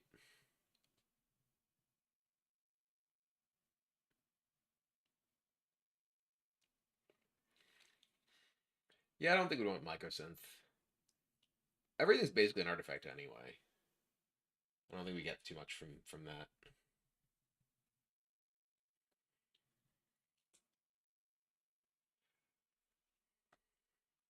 Being able to flip the Great Door is actually kind of insane. X-Men of any one color where X is the number of permanent cards in your graveyard when this like is just a self-mill deck.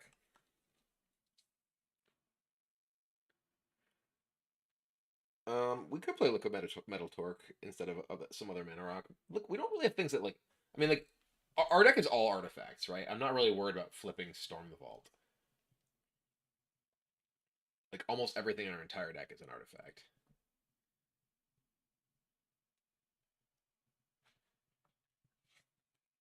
The big gnome. This is the big gnome, and there's that like 7-cost gnome or whatever.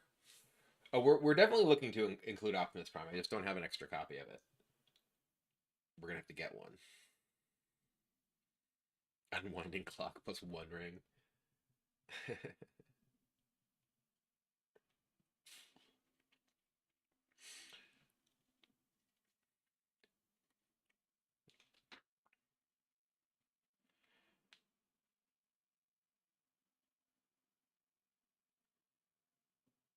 What was I literally was just talking about a card.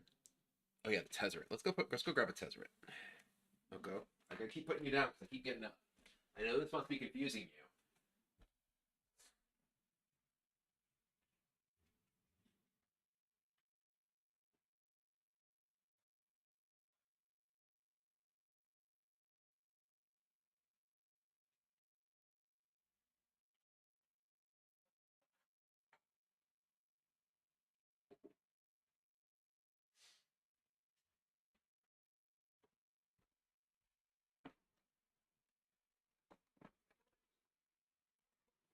This can also go get the Great Door. Boom. Is Portable Hole EDH playable? I don't know. Probably not.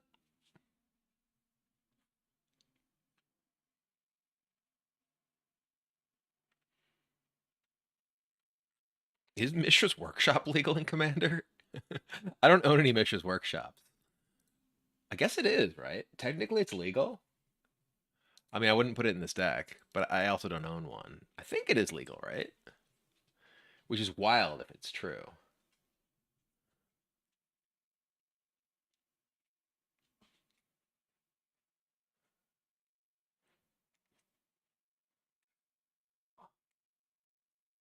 Excuse you. Oko just burping.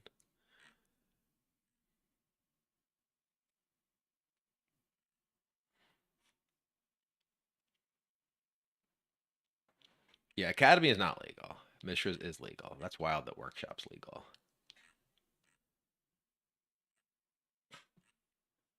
Huff.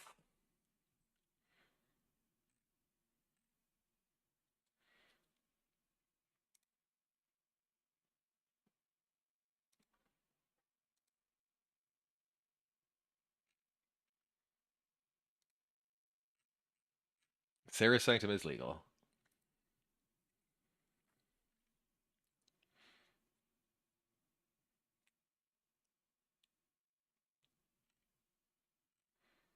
Hmm.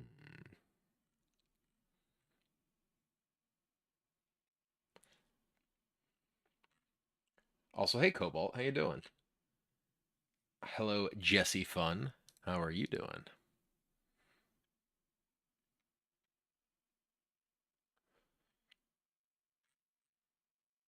Player Academy did nothing wrong. Player Academy did everything wrong. Player Academy is like the home of a large number of war crimes.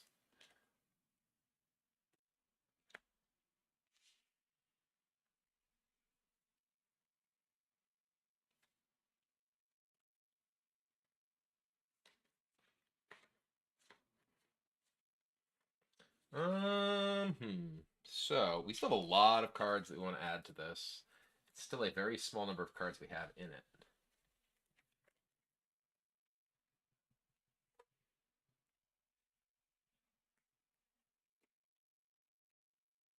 It's true, yeah. You can just Armageddon away the Mishra's Workshop after they've spent 7,000 mana from it.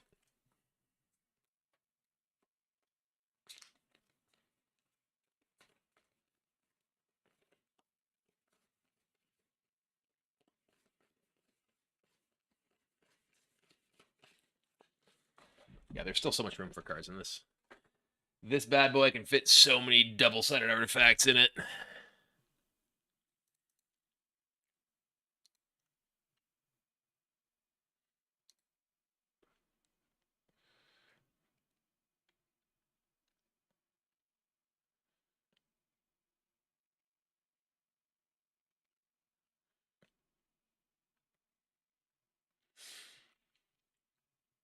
Hmm.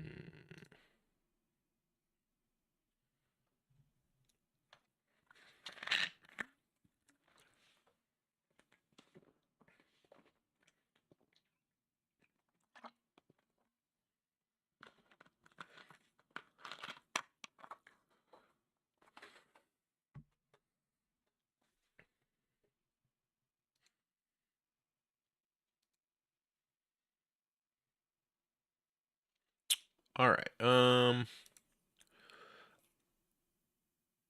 I have double-sided artifacts from OG Ixalan, at least on my sketch. I do not have Primal Amulet because this deck doesn't really have very many instant sorceries to potentially double, though.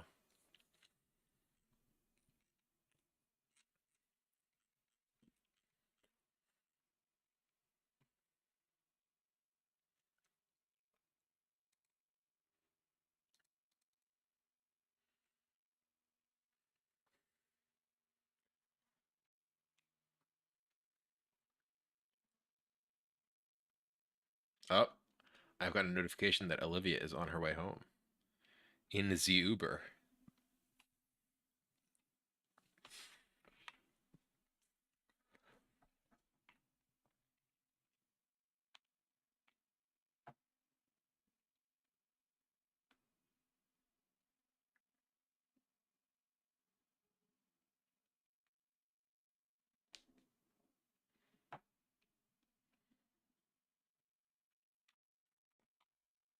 Hmm.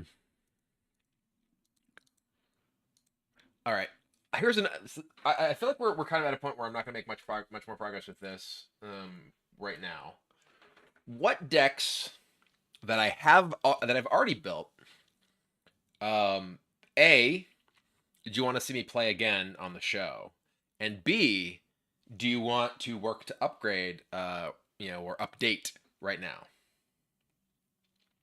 So it's not going to be like building a whole new deck, but this is going to be like looking at one of my decks right now, and updating it with some new cards.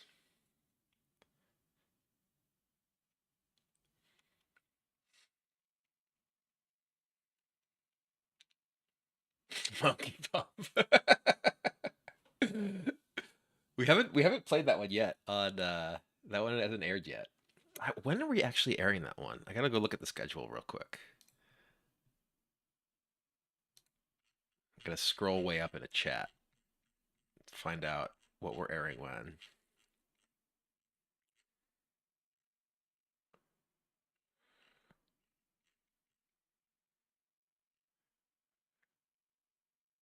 Oh, I think that one's actually Jonathan. I think that one's the next one that's airing. By the way, I think that it actually is. Your episode is the next one airing.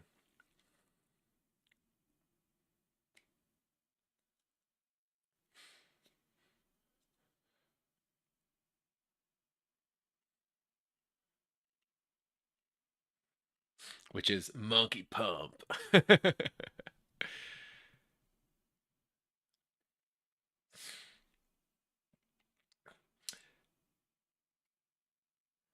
It is true that I have not played Rorkthar in a while. So the funny thing is, I've actually played Rorkthar I played Rorkthar in one of the games that didn't get aired, and it's not that it didn't get aired because we didn't think it was a good game. It was because we wanted to move on to more recent stuff.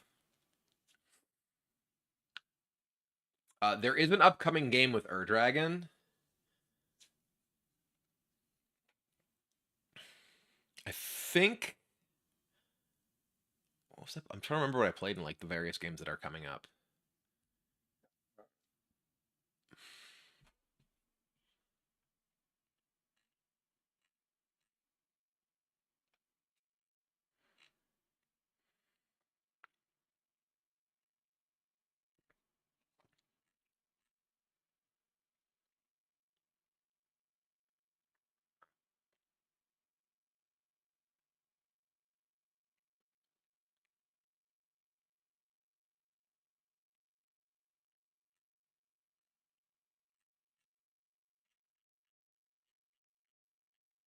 Have you considered doing weekly episodes? We've thought about it. Part of it is it's just a lot of work. And we would need to film twice as often, and it's twice as much work for our editor. Because we need to put out episodes. We need to put out episodes, twice as frequently. Part of it too is like, if we could make all of that work and find enough backing via sponsors for each episode to make it happen, that it's something we've very very seriously considered. Part of it is like, does it make sense for our sponsors to sponsor an episode every week compared to sponsoring an episode every other week? Unclear. We have looked at doing, even outside of gameplay stuff, like additional longer content, like podcast style stuff, that is more conversation and discussion, over about like our deck building philosophies, things like that, rather than necessarily gameplay, and doing, getting more stuff out on a regular basis via that way. Garrett is not the Proto deck. That's Riff. Different Naya deck.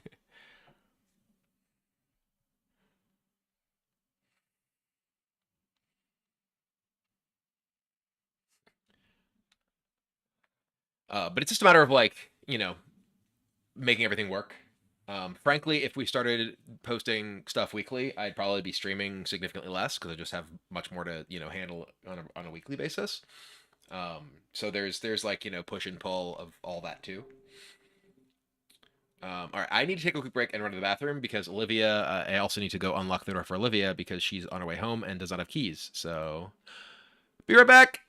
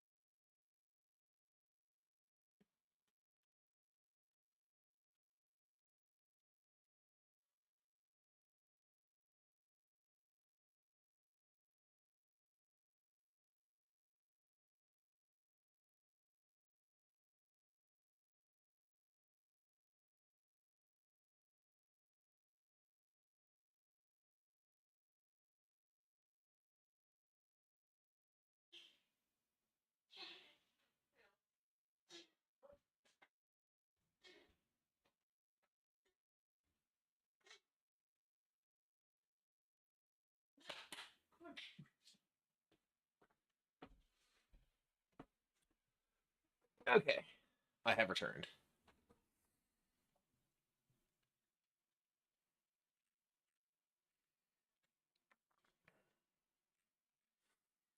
So, all right, did we figure out what? No, the worm deck is definitely not going to get any removal. The entire point of the worm deck is that it's just mana ramp and worms. The worm deck is based on the very first Magic deck that I ever built, which was nothing but, like, literally nothing but Llanowar Elves, Wild Growths, Forests, and Crawlworms. It was like, probably 20 of, 15 of each card or something like that. But yeah.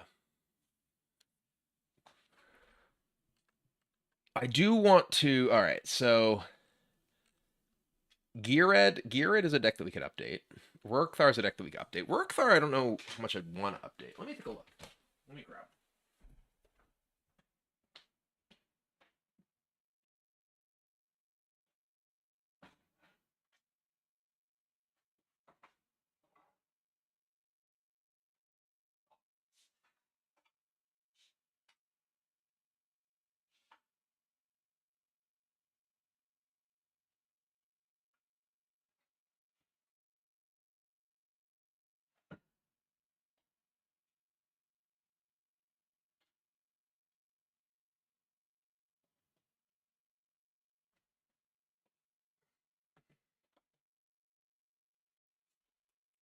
Here's Rurkthar.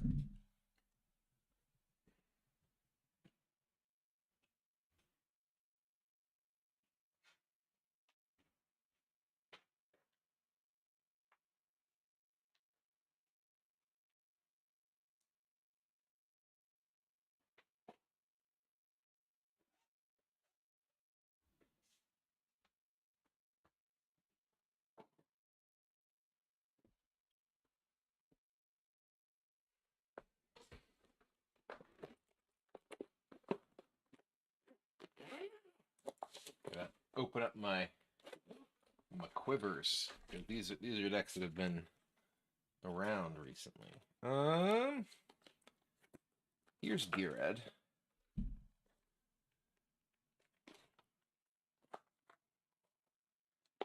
All right.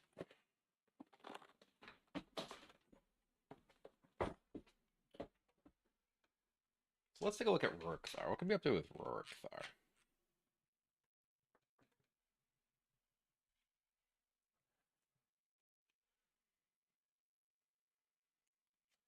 So Rurkthar's entire theme is that it's basically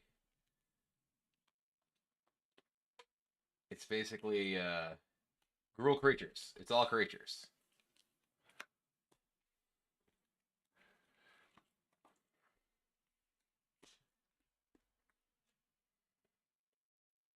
But yeah, I have not updated this in a while. How many fully assembled decks do you have at one time? I mean, there's not really a normally because I just haven't been doing this that long. But right now I honestly don't even know. I probably have in the range of 20 decks.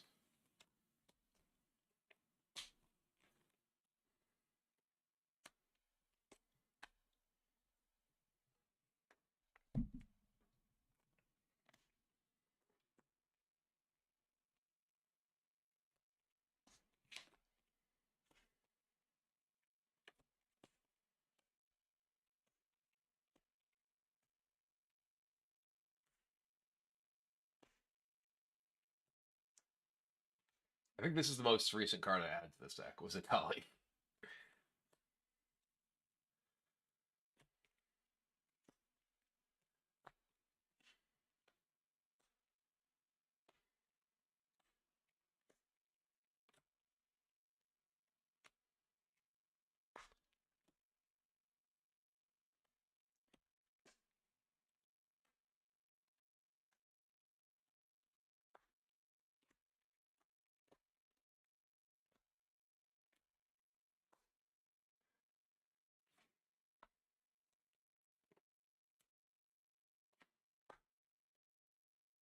Yeah, this is literally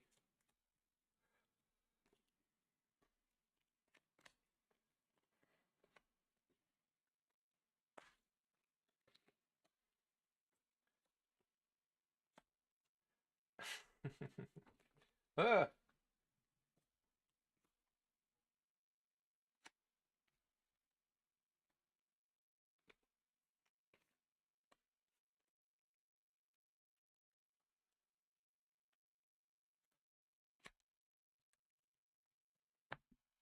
Primal Surge does flip the entire deck.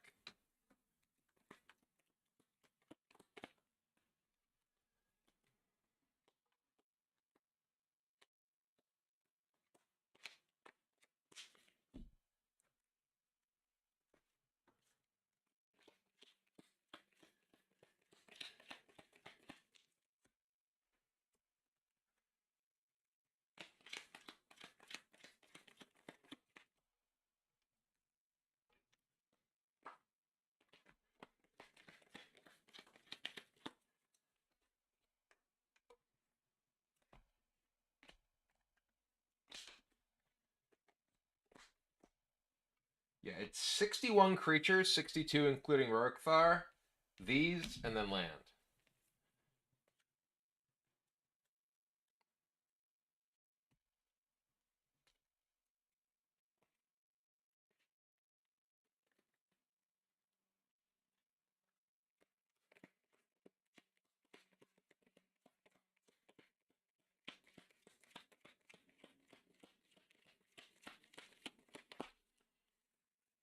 I did play competitive chess when I was a kid. I have not played since I was a kid. Where is the Rorikthar? Maybe it's 61 plus? No. Where did Rorikthar go? He somehow went missing. There he is. Okay. Yeah, it's 62 creatures, 2 planeswalkers, a soul ring, a primal surge, and land.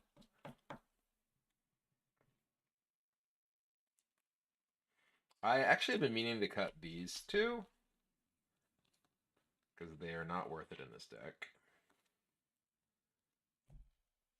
There's Ragadraga in this deck. I feel like a Ragadraga deck would be basically this deck if I were to build one.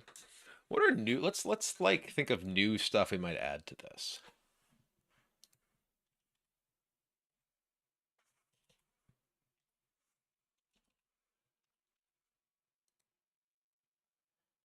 There is the Quake Mole.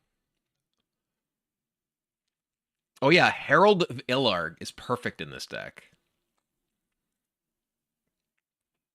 Yeah, this needs Mole God and Herald of Illarg. Because Herald of Illarg is literally whenever you cast a creature, put 2 plus encounters on it. If that creature's mana value 5 or greater, deals damage equal to counters on it to each opponent.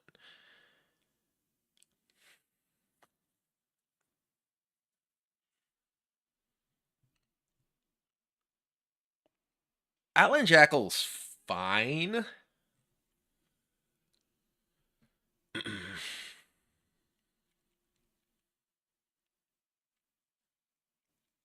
New Galta? I haven't put New Galta into this deck, yeah. We probably do want New Galta.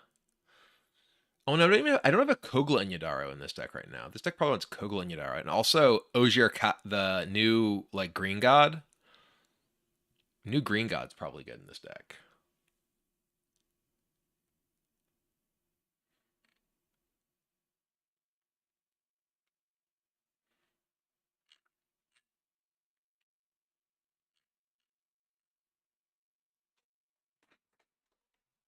Oh, we put a Tali in here. Tali's definitely already in here.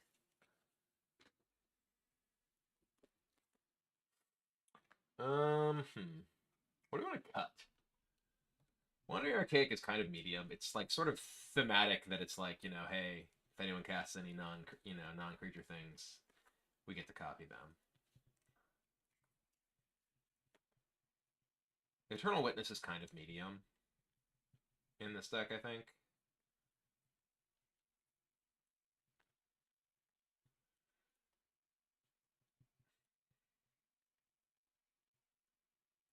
Zerthundra is certainly among the weaker mana creatures. I actually have not been very impressed by the Orcish Lumberjack in this deck. I might cut it. Maybe it's good, though.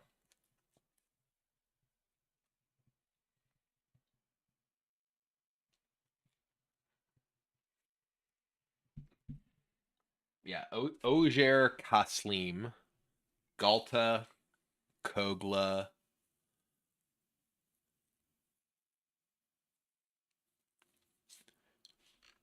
I don't think Scytheclaw Raptor is worth it. I think it's too low impact. I don't know where some of these cards are. Let me see if I can find a Mole God or Ogier, whatever. Excuse me, buddy. Excuse me.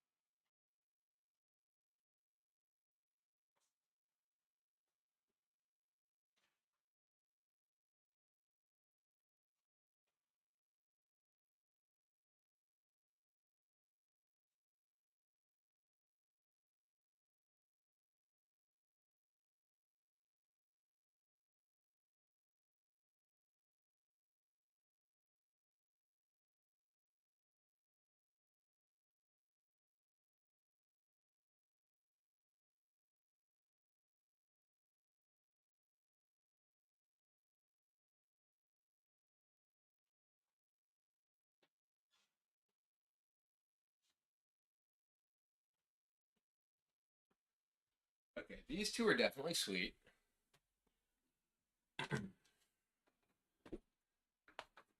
This deck is not playing any additional non-creatures. The whole idea of this deck is that it's all creatures.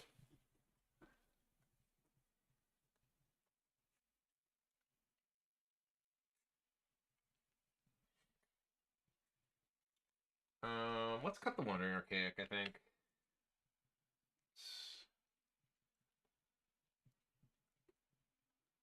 Yeah, Dragonborn Champion is great. It's right here.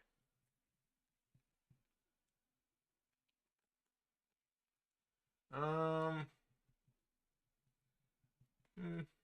think I still want. Maybe I still want Eternal Witness.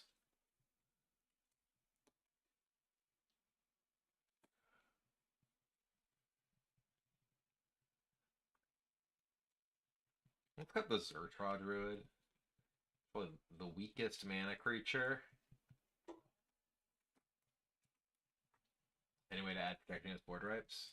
I mean, you just play more stuff. Like this deck plays like a ton of like, you know, like card draw on cast creatures. There's like Primordial Sage, there's Soul of the Harvest, there's like Vizier of the Menagerie, there's Augur of Autumn, there's Beast Whisper, there's just tons of ways to like reload.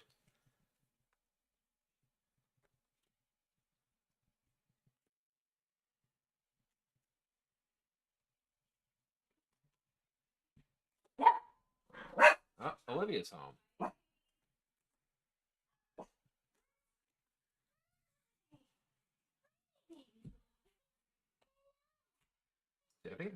I think Mulgod too.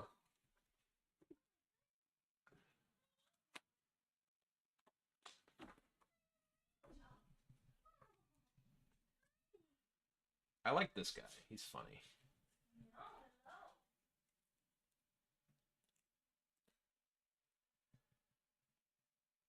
This guy's particularly funny with Primal Surge. We're not playing Heroic Intervention. That's a spell.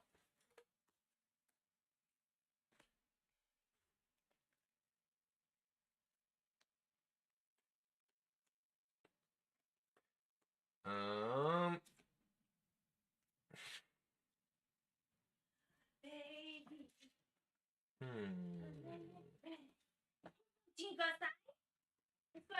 Oh my goodness. Can you play Natural in here? No.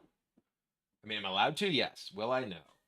We're not interested in that. Like, we're a Heroic Thar deck, and we're a Primal Surge deck. So we don't want to have anything that's not a permanent because Primal Surge flips our entire deck into play. Haste enablers, we have Urabrask. We have Ogre Battle Driver.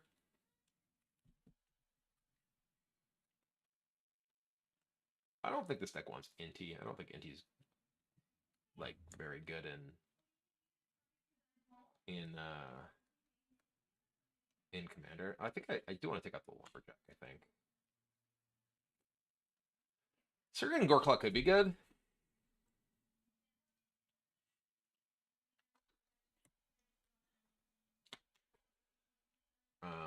What was the other card that I wanted to add? Oh yeah, Mulgod. And Herald of Illarg. Herald of Illarg, I think, is actually insane in this deck. I wish I was allowed to watch the stream today. Well, you're right here. I see you right there. Hello. Hello. What's this? That's the armor stand. Oh, that's nice. Yeah. Hello. Hi. We're streaming some deck building. I'm sick. How was your trip? Good. Shouldn't have gone to the fabric store, but it's fine. Got a lot of fabric. Oh yeah. Oh god, what are you doing now? Well, I made some new decks, and now Okay. I'm updating Rurikthar. Okay. That one, there's many cards that it needs, but it's the double-sided artifact stuff. No, well, I mean, I see that. I know. I'm just saying that's the theme. It's all the double-sided artifacts. I don't think I want Perforos. I don't even know where you pulled all this from. Battle Driver Makes better. me sad that we only maybe have one of some of this stuff, but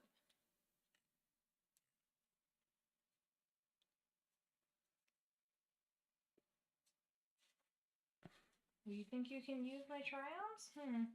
Yes, That's I cute. do. That's really cute.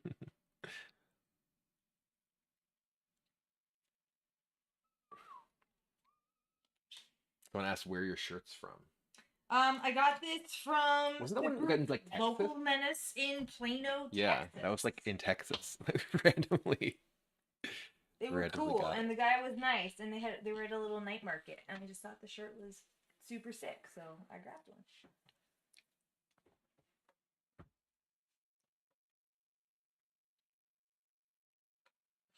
I was looking for some of the cards that I know we have and cannot find. Okay, They have such as? the Yaris Roar of the Old Gods. That you, Okay. at one point were like, hey, do you want this? Yep. And then I was like, no, it doesn't go to any of my decks now. Now I'm building a deck around it. So, but I didn't say, do you want this for a current deck? I said, do you want this because it's right up your alley? And it's fine. I'll find it. yeah. And then the Herald of Illard, that was like one of the clue cards. Mhm. I have no idea where those went. Okay. It was not in the Gruul section. So. No, because it's not sorted. So Okay. I'll find it. Whoa, new DH deck. I mean, we built 3 decks today. Oh, thanks. Foil Spanish Jace. Yache. And now we're checking out some updates to older decks. I think I still want to keep this. We're gonna cut those 2. We'll find something else to cut for the What other is stuff. this now? This is just updating No, I mean, what do you... updating Rorqual. I know that. What were you just talking about which cards specifically? That I was leaving the Zertod Root in, and then I'm looking for something else to cut. Gotcha. What are you putting in its place? Mole God, Herald of Illarg.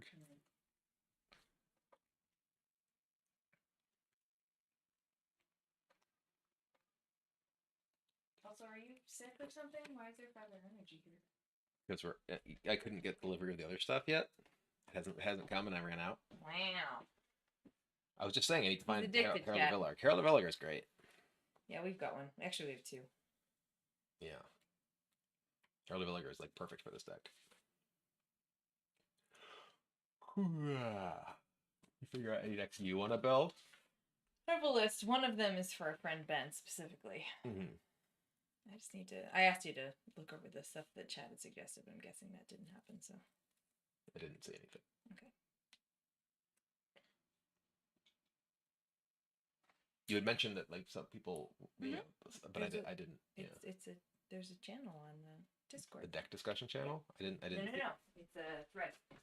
Oh, I did not know that nor see it. So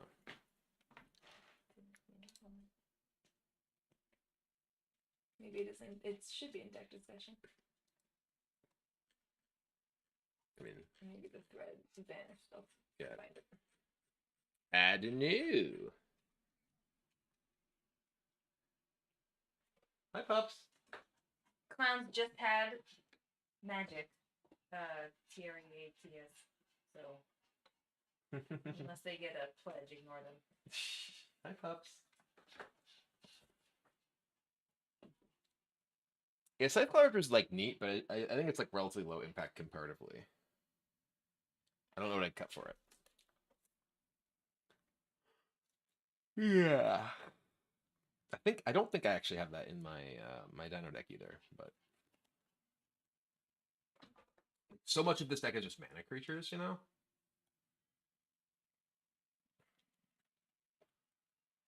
I feel like we could maybe take out Reclamation Sage for You're fine, baby. for what's it? Kogli Yadaro. Upgrades. It's about bloody time. Why do these ads just play with sound? Okay. Let's see if these I dorks close can my- handle the jandal. Stop it. Stop this stupid ad. Go away. Auto playing ads with sound are horrible. Could play Tranquil for a black. That is probably better than the Rex Sage. Although Rex Sage is an elf and there's elf synergy. Like I have Priest of Titania, I have Allosaurus Shepherd. So there's definitely like some, you know, like the relative additional value from being Frillback versus being Sage is probably not really there.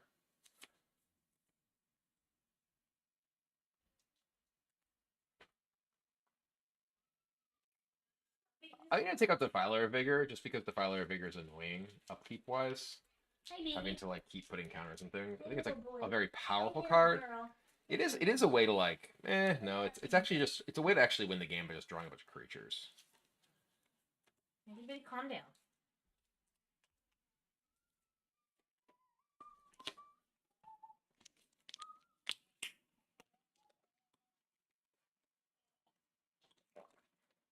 Acidic Slime may not quite be good enough. Are you lagged out? That's laggy. Oh, like okay. just that image. But it's working fine. Well, your head hasn't moved either, but I know, but like Oh, you wanna- that's just that has been like that for hours. Oh, okay. Like the actual broadcast is fine. Oh, got it.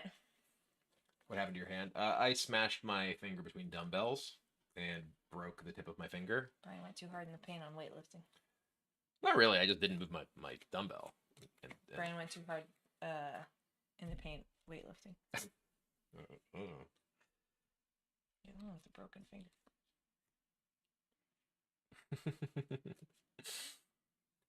We have many 1-drop mana creatures. All of them. We don't have a Delighted Halfling in this deck yet, but More of those two. Delighted Halfling is probably better than Boreal Druid. The Boreal Druid is an elf, which is relevant for a number of our things.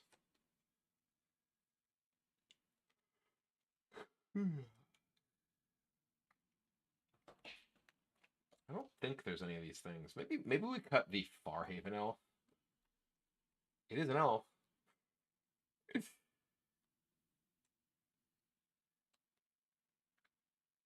Yeah, I don't know if I want to cut anything. I think these are probably my cuts. And then we're adding. We do not have anger now. We don't really have anybody discard anger. Sorry, don't want to get in the way of dog cam.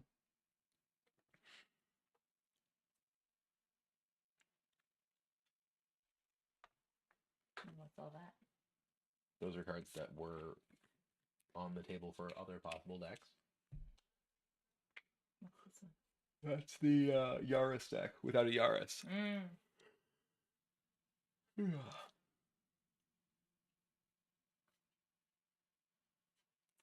It's face down creatures all the time. I'm gonna be excited when I see a deck that you build that doesn't have the same package of 30 cards in it. You literally just saw that. True. A deck with green that doesn't have the same package of 30 cards. I mean, that deck doesn't have. That deck has some elves. Hmm. It doesn't have mana. It doesn't have Farseek or Nature's Lore or anything in that deck. No, don't want battles. Minsc and Boo does seem like it would be nuts. You don't really know any things with like haste though.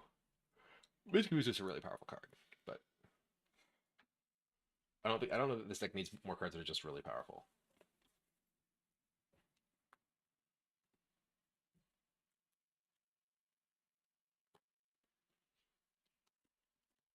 That's the dog detective deck. This is gonna be a nightmare. Hmm? But this is gonna be a nightmare. Where are all these here? Those are have things written on them because I can read them. I was laying out things that I wanted to add to the deck that I didn't have laying around, so.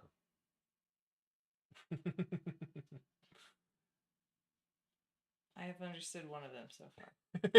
Inspiring Call. I Hit can two. read my handwriting. Really? Sometimes. Okay. Not always. Okay. Hey, don't lick your thing. And by your thing, I mean that thing on your foot. Not the other one. Ellie, chill out. Oh my god, Wave Sifter. Yeah. And a clue card. You need That's illegal. It's not. Huh? Making a joke. I didn't understand what you said because you just. Said, that's illegal. What was illegal? A clue card. Oh. So you're trying to just blue screen a game here. What? You're just trying to blue screen a game. Why? Just make everybody shut down because it's too much to count and too much to do. No, I'm just making big dogs. Hmm. That's the I'm dog glad you're detective using deck. the cap. Yeah. Yeah, caps. Yeah. Hey, you're fine. Shh. That's the dog detective deck. some vanilla 1/1 dogs. Very nice.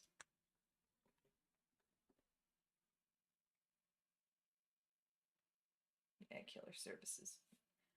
Hell sick.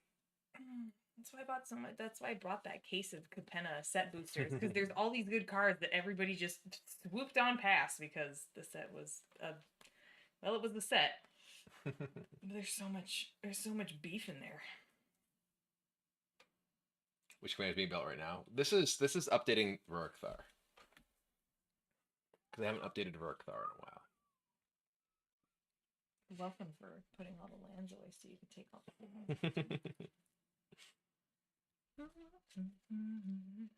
What's this?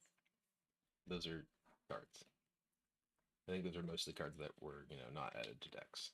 Yeah, like Yoshin Dissident that I was so nice and pulled from for you. I'm not gonna run it. I had cut it from my deck. Yeah. How's your standard playing then?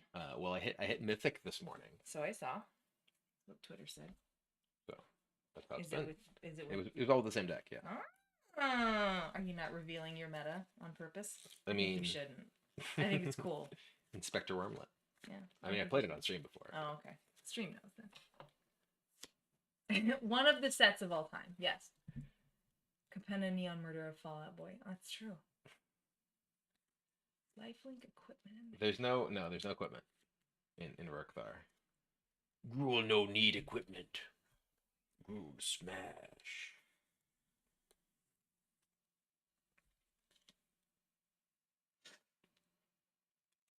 Sequence Chariot so you can have a Rurik car. All right, that's good, Torcus. That is good. Rurik car. I like it. Plus, it's got to be driven by kitties. Well, then it wouldn't be a Rurik car. Yeah, it's a car Rurik rides in. Rurik's not the engine. It's not the Flintstones. Well, the kitties are they're Yes. the kitties are meow meow. Yeah. The kitties are indeed. They are indeed meow. No, this. He's using Avon Forest. Don't worry. No, this isn't. Oh, you aren't. This You're one. using This one said Bolus lands. Oh no, I'm No, fixing they're not- that. These aren't Bolus. Oh, those are the other ones. These are Okay. original Zendikar. Jesus. These are the OG full arts that I used. Did you have like a Rurik deck that you used as it? Huh? No. Just because I'm with chat. Like This you one's don't have used your these since energy the- drinks, and you're not These using have Avon. these have used these lands from the beginning. Yeah, but I try to black out every time I see this deck. What about Commando Battle Ever? Nope. That's an artifact. As the pen was very Smash. punchy. Hey, thanks. Moob Jones with the 5 months. Don't play Magic or Commander, but your guys' Commander show is fantastic. Well, I'm Oh, glad you thanks. enjoy it. It is very fun to do. People liked me roasting Ben on that Marvel Snap thing I did, where I had to guess what the cards were, and one of the cards says tap the card to reveal. That's the Howard the Duck one. It says tap Howard. So I was like, well, what other things can you tap with? They had to explain to me. No, like Physically tap. the card. Yeah. So I sent Ben a bunch of heated text messages, and yep. He said he took it as a small victory. Yeah. So I said, I'm never listening to you about game design again. He said, I didn't even think of the double meaning of the word tap there. Ha ha ha ha ha ha ha ha ha. I said, I guess I'm doing a guess if this card is good and made a damn fool of myself. How could you? He said, I must say this small betrayal feels good. Oh, there's that.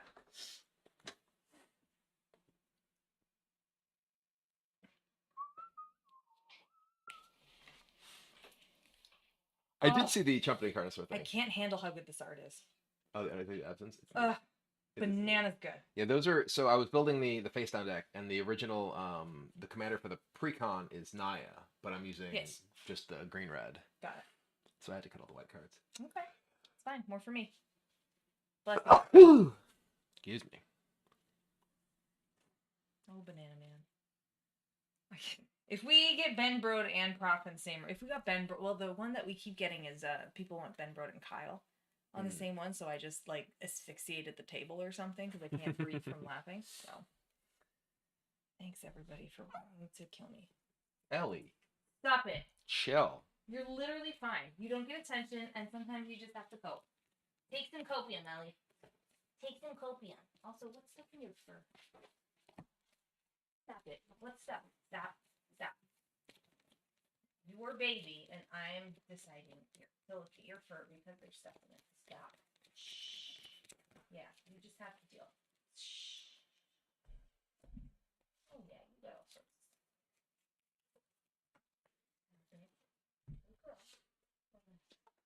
So I need to find the Mole God and the Herald of Elarg for this. Has she been coughing a lot? Yes. Okay. You have a dirty mouth. There's medicine everywhere in your beard. Ma'am. We actually are out of the meds. Okay. I wanted to get more. Stop. I know. I'm the worst mommy, making sure you're clean and not being poked by little seed things that hurt you. I know. What a mean mom.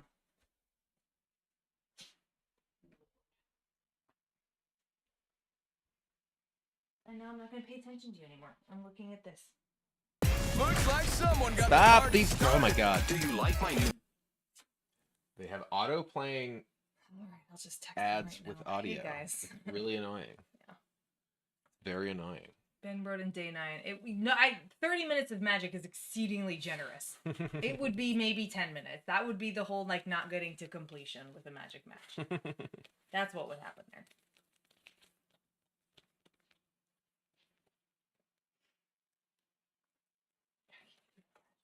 Can't even imagine. It's the future blasting it straight to your brain. Yeah, right. It would be worth it. It would be the best episode. That'd be a close captioning Seriously. together. Why don't you just mute the tab, doofus? Mute site. Now it'll never play sounds at you again. Oh, okay. I'm here to help, chat. Where do you Can even I do convince that? Brian to build a Demir deck? You just go to any tab. For example, you right click on it, mute site. Okay. The more you know. That people are like, oh, you should build Voja after all the people complain about Voja. Like, we should have an episode that's just 4 people playing Voja. Let's do that, but I'm also going to make it CDH and lie. What? Oh, okay. I was like, huh? If we're going to discourse, let's do a discourse episode. I'll play CDH and lie. I mean, I do kind of want to build a straight up Demir deck, but maybe I'll build Octopus Assassin. The octopus with a knife. I mean, I do like her. Octopus with a knife is very funny. Yeah. Oh yeah, Vo just pushed for sure. And the Raven's a white wolf.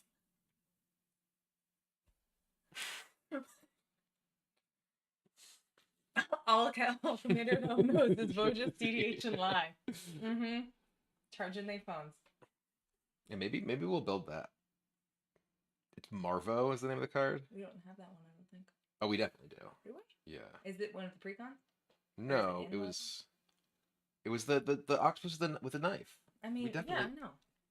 We definitely have that. I thought we got the other one, the bubbler. Like I definitely saw that. Oh, it's in a commander deck. Oh, then yeah. MKC, yeah. Well, That's the commander symbol. right, Yeah. but didn't they make some that are not in decks that are commander cards?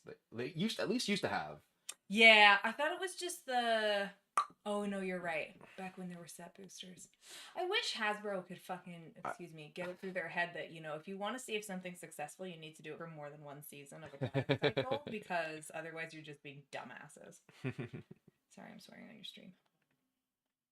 Yeah, thanks, Piper. Just got it with the pre-con of Marvo 10 minutes ago.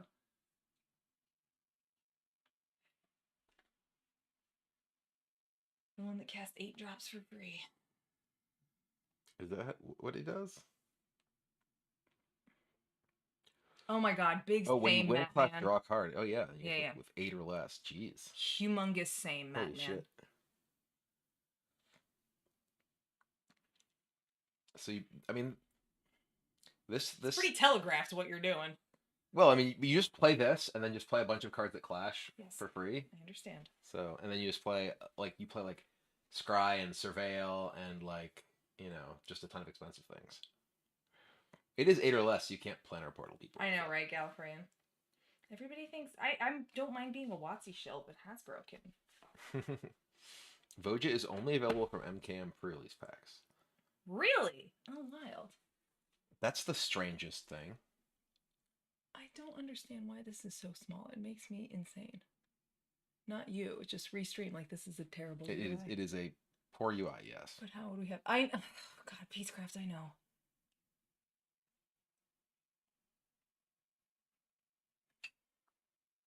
Was stream... Yeah. It's like confirmation bias from the internet, right? Yeah.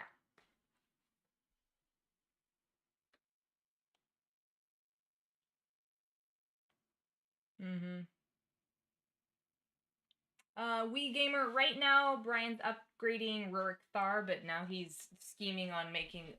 Here's what I want you to do. I want you to build the deck without using EDA track. I mean, just use Scryfall and search for class. It's the same thing. It's different completely. The same thing. I promise you it's not. It's the same thing. It isn't.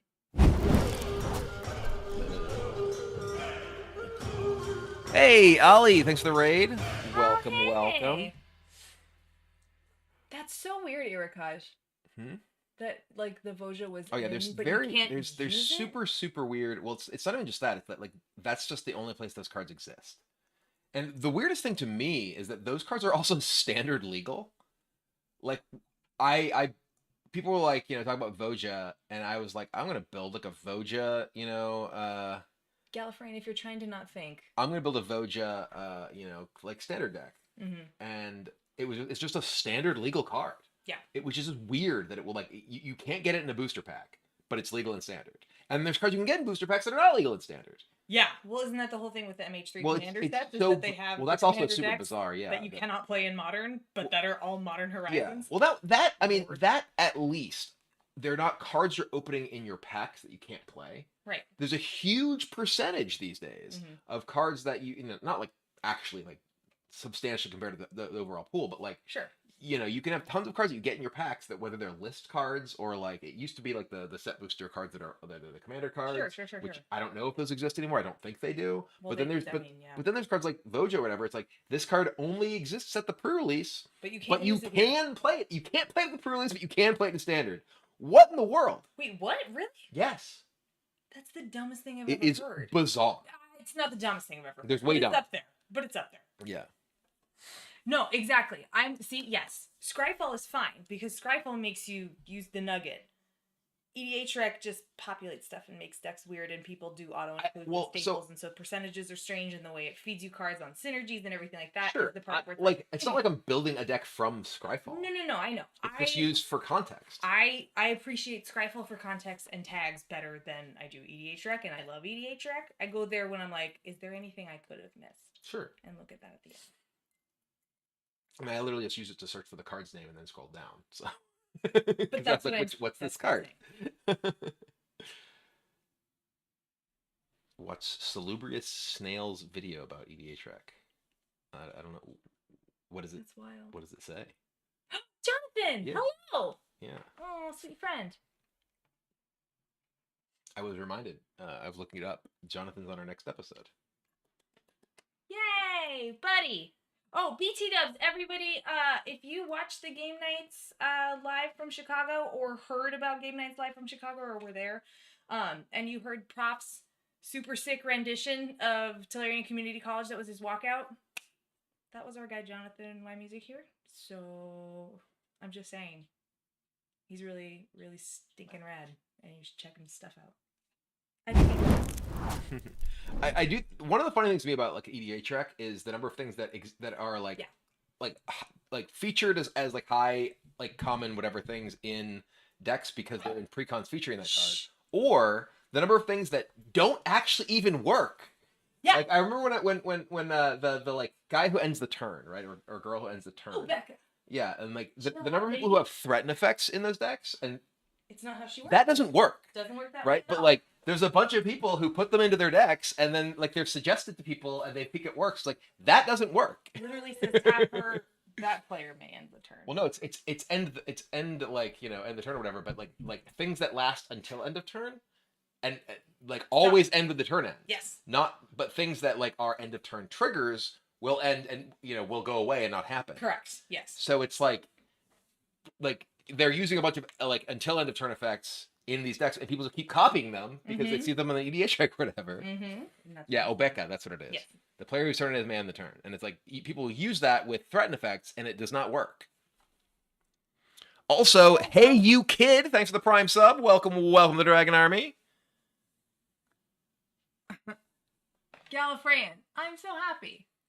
I love that. Was it us who got you into Commander, or was it the Doctor Who decks with the name like Gallifreyan? I don't get it. That's the name of the Doctor Who world, Gallifrey. Oh. Today I learned, and I'm going to try to purge that in. I could put something else there instead. Yeah, Act of Treason, exactly. Until end of the until end of turn. Until end of turn effects will always end at the end of a turn. And if the turn ends, whether you force it to end with a time stop or Obeka or whatever, it still ends. Right? Whereas it's all done. Whereas with they're no longer persistent effects. Whereas like, at the end of turn, destroy it or whatever, those will not happen because that's an end of turn trigger and you never get to the end step for that trigger to go on the stack. Exactly. So those are two different things. Will you ever play something other than Commander on CAH, even just adding Plane Chase or something? I mean, I am so Olivia there for loves adding Plane Chase. I love Plane Chase. Oh my god. The problem with Plane Chase okay, so it's twofold. Plane Chase can pop off with someone's deck because obviously you can, curate your Plane Chase list, and you want to because some things are very. You guys prop and the Doctor Who decks. Oh, that's great. So it's tough with Plane Chase because Plane Chase can either end games fast if somebody's got amazing synergy with something that hits, or it takes 5 ever, or you get on the thing and it turns into a dice rolling game. So like, I do love Plane Chase. Everybody needs to be very aware, and because of our time constraints, a longer Plane Chase game could be problematic for both the weekend long shoot and trying to make sure our editor remains our editor. So we could probably curate a good Plane Chase list of planes to make it work. Yeah, it can lead to unholy jank. It can really slow the game down or accelerate the game to a breakneck pace. So very fun for casual things. Tougher for content, not impossible. We'll have to we'll explore the possibility.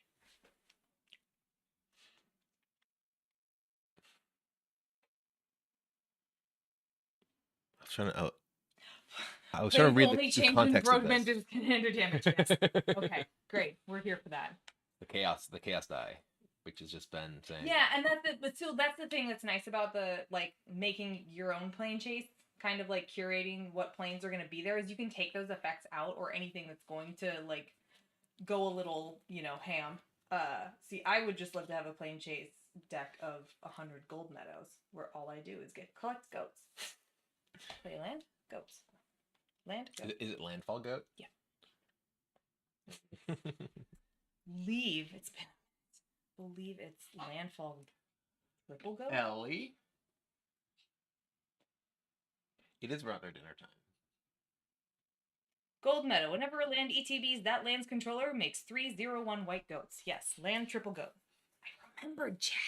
It's just landfall 3 goats? That's 3/0/1 goats. So many goats. It's so many goats. I was playing a game off camera with my Windgrace deck, and I went to Gold Meadow, and it was the greatest day of my life. I had all the goats. Yeah, it's Spring Jack Pasture on gear.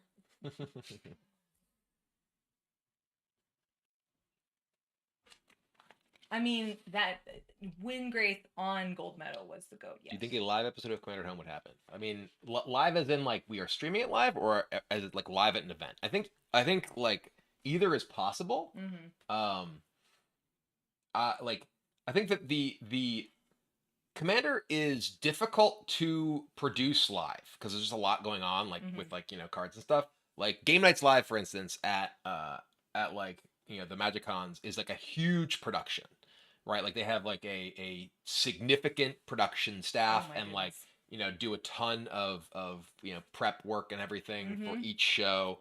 That includes a lot more than you'd probably expect. Both of us can attest to that, having worked on them in multiple capacities. So, if you want it to be good, there's a ton that goes into it. Yeah.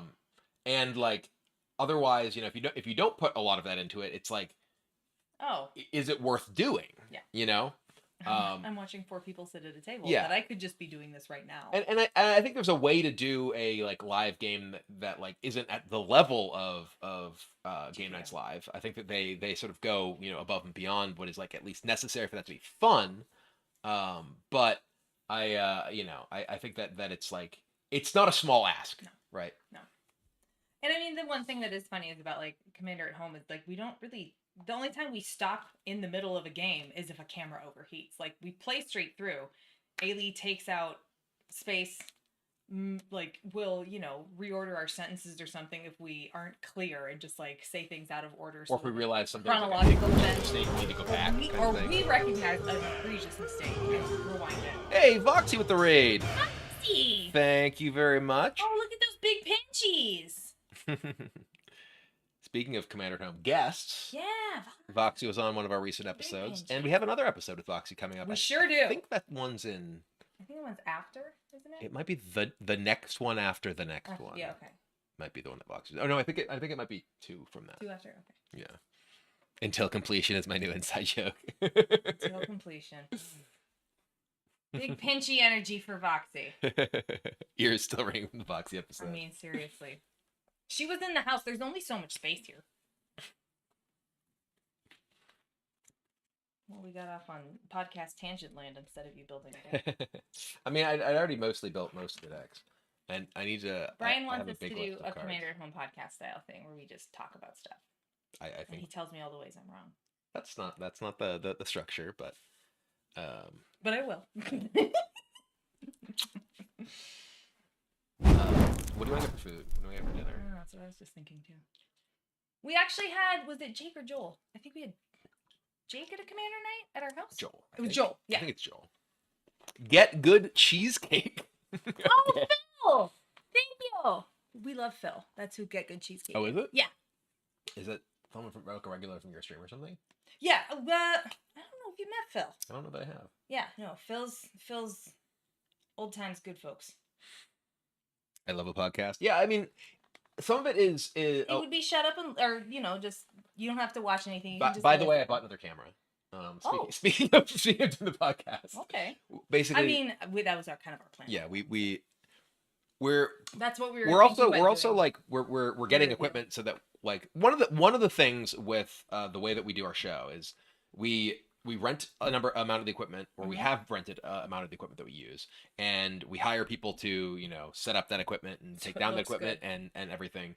And we are in the process of buying a lot of the equipment that we end up using for the show. It's not cheap. Not cheap. Like I got like a Help camera and a lens buying and it, a my case and things today, and it was like Stop. $7,000 or $8,000. So it's not cheap to get good equipment, and that's the reason the show looks good, is because we use good equipment, and Yeah, you know, it was not a cheap startup thing. yeah. But yeah, so you know, That's exciting. being able to do like, oh, we have insurance. Oh, I we assure you. absolutely have insurance. I pay a lot of equipment insurance every month. Yup. We I promise we have insurance. I would be a little skeptical of renting out the equipment. It would depend. Yeah. It would. I mean, like to people who because we had No previously, entities? yeah, We've done we that, had previously rented equipment from Game Grumps. You know, because Aaron is a friend of ours. Hence being a special thank you. 'Cause yeah. he's part of what gave us a big leg up Right, to like do we this, is, like, we letting had the ability people to use rent their a bunch of equipment from them when they were not using it, to use to shoot the show, and our director is actually a producer on Game Grumps as well, so that's kind of where that possibility came from. So that's, you know, the reason that Aaron is in the special thanks of every episode, because like, you know, that was really able to give us the opportunity to, you know, get into production on the show cheaper and faster than we otherwise would have, you know, and be able to use, you know, a lot of very high quality equipment. We are now getting better equipment. Me, oh my. Well, I mean, part of it is, you know, we were renting equipment Yeah. that was, you know, used for a lot of stuff, and you know, like stuff like wear and tear over time, etc. Yeah. We've had some issues you may have heard us talking about of like cameras overheating and things. Yeah. We got like a newer generation of camera that has better control of the temperature, so hopefully won't have to deal with any kind of like overheating and having to like redo stuff, which has happened for a number of our episodes. Yeah. Less than it hasn't, but How about doing a Kickstarter or something to fund the production process, like what Prof did? I mean, so one of the reasons that Prof did the Kickstarter that he did was so that he wouldn't need to have sponsors for the show. Right. And we've been, we have already found some sponsors that we're very happy working with. So it would be weird to like have, I feel like to have like a Patreon and have sponsors and ask for more money. Yeah. From a Kickstarter to do it. We are It like would be looking at something doing like Kickstarters for for like merch. merch type stuff. That's one thing. That we'd be like one of the big reasons to do like a Kickstarter for something like merch is so you don't have to guess how much you need. Because you want to be able to be in a position where like you aren't like overproducing and being stuck with a bunch of merchandise, or underproducing and like not getting like people who want your stuff to be able to buy your stuff. So that I think is like kind of the best use of Kickstarter in that space. Plus, then we get everybody's stuff to fulfill it without having to like just sit there and wait. Like we Right. get all those details. We can just do it in one big bulk thing. So that's definitely helpful for that. But we are, and we also, one of the reasons we haven't done any kind of merch stuff yet is because we do have commitments to a variety of merch things for our patrons that we are way behind on. We are catching up on. But we don't want to be in the position that we're asking people to pay us for stuff when we owe stuff to people who've backed us since the beginning. Yeah. So that's basically the reason that you haven't seen us doing any kind of merch stuff When our broad consumption yet. when our patrons are made whole, then everybody else Yeah. can have merch too. But Yep. we have to honor the protein first. You 'Cause want they to helped us. grab the deck boxes? Yes. We have deck boxes that just came in like a week ago. Yeah. That are awesome.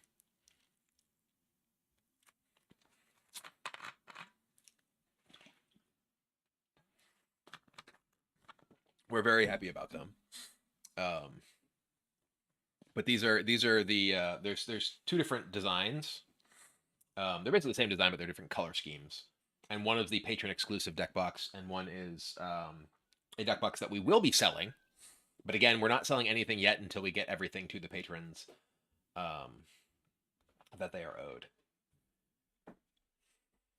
Ba-bam! Ta-da! So yeah, that's the deck box. Do we have it in black and mythic orange? These are the nice suede kind, stitched, scratchy, water-resistant exteriors. They are this kind. Yeah. They're the good stuff. Yeah. And they're like magnet closing. And there's room for like a whole deck and then some. Mm-hmm. Magnet enclosures so they don't fall open when they have them in your bag. And they also have the this is the blue one. There are the house colors, as it were. The navy, light blue, and silver for the metallic, and it's the same construction. 100 plus. I think they might be 100. Here's a 100 card deck. Let's see 100 card deck. Yeah. Yeah, they're 133s. That's a full commander deck. So this is a full Single commander deck. sleeve, Single but... sleeve. Double sleeve won't be too much more, but this will fit a deck plus tokens. Easy game. Yeah. So the orange and black one is the one that we made as The a patron mythic exclusive. one is the patron exclusive. And these will be available sort of broadly for sale. Yes. Eventually. So there you go. You get a nice, cool, shiny thing. Yeah. They're very cool. Yeah, they came out great. Yeah. We're very excited for them. So yeah. But again, we are not putting them on sale yet because we want to make sure that we have everything to our patrons that they are owed before we try and sell anything to anyone else for dollars. Play mats are in production and should be finished this week. And let me ping Maddie right now and see what our ETA is on our dice, and then we will have all of our things. We also have samples getting made of beanies and trucker hats. I'd forgotten that we And were the making plushie. those. Oh, and the plushie. Yeah, we're getting a couch plushie. I don't even know that we were gonna make those, but I wanted one. He wanted one. So we got a sample made. How many special Commanderathome secret layer of the cards have been nibbled by the dog, so they're one of a kind. Or they could have been played by Brian, so they'll have the big corner turn from, you know, him. Wait, you don't want these when he does that or however. Gotta get the I snap. just straight up bent the card. I mean, it's, you know, yeah. You can get a set of boats. You can have the basic land that's been boated by Brian Kibler. We will be able to ship to the EU, yes. And then, what was the other thing? We have the button or the pins. The pins. Mm-hmm. No, there was a joke I was gonna make about you flicking the cards really quick. Oh, I don't know. Yeah, no, it's gone. It was funny. Oh well. Was there any problem with the Commanderathome symbol being so close to the official Planeswalker symbol? Okay, can I tell the story? Because I was the one that had the heart attack because I got the piece of mail first. Oh, sure. Right. Okay, so we got the stuff back from Riding Jackal, and we were obviously in love with it because we were like, how do we show everyone we're magic without using their legal IP? So the couch design turned out absolutely bananas perfect, and we were like, well, he's good at what he does. He wouldn't put us in a bad position like that. Go ahead. I will say that the very first design I got back, I sent to our friend Steven, who's a trademark lawyer. Ah, yes. And I was like, hey, do you think that this is a problem comparing this with the like actual like Planeswalkers icon? Oh yeah. And he's like, well, it is really close, and Wizards is like notoriously litigious. So we made a couple of minor changes so that the shape was slightly different. So like pulling it out here on Yeah. the sides and stuff, so it's a little more couch shaped, so it goes up instead of just being straight down, which was one of the dead giveaways that it's like a Planeswalker symbol. It's like the coming out here and everything, all that stuff. Yeah. So anyway, so we made some minor edits. we did, yeah. So we gave some edits, but we're like, oh my god, these are so rad. So the episode airs, and I'm like, cool. I, you know what? We did it. We're confident that we're not gonna get anything. You guys, the episode went up live on a Wednesday. The following Monday, I have a letter that I pull from the mailbox from Wizards of the Coast, and I'm like, that was the fastest C&D I've ever seen in my life. Like, this is bananas. It was so quick. No, Brian opens it up. It was a little like thank you and like what, your payment or something from a consult or stuff. I don't even remember. But or it was from one of the festivals that we did. You got us some whatever it was. It was a total. It was nothing. like a check. We've heard nothing else since, and plenty of people at WotC like. Oh yeah, we've specifically had like our VPs now. at WotC who were like, you know, we love it. So it's great. And Bullet dodge. Anyway, I was terrified.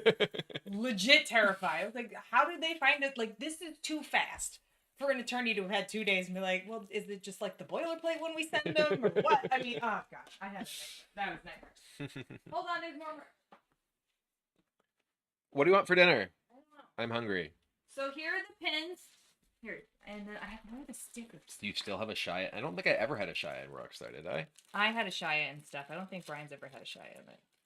So then we got these super sick enamel pins. They glow in the dark. They are glow in the dark. I insisted so you can see them when they are on your backpack or your bag and it is night time. If they've been in light, they will glow. They are nice double buttons, so no spins, extra security, and they have the super sick Commanderathome on there. And our little couch logo. Yeah. God damn it, focus on it. Stop it. Anyway, you guys get the idea. It's written, it's back there. There's the logo. And then this. And then I got a bunch of new stickers made. I know people at Chicago got them. I don't know where I put them. I got a new glittery one. I have just the straight logo on a transparent back. I have the straight logo on a holographic back. And then the same stickers that came out for Founders that are just without the founder text. So we're going to have a ton of goodies. Yeah. And we're very excited. Yeah, they will look sick next to your RCQ pins. Big grats, BT Dub. Yeah. All right. What are we getting for food? I don't know. I'm under too much pressure Pick a with thing. chat right here. Yes, we are making sleeves. So sleeves are a bit of a longer process, unfortunately. But they are happening. They're definitely happening. They're gonna be good. They're good sleeves. Yeah. They are name brand sleeves. We will discuss that part at a later date, but they are good name brand sleeves. But basically, the gist is that sleeves have a pretty long turnaround time / humongous minimum order quantity. very high minimum order quantity. So we had been going back and forth with potential people to make the sleeves and potential like accessory sponsors. Yeah. And all of them ghosted us except one who had been waiting a long time for us, and we're in talks with them now, and everything's great. So we will have something cool. Again, apologies that those have taken so long, but we're gonna talk about this when we finish the stream. But it's 10 minutes. We can just order something now. I want ramen or Syrian, and I kind of lean towards ramen. IDK. Okay. Mainly because then I can have a ginormous bowl of broth tomorrow, but also that It is really good shroom ramen. is really good. You know me. I'm torn, but I'm also very hungry. So I am also quite hungry. You want that one? That one? Which one? Just pick one. Your choice. Ramen. Oh god. Okay. Why? Because I can walk to Syrian. If I want Syrian tomorrow, I can walk there. Okay. Okay. Are we gonna be at SGCon Atlanta? I have no idea when that is, so almost certainly not. We will be at the Pro Tour thing in Seattle, and our next.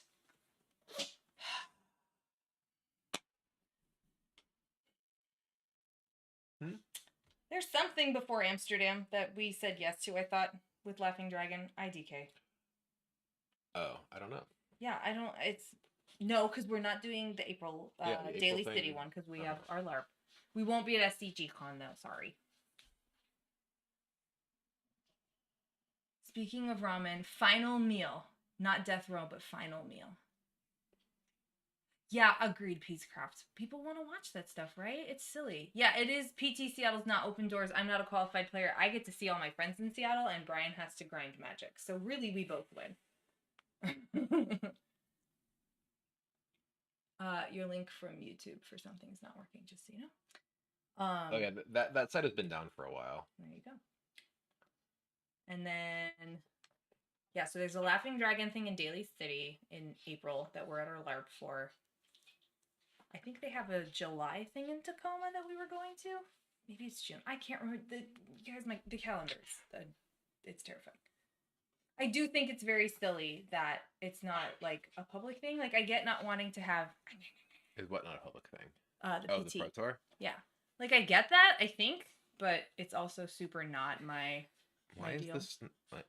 She's getting pets. What? Just I'll do it. Well, I'm pressing this and nothing's happening. Just close the app and open it. Yeah. I know. At least that's my understanding is that it's. It is not going to be open. Okay. So I just get to vibe with my friends from when I lived in Seattle, so I'm stoked on that. So if I'm not going to be like at the PT, I will just be in proximity.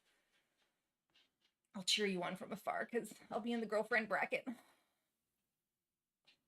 was a great podcast back in the day. Ma'am sandwich. Do you guys need food? Are you starving? Are you neglected? Poor animals that never get fed. You've never seen a treat. Chat would never redeem a treat for you guys, right? Okay, here you go. Thank you. Do you just have the stinkiest breath, get love and affection, sleep on the bed, treats, snacks, food, walkies, a fenced yard? Yeah, my understanding is that the Pro Tour is at is going to be at the convention center, which is nice because there was one time when they literally did the Pro Tour in Seattle, like at the Interbay cruise ship. It was a cruise ship terminal. It was like at the end of a pier. There was nothing there. Like, I think like there was one food truck that came or something, but there was like nowhere to get any food. It was so far from anything. It was so annoying. Ma'am, you gotta relax. Okay, that's my thing. Ellie, have you considered having a shred of chill? Zero chill. You're chillless. I know, baby. Tiniest little shred. I know. Your life is nothing but pain, of chill. right? I know. You're so cruel. How could you possibly... I know. Mommy's ordering food, and it's a personal affront, isn't it? Okay, and that's with me having food for tomorrow. I got 2 meals worth. Are you devastated? Are you going to survive? Are you okay? Do we not love you? Do we not pet you? Do you not get affection? Ellie and chill doesn't mix. So, don't. Oil and water. Need an emulsion of chill. I don't think I can tell you the specifics of the thing that I did last week on Thursday yet. It was with the dogs. You can tell the dogs were part of it. Come on, you don't And yeah, I was like, You know, Ellie is very much just in her natural anxiety state. Love Commanderathome. Glad I stumbled across your stream too. Well, welcome, Breezio. Thanks for coming by. Tiny chill for tiny dogs. Yeah, the level of chill that Ellie has is inversely proportional to her body. Wait, no, it's directly proportional to her body. I'm saying that backwards.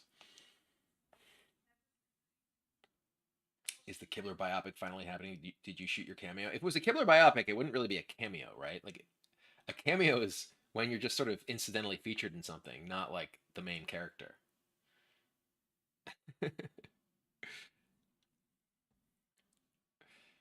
Oh, I guess, yeah. If it was a cameo in a biopic that I wasn't playing myself, I don't think Timothy Chalamet would be a particularly good me in a movie. Henry Cavill would probably be the better choice. Yeah.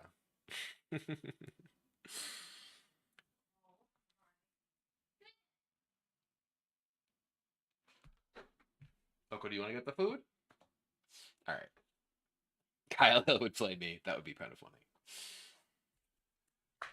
All right. I think we might be done with the deck building for now. We did a little you know, a little Q&A, just kind of hanging out. Young Ray Liotta. I can't really picture who Ray Liotta is. I don't really know actors very well. Ray Liotta. Okay. I don't know if you know this. He's dead.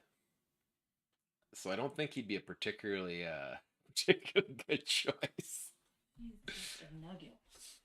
Hi, other nugget. They suck. All right. Well, I think that's going to be it for the stream for today. It was a lot of fun hanging out and building some decks, chilling with you all. Sorry, I took over your stream and talked a lot. Oh no. Oh no. Oh no, talking. Oh no. The stream hates that. Oh no. Didn't want interaction. But yeah, I will be back tomorrow. Tomorrow is the release of the new Hearthstone set, so that is what we will be streaming tomorrow all day. I believe the set goes live around 10 a.m.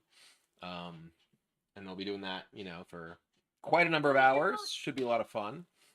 But yeah, thank you all very much for tuning in. I appreciate you hanging out with me. And yeah, if you got any, you know, exciting deck ideas that you want to see on Commanderathome, you know, shoot them our way. Like I said, we're filming in You doesn't have to convince me. We're in a week and a half.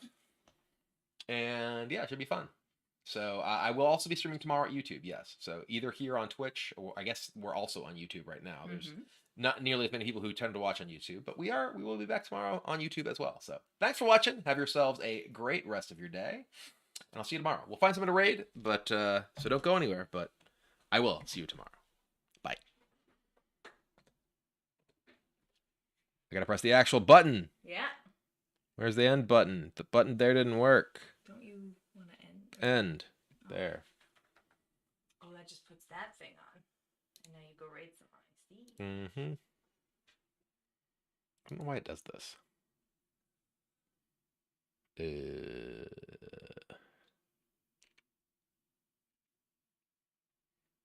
Oh, there's Dana. We'll go raid There you Dana. go. Yeah, raid Dana. Oop.